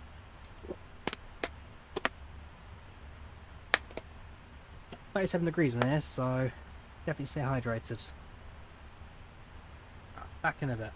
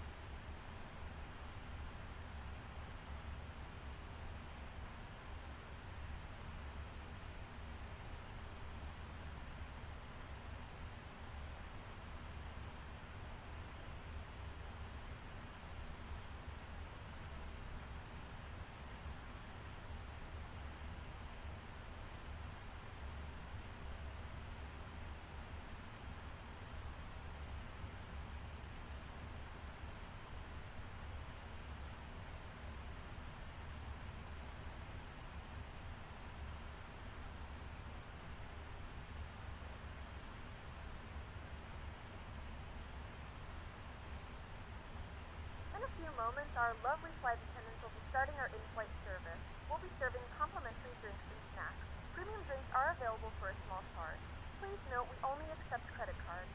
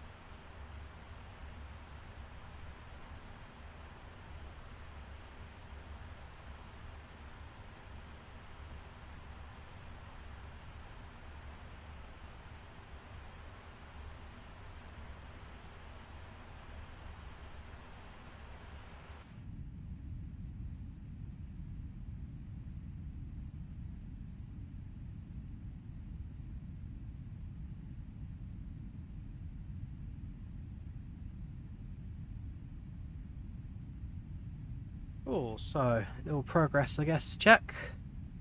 So far pretty steady over New Brunswick, not too far off the Canadian border. Definitely hit landside now.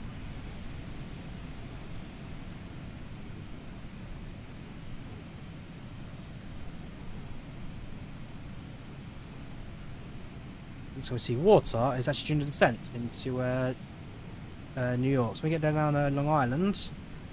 Maybe fly alongside the water for a lot of that. Till then, pretty much in-flight inland cruise now until destination.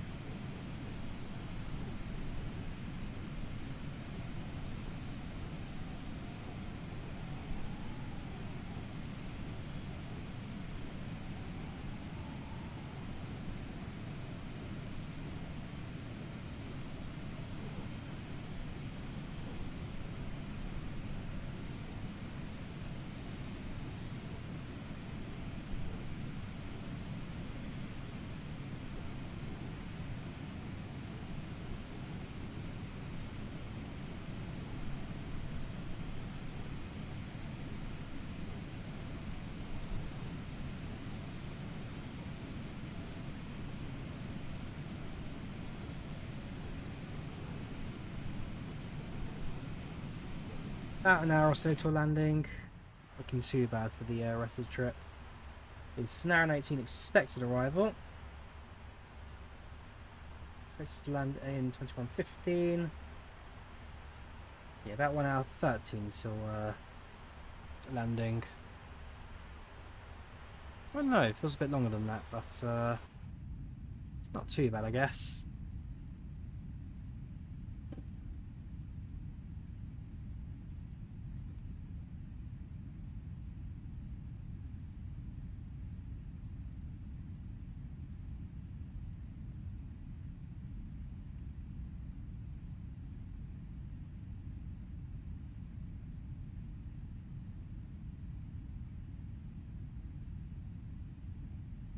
So yeah, let's see if I can get my mate to pop on.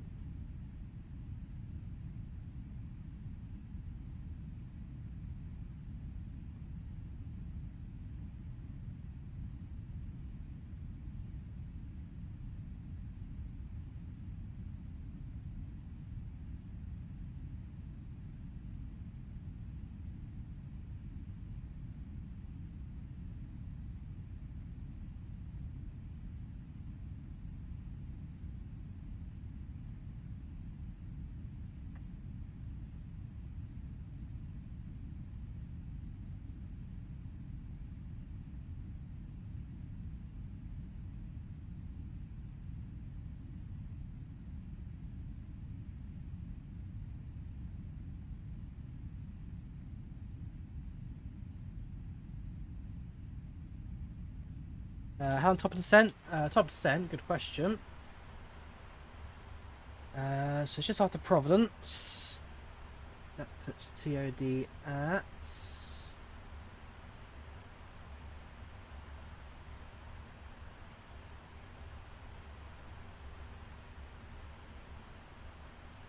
Uh, 48...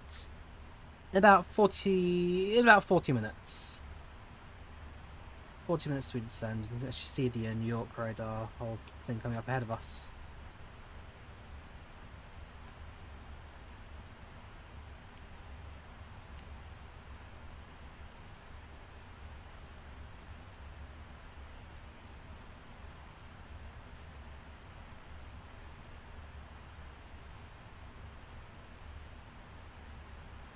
In the meantime, passenger satisfaction at 96%, so in the back everyone's pretty grand. Weather looks pretty good ahead of us. So we get an updated meter for JFK.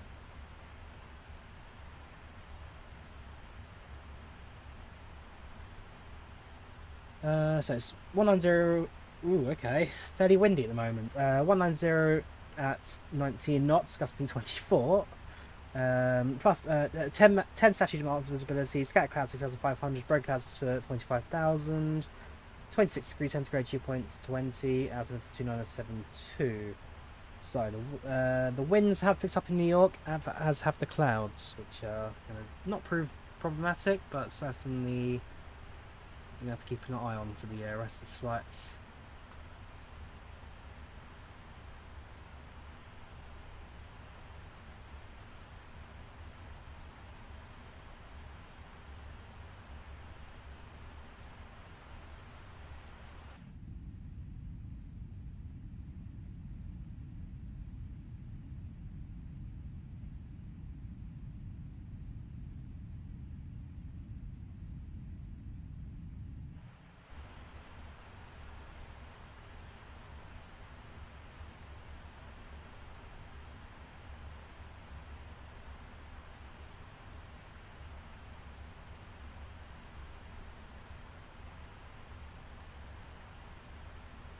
I'm really tired.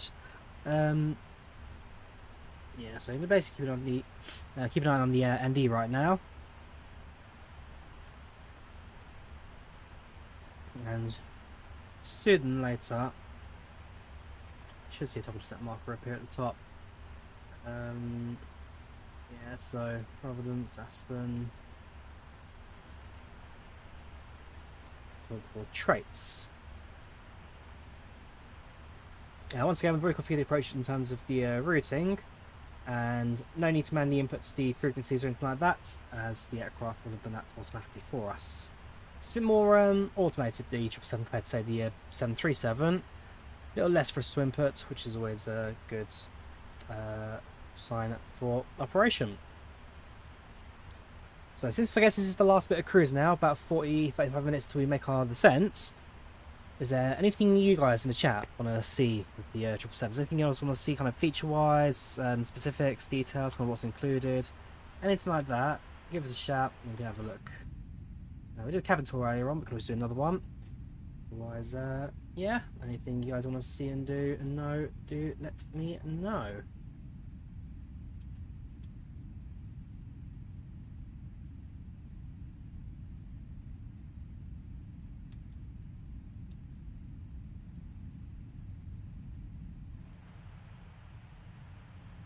It's mad seeing that in his aircraft. The engine diameter is the same as that of the Boeing 737's cabin. But it fits 6 rows in the engine fan there. Still have room for space. Our first class TV's bigger, not necessarily Ruslan. So if I quickly go through the cockpits, increase the camera speed again. So if we go into the cabin, it's not necessarily a first class cabin, it's more kind of business class in both sections.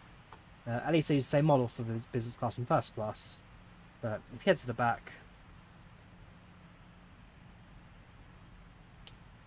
as you can see, private little cabins, and the screens, I guess they are a bit bigger, but they don't really, they're a bit bigger, but rather they kind of fold out. So yes, from the person's point of view, like a 45-degree angle, but I presume the push button here kind of releases the screen, unlocks it, and you can kind of fold it out in front of you so you can have it in your face. International plug socket there, USB charging, all pretty standard stuff. Little cabin for storing your bags, luggage, and let's see all your light flats. Yeah, if we go back to the next section, so this is essentially business first class up front. Well, you got the row numbers: 5A, 6A, 7A. The next section is the same seat models.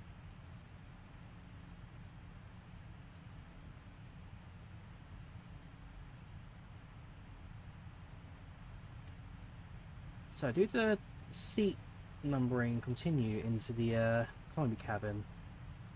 The answer is no, they don't. So yeah, oh no, there you go. Oh, hang on. We went to economy class. That'd be handy. So overhead lockers. Oh, they do. There you go. See if you've got the seat numbers in. Right. What seat was I in when I flew this aircraft in real life?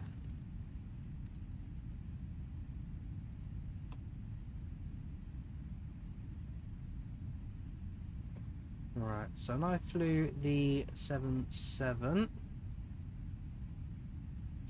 73, 73, 74, 75, so 77. JFK to London, London to JFK, 42k. So which row have I set the camera in? 42.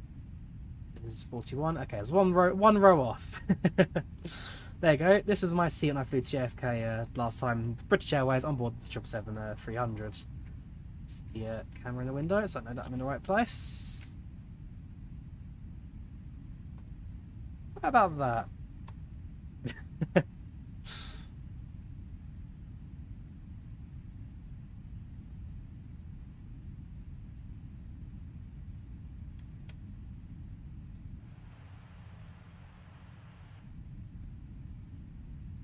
Oh, to answer the other part of the question, so if we go slightly further forwards, then we also have got a premium economy as well. So if I go into the next section, you see 2x4x2 seating layout, wider seats, much more cushioning on them, and the entertainment screens on these are also slightly bigger as well. Not massively bigger, but they are bigger than the standards. And the front rows are presumably come out of the armrests.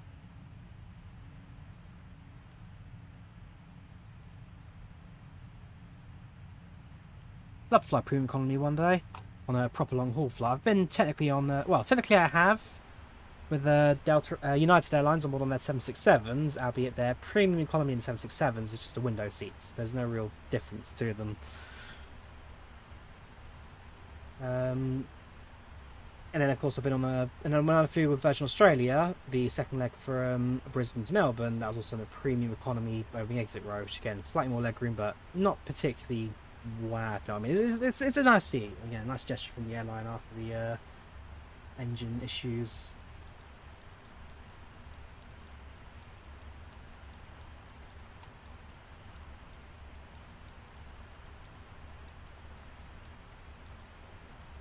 They've even got two separate recordings for the pen.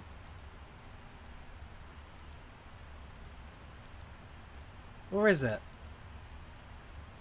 Is my Is my head playing tricks on me? It's also, again, it's the two clicks up and down do sound slightly different. I don't know if I don't know. Welcome Paul, how you doing? What channel? Welcome to the chat. So people, alright dudes. Just report us in our 777 right now over Canada, about to fly over the US. And only about half an hour or so to our top of the descent into JFK. Clouds picking up, fairly cloudy over New York at the moment. But fingers crossed should give us a pretty good view of the running regardless. How am I enjoying 777? So far so good, Paul. It's a lovely aircraft, the details, the modelling, the sound's pretty good. The systems are great. The systems, honestly, cannot fault them at all. There's so much to look at, so much to play with, so much to see, so much to do. It's still this flight, it's an aircraft. Again, it's a long haul aircraft, 777, so it's not one like you can kind of just spawn in and fly for an hour and a half and then land. You can only do, there are short routes like that, but not many of them in this aircraft, so one that you need to really kind of sit down and say, cool, I've got a day off work, we're doing a whole day of flying. But a lot of fun regardless. God, I want to have to get myself a bottle of water. I've left it downstairs. Back in 30 seconds. Yeah, it's 34 degrees in this room right now. Need to stay hydrated.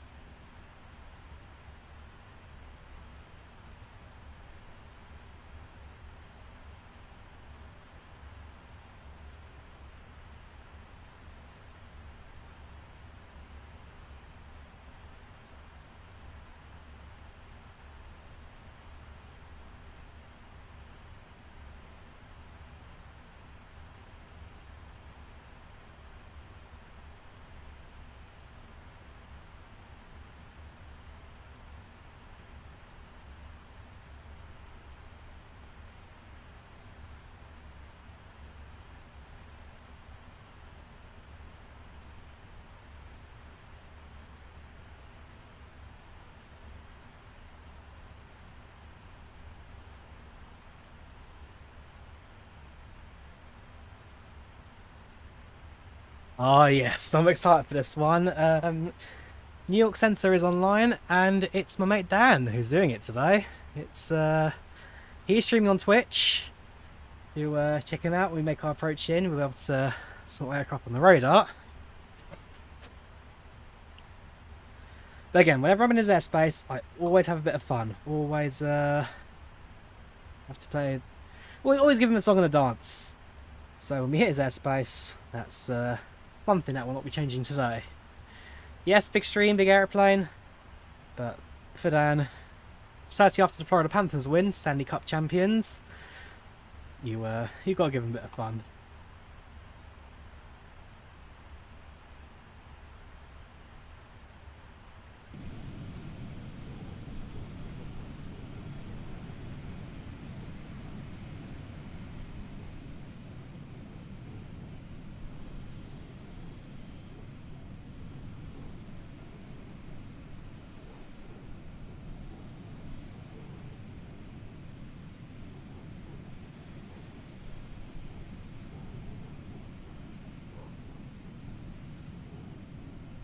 Let's grab some screenshots of the flight as we progress. Some points out my Volanta subscription. Otherwise, there's other places that people would be interested in. Certainly for a big one like the PMDG.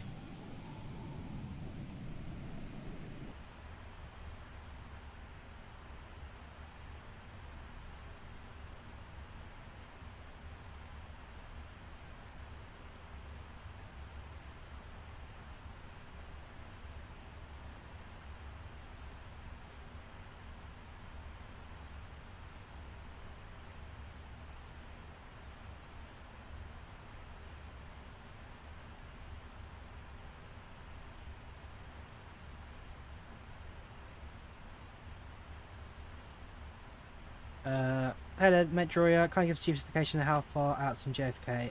Thanks. So right now, pretty sure on Volanta it's easiest. Oops. So right now we are just about over Bangor, Maine. Not too far from JFK. Having crossed the Atlantic. Landing in about 1 hour. At this point in time, 1 hour for landing.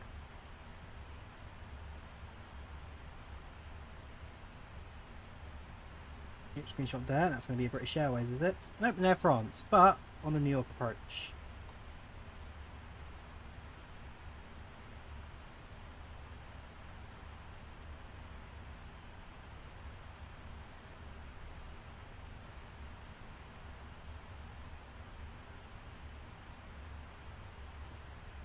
Is the flight model good? I like it, Hartsfield Jackson Airport, Aviation.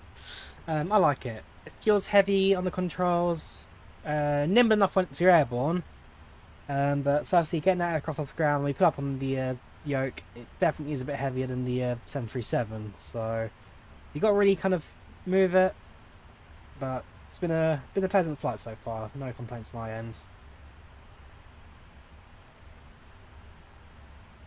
We've been up at cruise now for the last 6 hours, so I've not really touched the airplane much in the last half a day, but certainly been one that's smooth to fly, that's for sure. No complaints, no real jolts. Still a bit of turbulence here and there, but nothing too excessive.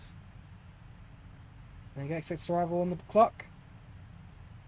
3, 2, 1. That's it. 1 hour to go. 1 hour to go, lads. 2020 on the clock. Arriving 1:17. So 57 minutes to landing. 57 minutes. Provided there's no delays.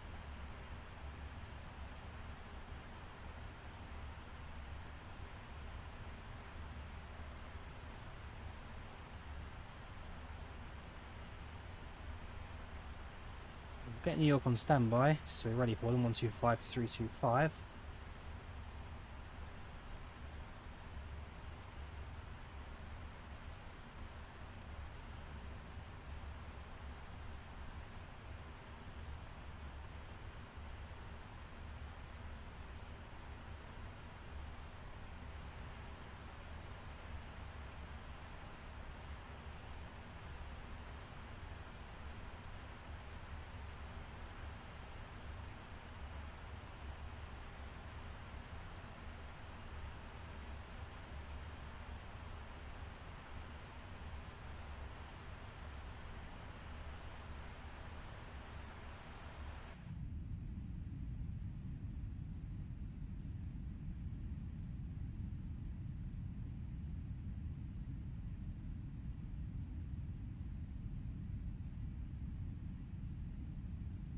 Outside in the UK, sun's slowly setting now. Still light outside, but with the sun low on the horizon behind buildings, finally a chance for us to cool down a little bit. My room temperature's dropped down to 33 degrees from its height of 37 earlier on.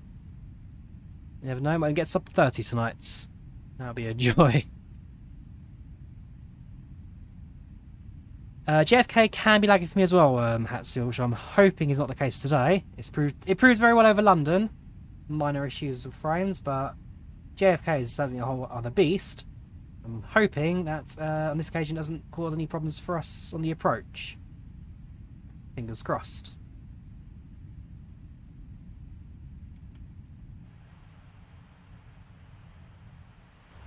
Not too far off flying overhead Boston.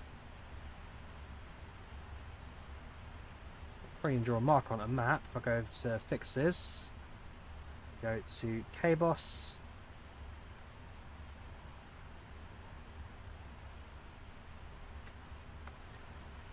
There we go. So that's circle there's Boston Logan Airport.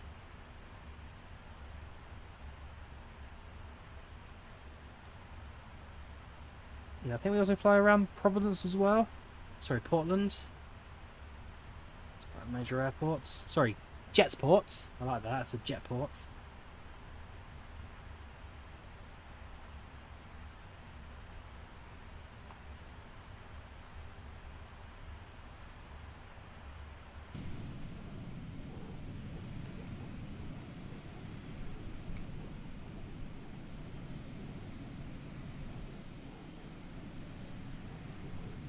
And yeah, it's nice to also fly something as massive as a 777 in Flight Sim. Biggest aircraft we've got at the moment is the default 748, which is again great aircraft to fly, but those really need long haul routes to fly on. Guess get short ones on Lufthansa, but even then it's still about 9 hours to fly. But yeah, 777, long haul aircraft, but has a few shorter options, sub 10 hours, which you can do within a day.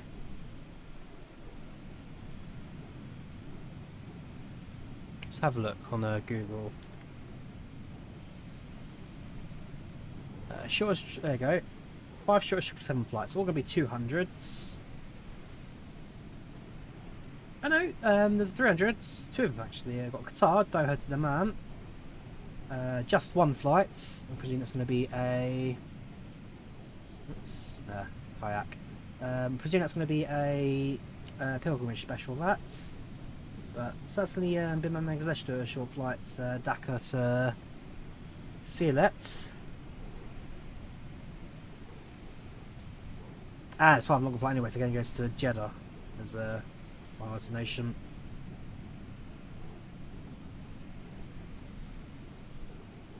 Oh, British Airways have one as well.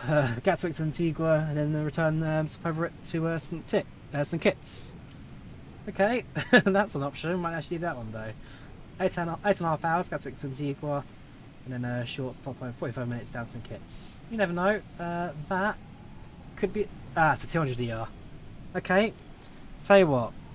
When the PMDG 200 releases, we'll do that. We'll fly down to Antigua, and then do the short flight over to St Kitts. That would be quite an interesting little one there.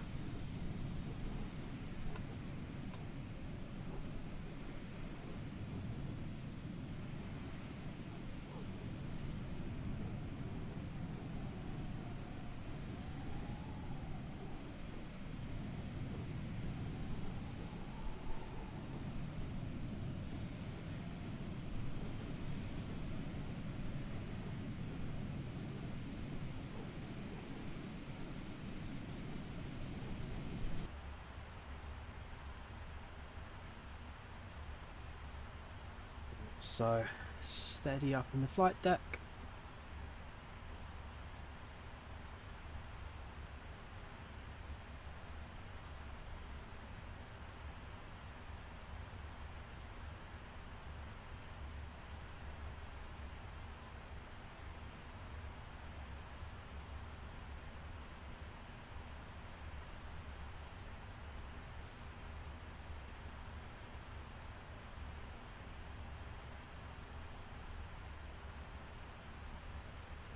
I believe the Antigua St Kitts one's for it is Gatwick Antigua St Kitts.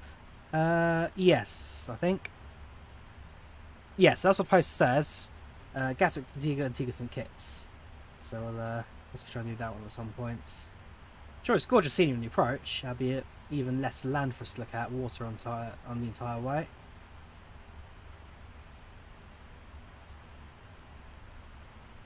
Oh, I should try to do the Concorde again at some point as well. So I've got DC Designs Concords, fairly fluid that often.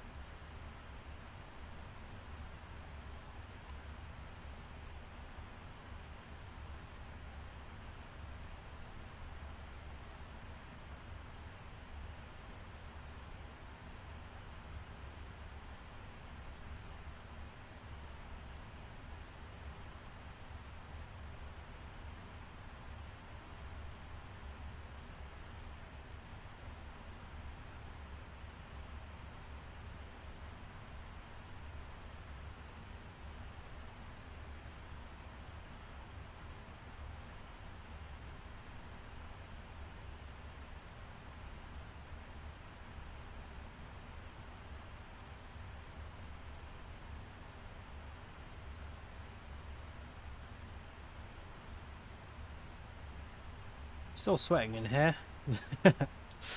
Temperature's not done much to improve.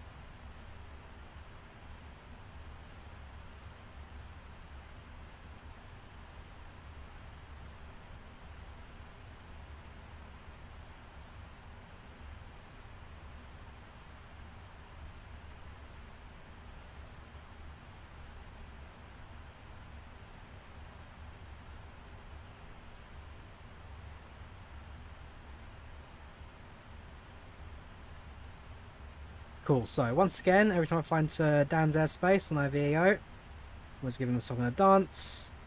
I've now got this song, locked and loaded, ready to ready to perform. Be a bit of fun to load up.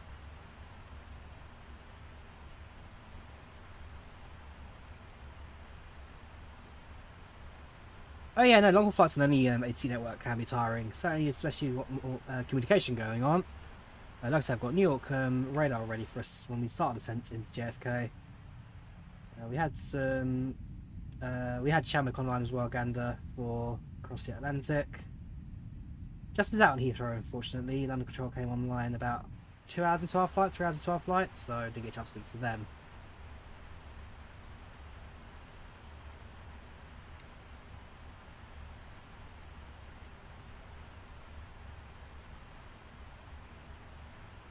So we're about 100 miles away from Boston, which again is also our alternative airport. So if we can't make landing into JFK for whatever reason, then Boston's also available to us.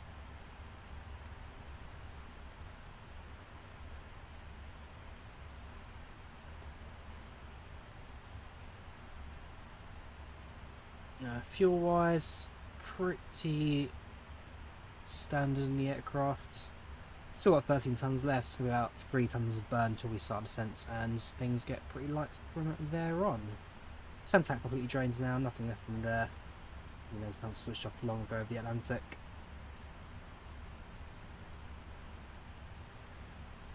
Got the camera LCSs, that's an option I'm familiar with.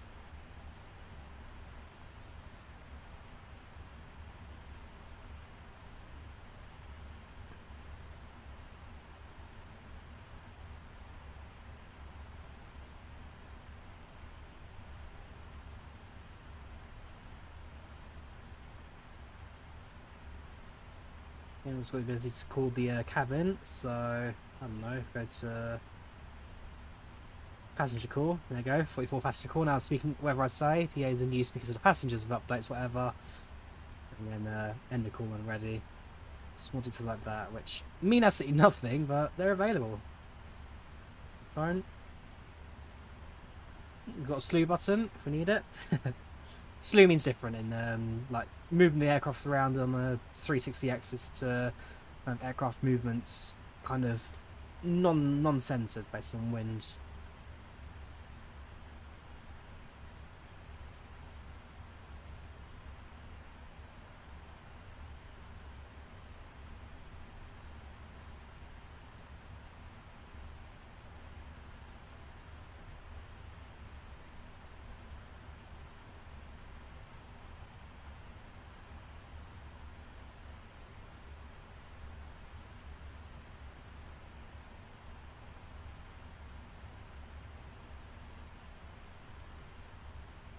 So we've got the R1 set to JFK right now. We'll get close to that, we'll pick up.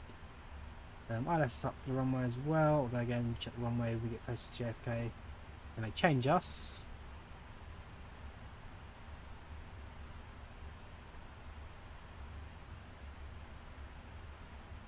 Everything else looking pretty smooth, really.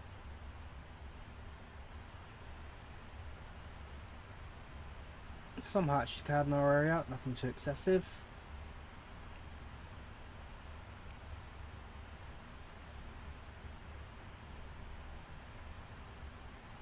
Get reach in about 20 minutes now, Resuit. Take your time, chat in a bit.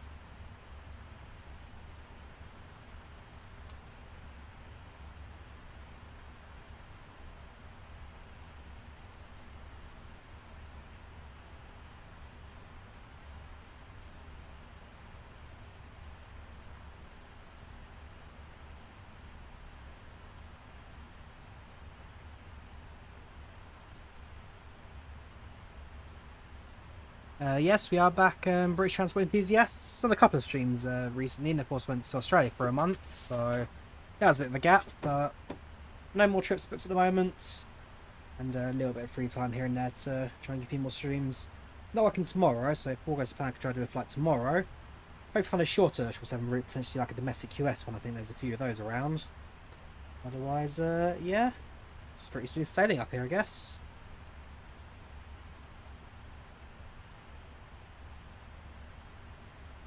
Like, I'm fairly sure we can get like a New York to San Francisco flight, something like that, in the 777. So there are options, there are things we can fly to get ourselves a shorter leg in this aircraft. Still 5 hours, but not quite a 7.5, 8 hour like we're doing right now.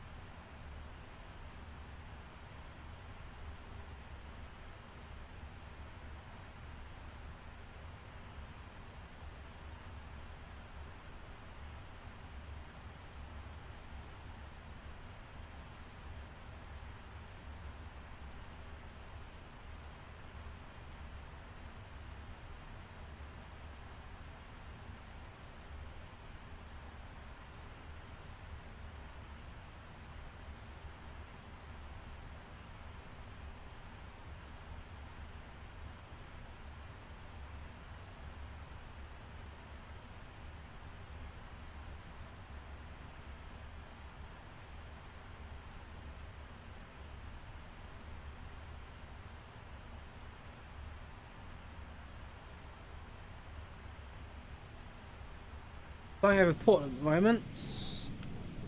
View of the airports.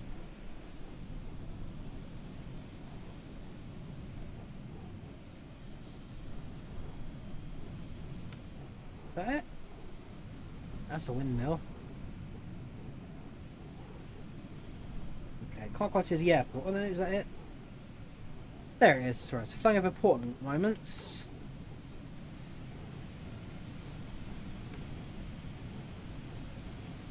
Then we'll fly over Boston, Providence, and then on to New York's Long Island.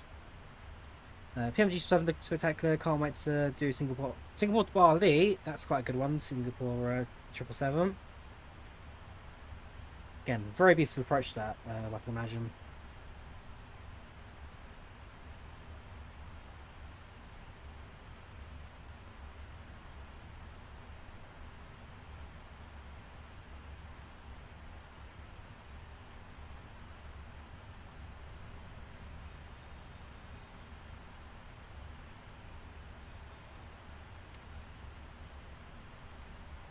Right, 60 miles till Boston.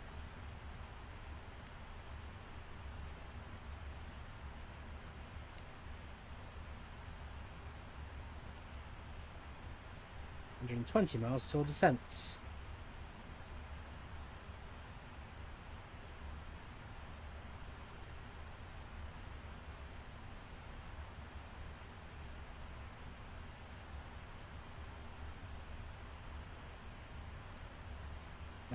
Don't know, that's just a visual, I'm not too sure.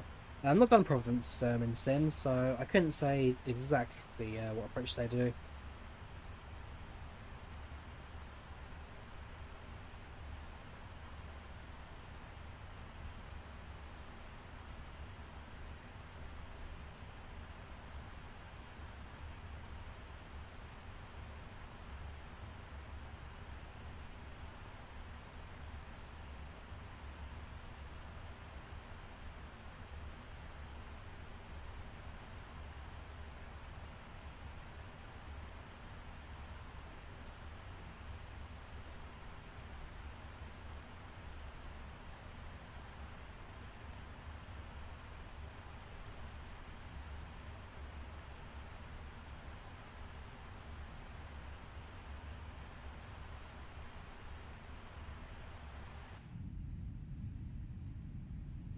With cabin satisfaction at 94%,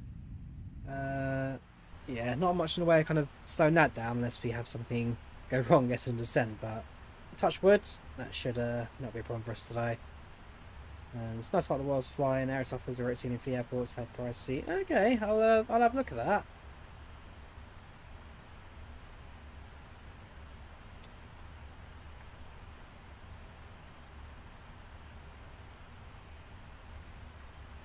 Okay.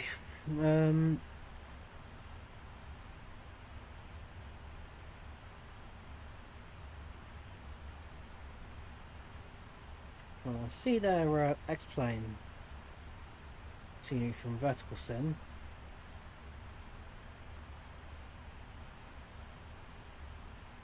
Not so much in the way of MSFS Providence sceneries. Or it's not Providence, it's Portland. There we go.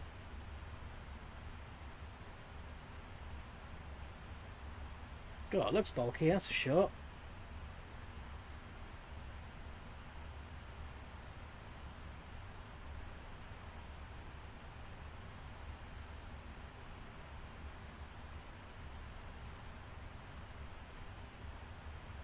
Very nice put together interior, that's good.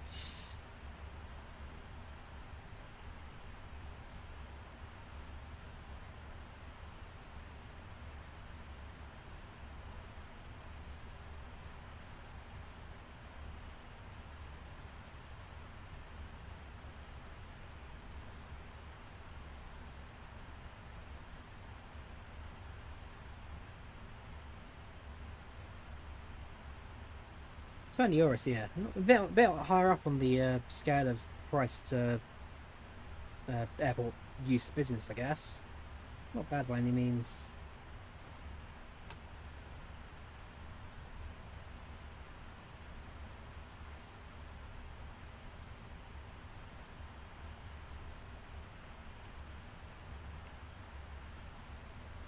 20 miles to Boston.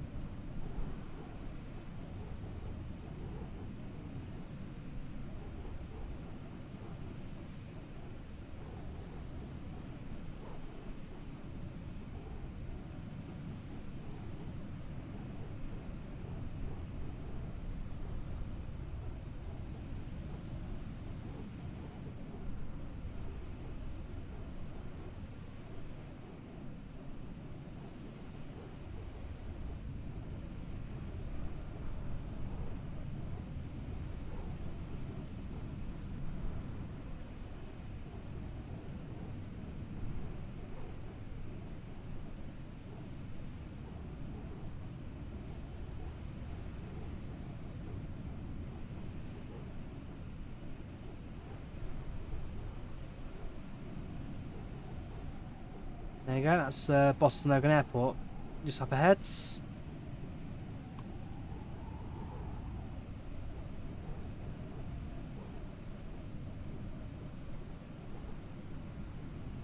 that's our last real kind of visual inspired for this flight. Descent's just around the corner now, landing within an hour. It's been a fairly long flight, but the 777's handled it absolutely superbly, no complaints on my part. And it's nice to get another option for the long haulers out in flight sim. The 787, yes, it's fun, but a bit limiting, I guess, in some routes. It can be quite a long distance flyer. But the 777, certainly its size, its scale, in the case of PMDG, its fidelity, the amount of buttons you can click and switch and play with. Yeah, it really gives you something to do in these flights. And even going into packs again, third-party add-on. Can't live without it. Just again, the interior nice and full. A few empty seats about, but for the most part, a full flight on board today. There we are. Welcome to Boston.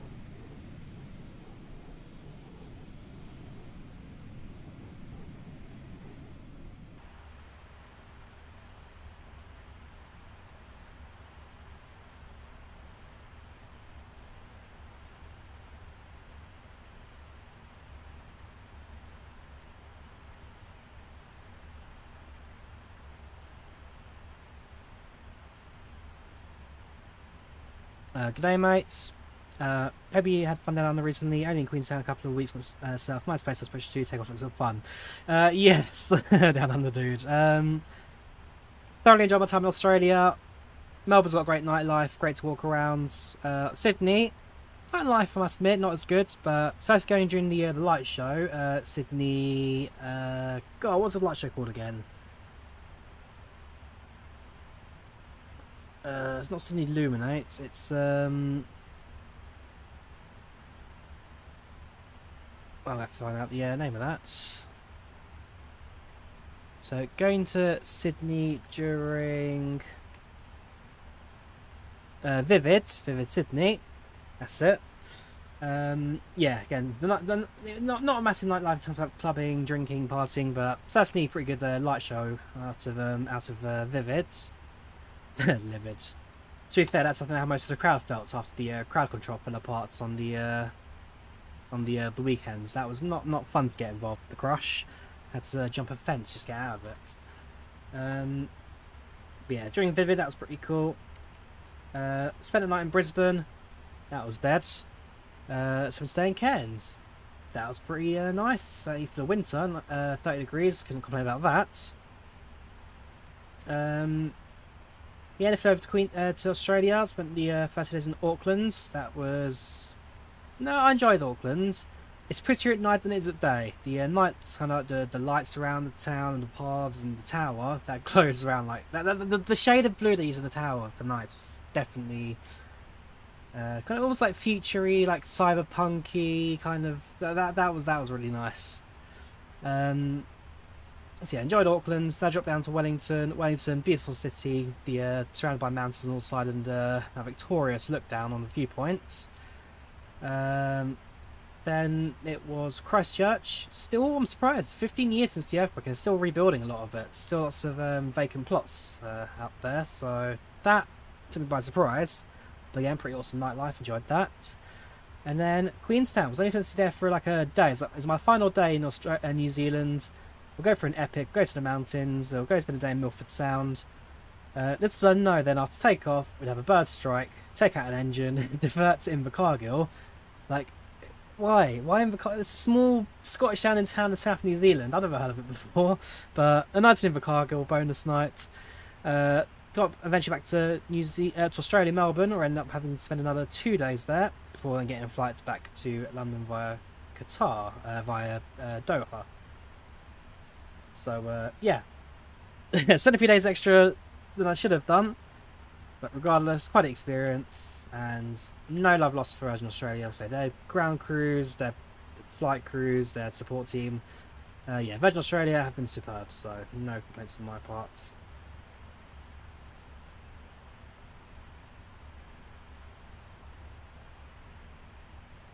Graphics card, I'm running an RTX 3080, Marcus. Forces and spec down in the description if you want to check out into more detail.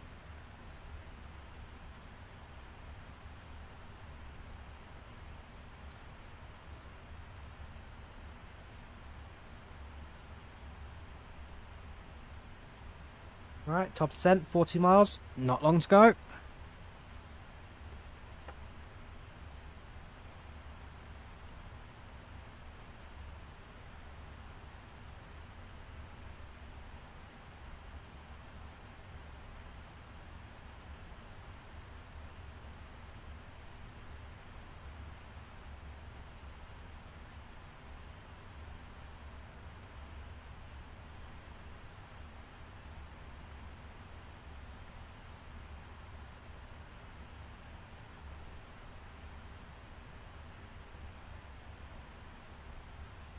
Yes, still use packs. Still running strongly in the background. It's one add-on that I'll probably never not use. Not an add-on I'll ever stop using because it's just again, it's not a massive thing, but it just adds a bit more life to the flight sim. Passenger stats, cabin crew, all that kind of good stuff.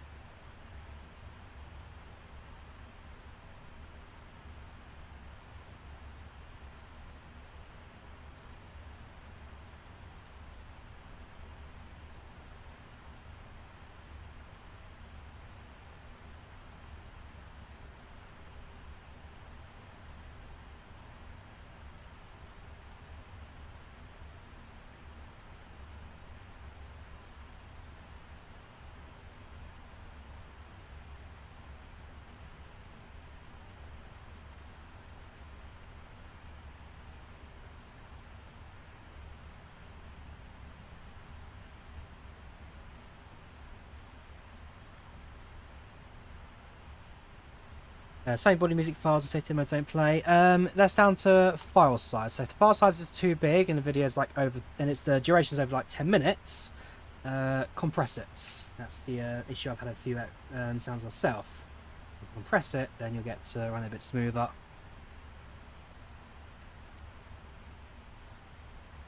Right, time has come.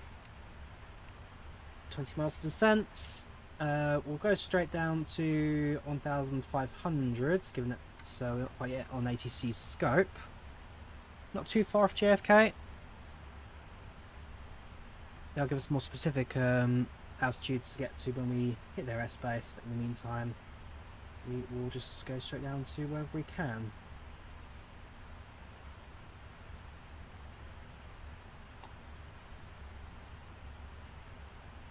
Good afternoon, ladies and gentlemen, and updates from the flight deck. We are shortly about to land in, or shortly about to descend on our approach into New York. Should be landing hopefully in the next half hour or so. An update on the weather for you right now. It's 30 degrees centigrade or 89 Fahrenheit for those of you who use that. And at the moment, forecast showing a little bit windy with potential for some fairly heavy rain and thunderstorms tonight. So I hope we do hope you get yourselves on the cover fairly quickly after landing. To use toilets, please decision now, as we'll soon be preparing the cabin for approach and landing. And please once again listen to any instructions from the cabin crew as they prepare us for the approach. Once again, thank you for flying British Airways. We hope you enjoyed your time with us on board today, and we hope to see you again in the very near future. Cabin crew, prepare the cabin for approach.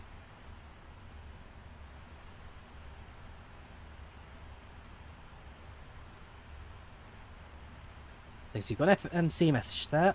That's telling me to reset the MCP altitude, which we can do now.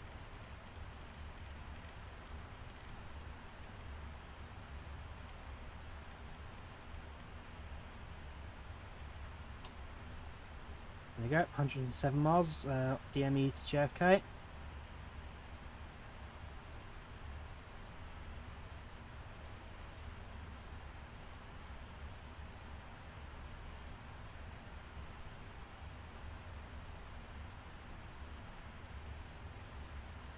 That's slightly lost on that message, but it will catch up eventually when it realises that the communication's done.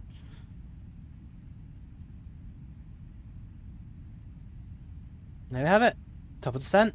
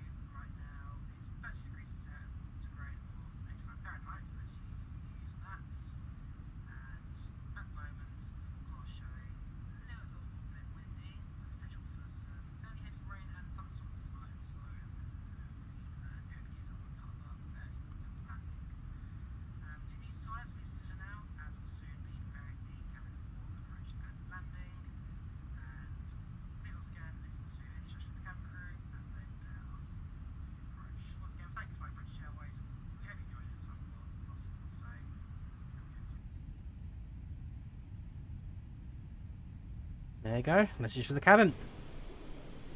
There's Providence down below. Very pretty place, passed through it on the train back in 2022.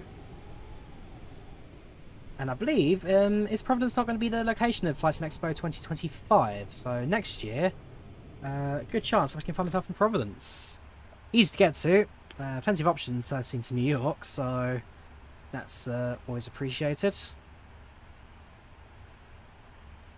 Fingers crossed from the time off work, sits around the time, or even not the time off work, but our days off work, sits around that as well, so I get a chance to go into New York as well and spend a few more days down in the capital.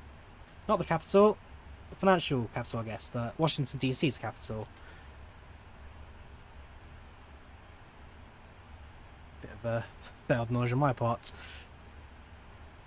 Yeah, you can't blame me. My mother, again, she's from Poland, so and she sort of go to America her entire life. Took us to New York last year as a treat.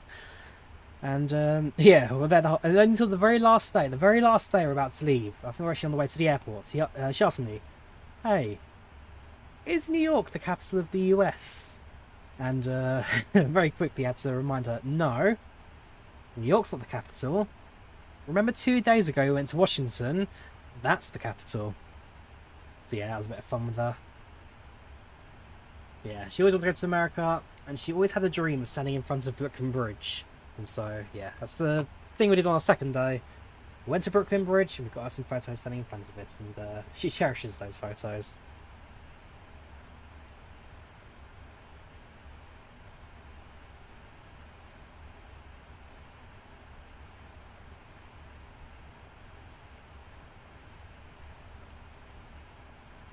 Not long to New York. Ooh, in fact, we're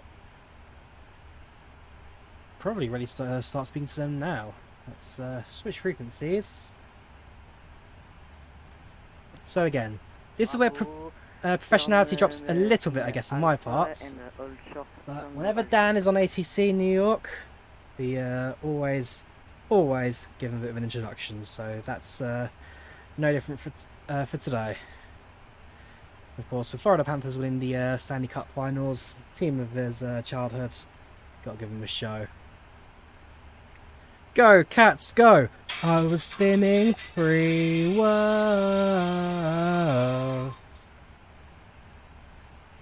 A little sweet and simple, loving me. Hello there, New York. This is Speedbird 17 Romeo. Currently inbound to Charlie. Right now descending through flights level 280. Speedbird 17 right heavy, New York Center. Thank you for that. Welcome aboard Squawk 3116. Squawk 3116, Speedbird 17 Romeo. Speedbird 33 kilo turn right heading 310. Right heading 310, 310. Right, 63116 into the box. 3116.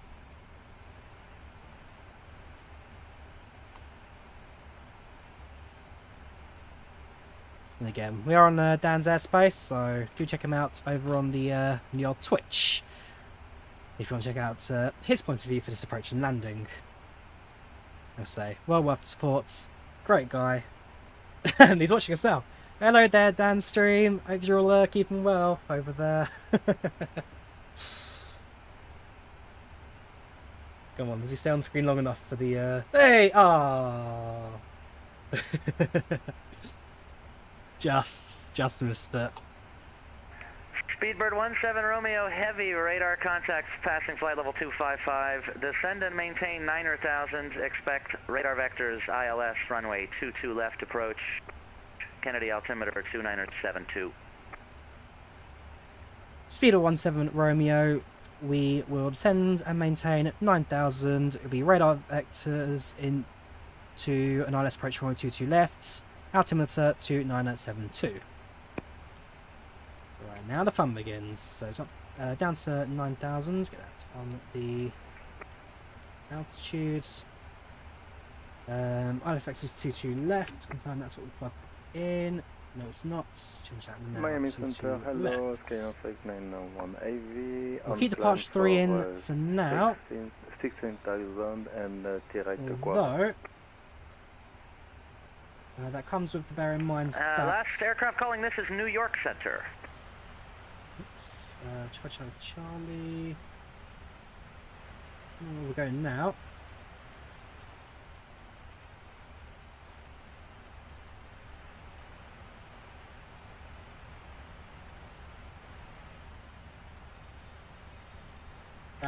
Land Ecuador 2587, you're cleared Cameron 4 arrival.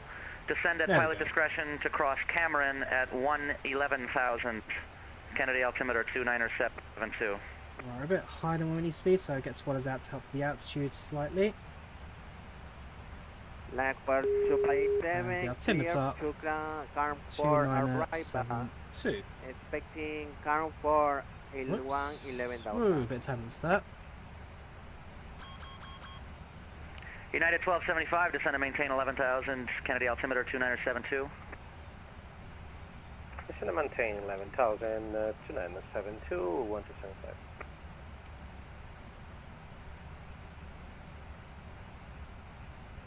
Yeah, back in time for the descent there, Lee. Landing not too far away now. Winds have picked up certainly quite a bit since the start of descent. Still 2,000 above where we need to be. Again, not using, just using the speed brakes there to assist with our altitude and the descents. American 2131, continue taxi Alpha, hold short of Delta. Continue Alpha and hold short Delta. Speedbird 33 Kilo, turn left heading 250, maintain 3,000 till established, cleared ILS, runway 22 left approach. We're also now on the going down Long Island, so we are officially New York State.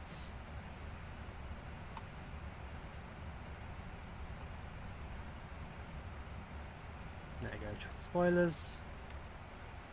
United 1275, Perfect. turn right heading 160, vectors ILS, runway 22 left approach. Right 160, respect vectoring 22 left, 175.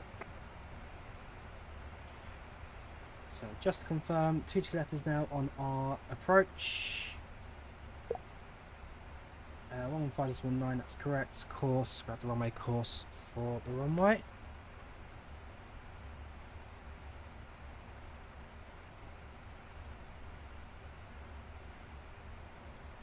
The approach charts, 22 left.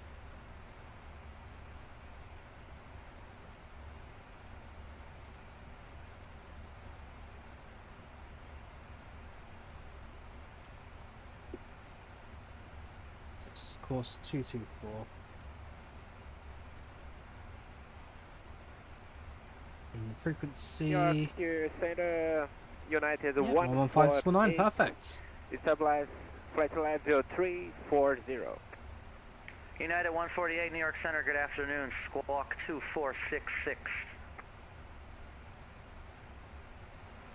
Squawk code 2466, United 148. Okay, seatbelt signs back on.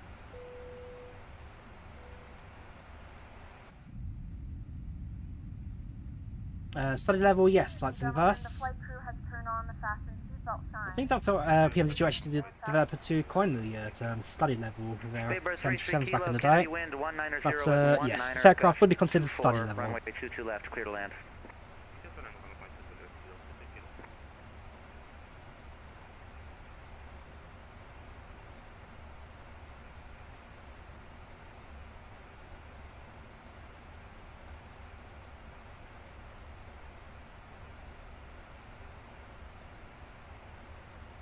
United 148 Heavy, radar contact, flight level 340. Expect vectors ILS, runway 22 left approach.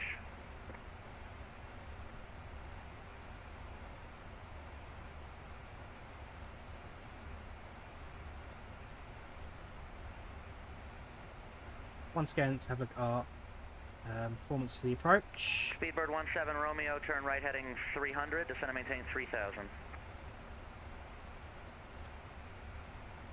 Turn right, heading 300, and descend maintain 3000, Speedbird 17 Romeo.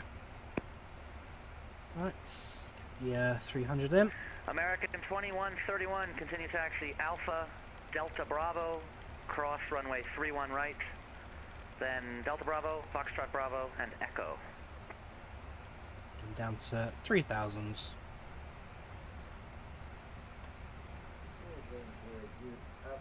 25 degrees flaps. 147 knots approach speed. Should be pretty standard. Avianca 1398 New York Center, roger. Standby, clearance on request. Number 1. American 2131, continue taxi Alpha, Delta Bravo, cross 31 right, then continue Delta Bravo, Foxtrot Bravo. Cabin crew, 10 Echo. minutes landing, 10 minutes. Continue taxi Alpha and Delta Bravo, clear cross runway and continue And lights Bravo on, and to approach 10,000 feet. United 2175, descend and maintain 7,000.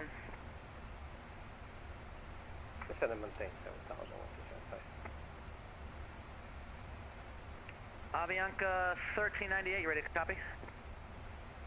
Ready to copy 1398. Avianca 1398, you're cleared to Boston via the Kennedy 5 departure, radar vectors merit, then as filed. Maintain 5,000, expect flight level 270 in 10 minutes, squawk 2011. You can see what we're getting soon. He's getting to 3,000 by topic bypass there, Gossley. Increase our rate of descent slightly, just to get ourselves on as close to that as possible. Top of the Avianca bypass. 1398, readback correct. Push and start at your discretion. Advise ready for taxi. Expect runway 22 right at Yankee Alpha for departure. Welcome to Springbok. It's been a while, dude. Hope you're keeping alright. Expect runway 22 right, contact ready for taxi at 1398. We have begun our final descent into New York. Flight attendants will be Avianca 1398, buen vuelo, capitán. one final time. Please ensure tray tables are stowed and seats are in the full upright position. Please also store any carry-on items. How nice. United 1275, turn left heading 130. Left 130, 1275.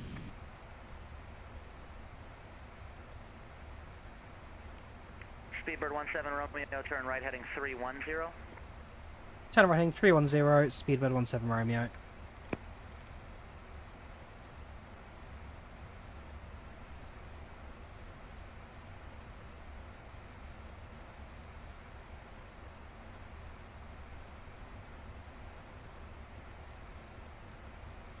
Start the replay recording. That's going to freeze this in for about 10 seconds. Not the end of the world, that. Always gets a replay for landing, which always appreciated. Should be back in just a moment or two. Good evening, Drawyah. Glad you're back. Make it a greaser, avoid the birds. Oh yes, Springbok. Oh yes. Avoiding birds, that's my number one goal at the moment. And forever when flying an aeroplane in the future. Not the best experience I ever had, that's for sure. There we go.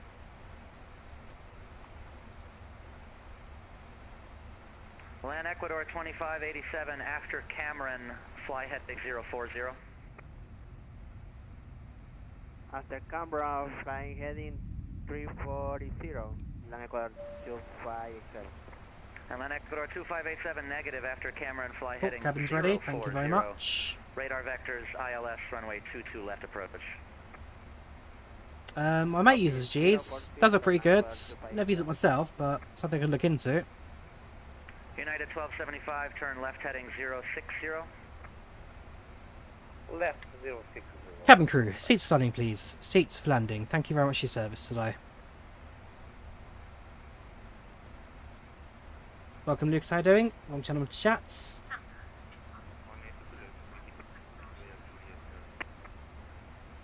Speedbird 33 Kilo, welcome to New York City. Any gate for you? Yeah, good point. Figure out me gates. Speedbird 33 Kilo, roger, taxi Juliet, cross. Actually, Juliet, hold short 2 to right.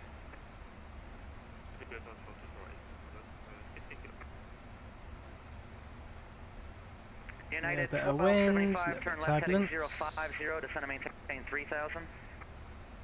050, descend and maintain 3000, 1275.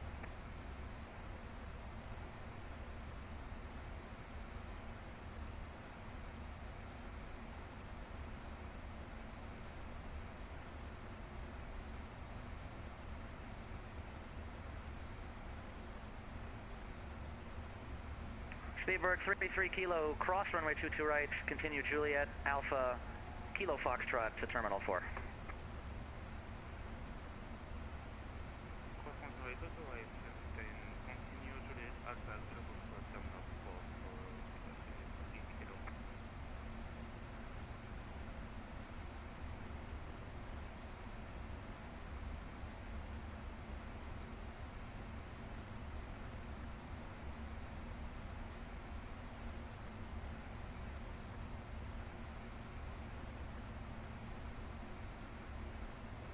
Does the team on 777 work for IVAO? It does, AFGeek. Just got to make sure your Hoppy code is stuck in the tablet. Latam 01 Heavy is ready to taxi, sir. Latam 01 Heavy, runway 22 right, taxi via Foxtrot, Bravo, Echo, Slow down cross there 31 massively. right, continue Echo. Level 2. Clear to taxi via Foxtrot, Echo, cross 31 right, continue Echo for Latam 01 Heavy. 220 knots.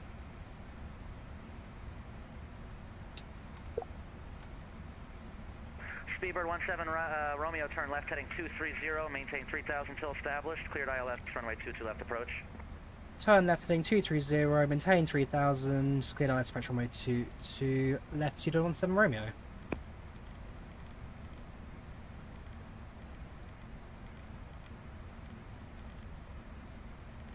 United 1275, turn left heading 030. Left 030, 1275. Okay, onto the localizer. Land Ecuador 2587, descend and maintain 7000. Land Ecuador 2587, descend and maintain 7000. It's 5. Speed brake. American London 2131, arms. ready to take off. American 2131, the wind 190 at 17, gust 24. Fly runway heading, runway 22 right, clear for takeoff. Runway 22 right, clear for takeoff, runway 147, 152 approach American speeds. 2131 on departure, fly runway heading. 600 knots.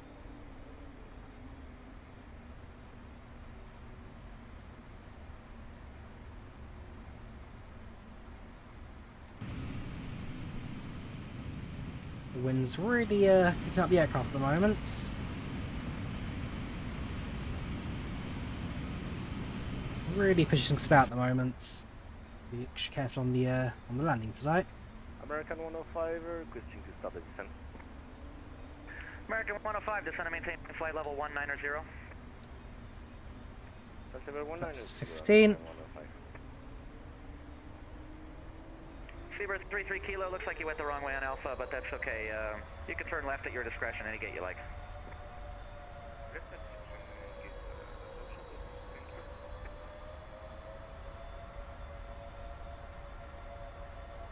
United 1275, turn left heading 310. Left 310. Push mode active. Five.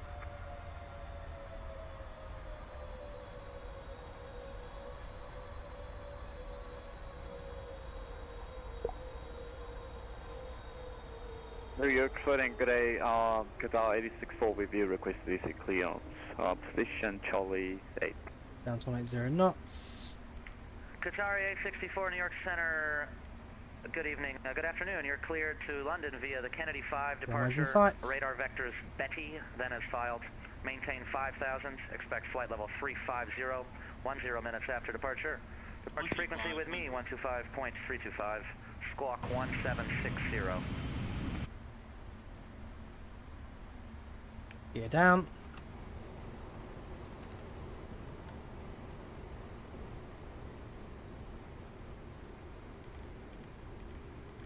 Roger, clear to destination, radar vectors after departure, expedition climb 6000, squawk 1760, Qatar 86-4.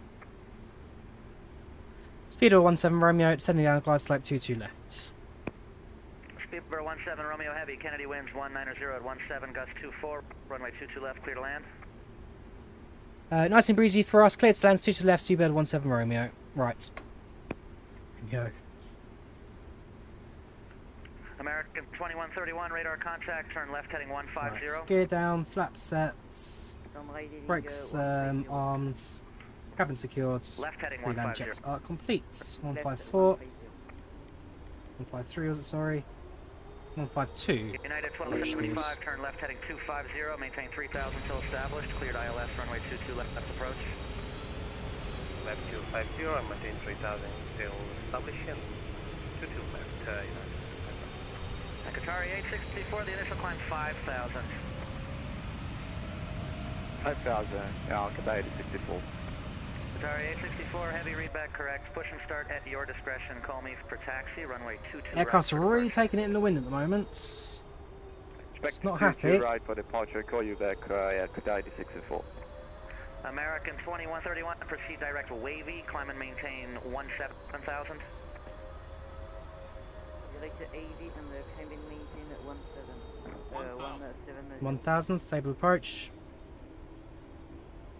New York Center, Latin 01 heavy. Let's approach altitude ready set. to go at Echo runway 22 right. Latam 01 heavy, confirm squawk 5625, runway 22 right, line up and wait. Auto throttles off. 5625 on squawk, line up and wait on 22 right.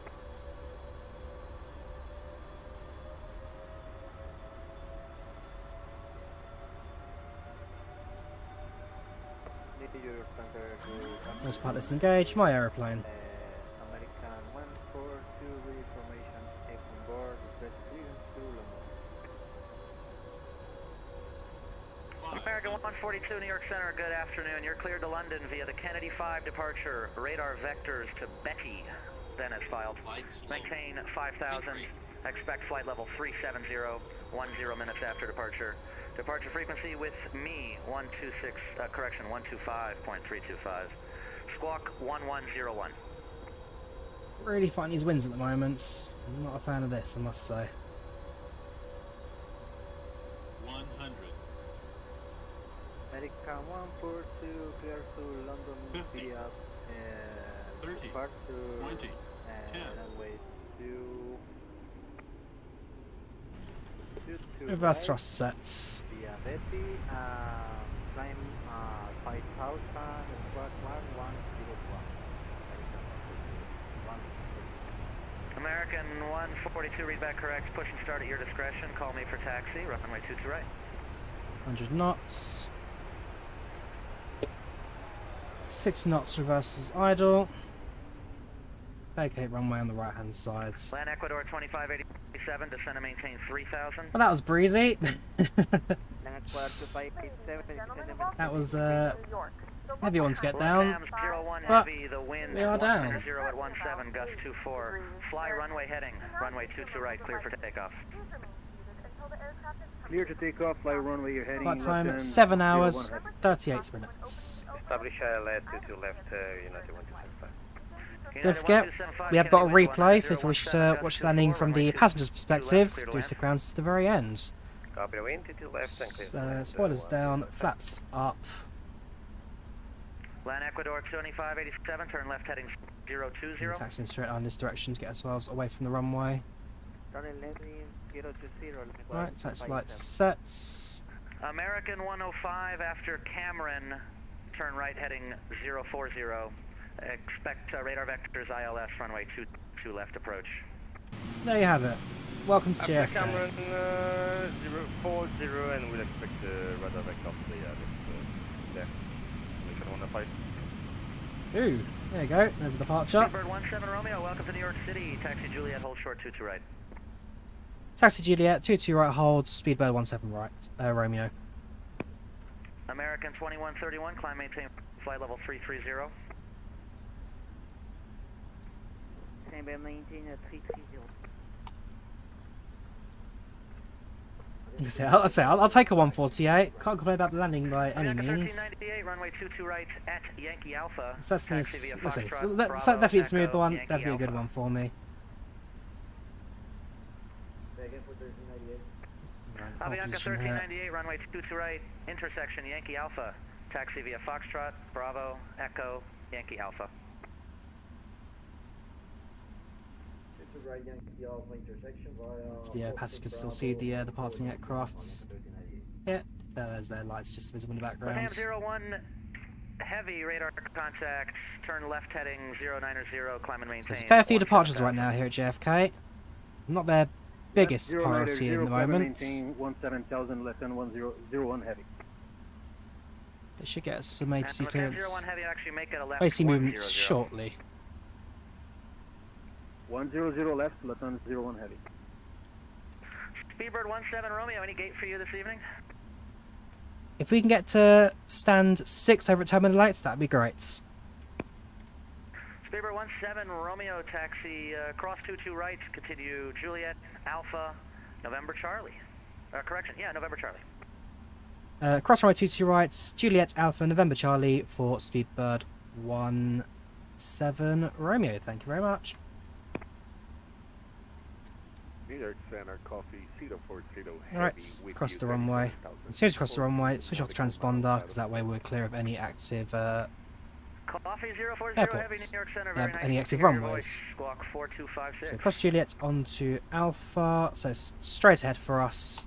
Stand 6, Terminal 8, perfect. Coffee 040 heavy, thank you. No traffic. Let TAM 01. Perfect. Proceed direct Betty, climb and maintain flight level 370. Direct Betty, climbing to 370, Latin 0. Transponder off. American 105, descend and maintain 7,000. Descend and maintain 7,000, American 105. APU starts. American 105, do you have the latest QNH? American 107, 105, my bad. Kennedy altimeter 2970. 2970, American 105. Land Ecuador 2587, turn left heading 300. Turn left heading 330, Land Ecuador 257.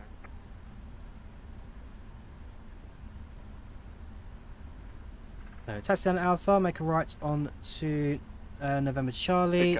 It's fairly soft taxi for us today. We're here. See you around Alpha. Star 864, ready to taxi? Right November Charlie, stand 6. I found my 864 heavy. Star 864, taxi, Hotel, Bravo, Echo, cross 31 right, continue Echo, hold short 22 right.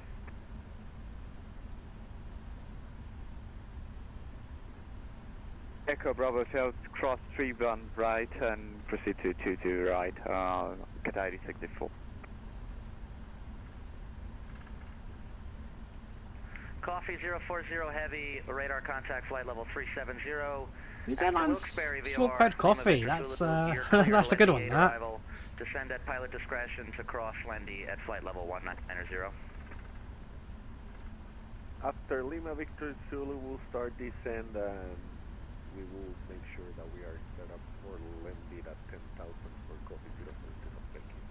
And coffee 040, that's Lendy at flight level 190. 190 for coffee 040. Thank you. And we vacated United 1275. United 1275, welcome to New York City. Any gate for you? Right, just gonna keep on Alpha to the right here. United 1275, roger, taxi Hotel, cross runway 22 right, and continue Hotel to Terminal 4. Let's get GSX ready for us on the ground. Roger, Hotel, crossing 22 right, then Hotel, Terminal 4 on 1275, thank you. American 2131, Unicom 122.8, bonsoir.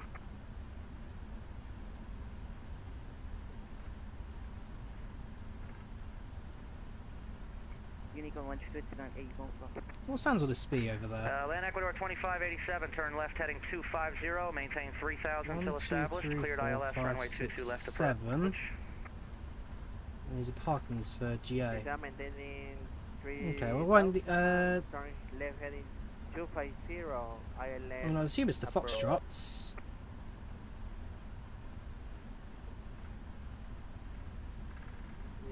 Or not.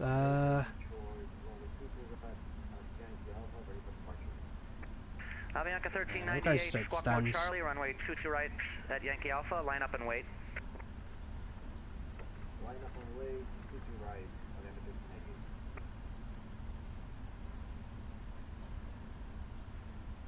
Qatari 864 on Bravo, give way to the United 737 on Hotel. Cool. So that stands 2. Stand 4.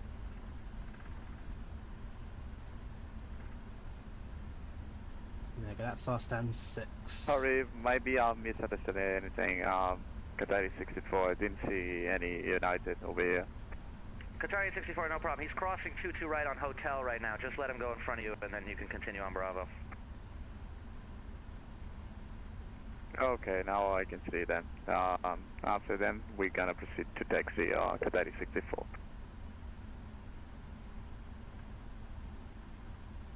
York United 148, ready to descend. United 148, descend and maintain flight level 190. Descend 190, Alright. United Parking brake 148. sets. American 105, descend and maintain 3000. And engines off, the AP generator on. Descend 3000, American 105.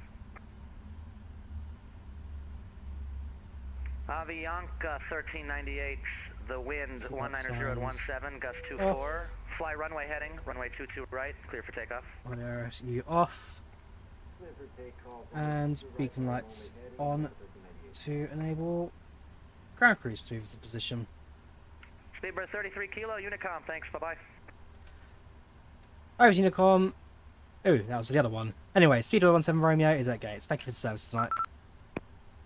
Same for you, thanks buddy, see you later. Bye-bye.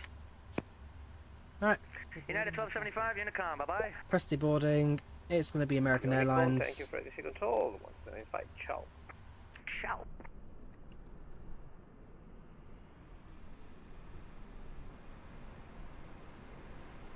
There we are. British Airways, 777.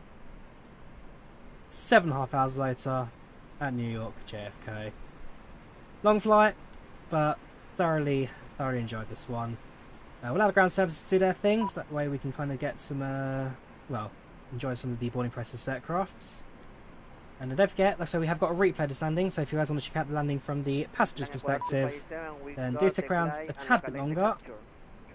Well, then go into that. Ecuador 2587, perfect. The wind 190 at 17, gust 24, runway 22 left, clear to land. Clear to land, runway 22 left, land Ecuador 2587. Let's the have cargo doors 01 open. heavy, monitor Unicom, and have a nice flight. Ciao, ciao. Not you. To doors, open, disarm doors, and open. Passengers deboarding starting. Same for. Let's have 01 heavy, monitor Unicom, have a nice flight. Ciao. Over to Unicom. Yeah, that was a great little flight. No complaints on my parts. So, ground services do their thing. Passengers disembark from the aircraft. What we're going to do is end the flight on PAX.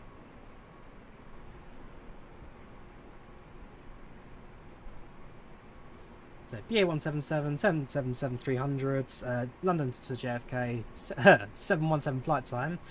Planned departure 1400, pilot about a minute behind schedule, but gained a few minutes on the arrival. Passengers 386, satisfaction 92%. Landing rate 150 on the dot, with a block time of 7 hours and 36 minutes. I'll drop the flight report in chat. If anybody wants to look at it in more detail, feel free to do so.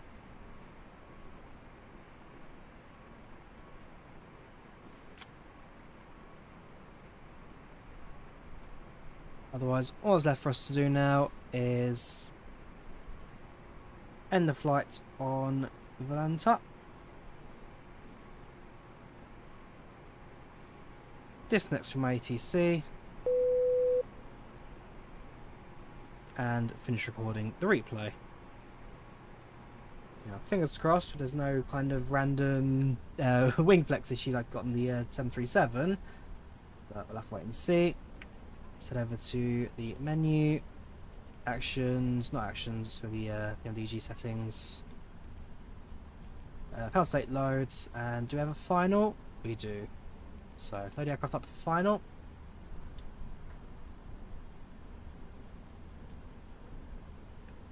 Which MSFS trailer are you talking about, Sir Kenji? If there's one that releases today, then I've not seen that yet, I must admit.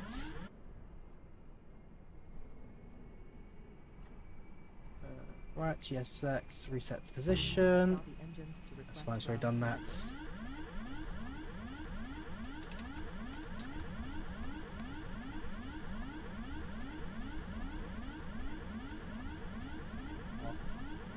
On. Alright, guys, I've seen the trailers so far. Flight Sim 24 slightly looking quite exciting. Again, loving little kind of simulation extras like the helicopter ops, the like sunken ship, that kind of stuff. A few things I'm definitely quite excited for. That's, well, hopefully won't be too far away from release. End of the year, Flight 64.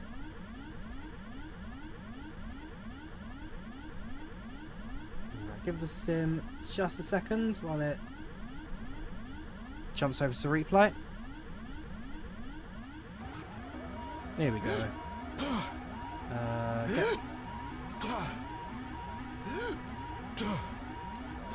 Get rid of FS Realistic.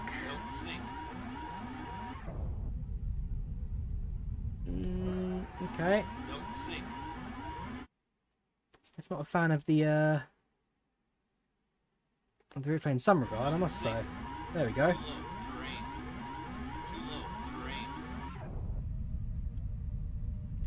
Right. Have the landing from the passenger's perspective. So this is right hand side of you, looking towards Manhattan.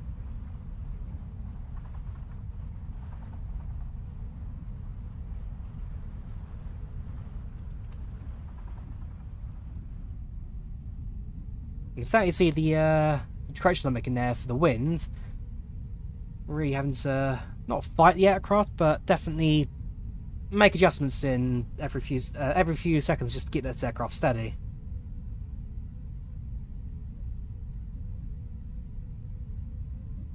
See the wing flex really taking a hit as well, that's for sure. So it didn't sound like a soft one, that's just a direct hit.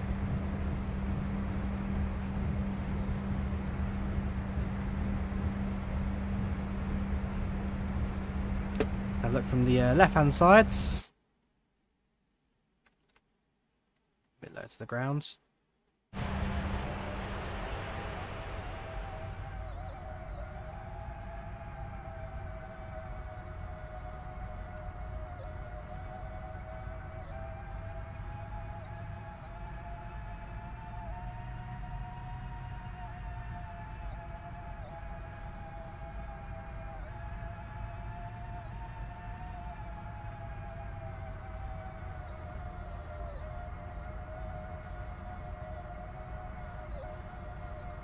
Then small adjustments to keep this aircraft steady in the wind.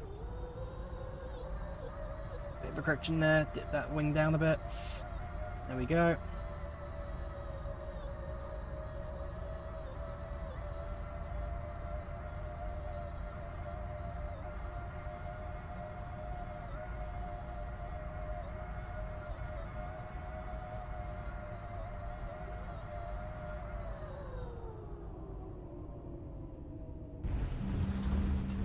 Beautifully done. No complaints on that. That was a superb landing.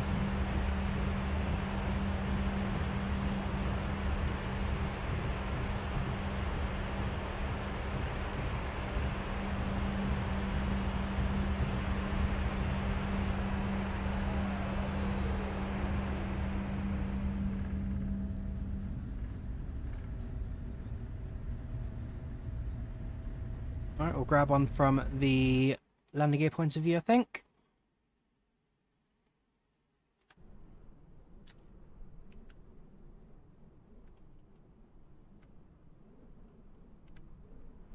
It's a long old aircraft this. There we go.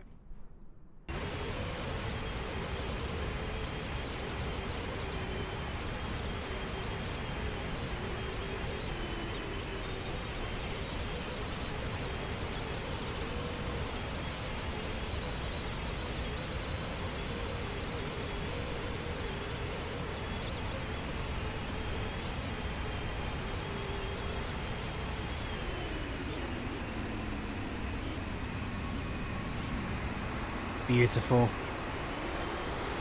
Sense line a little left, but ultimately very happy with that landing.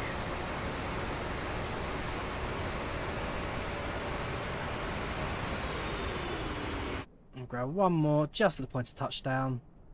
The drone can to unfollow. To the sides. See the aircraft in the air a couple of 100 feet. Here we go.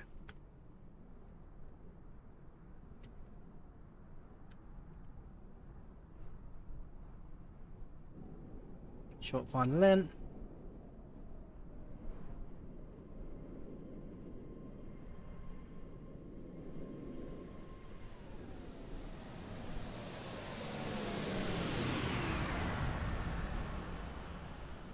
Yeah, that was absolutely spot on. A perfect standing, in my opinion. So with the crosswind there, could not have asked for much better than that, really. So, yeah. All that's left for me to do, I guess, is to bring this one to an end. Get back to join cam on the follow.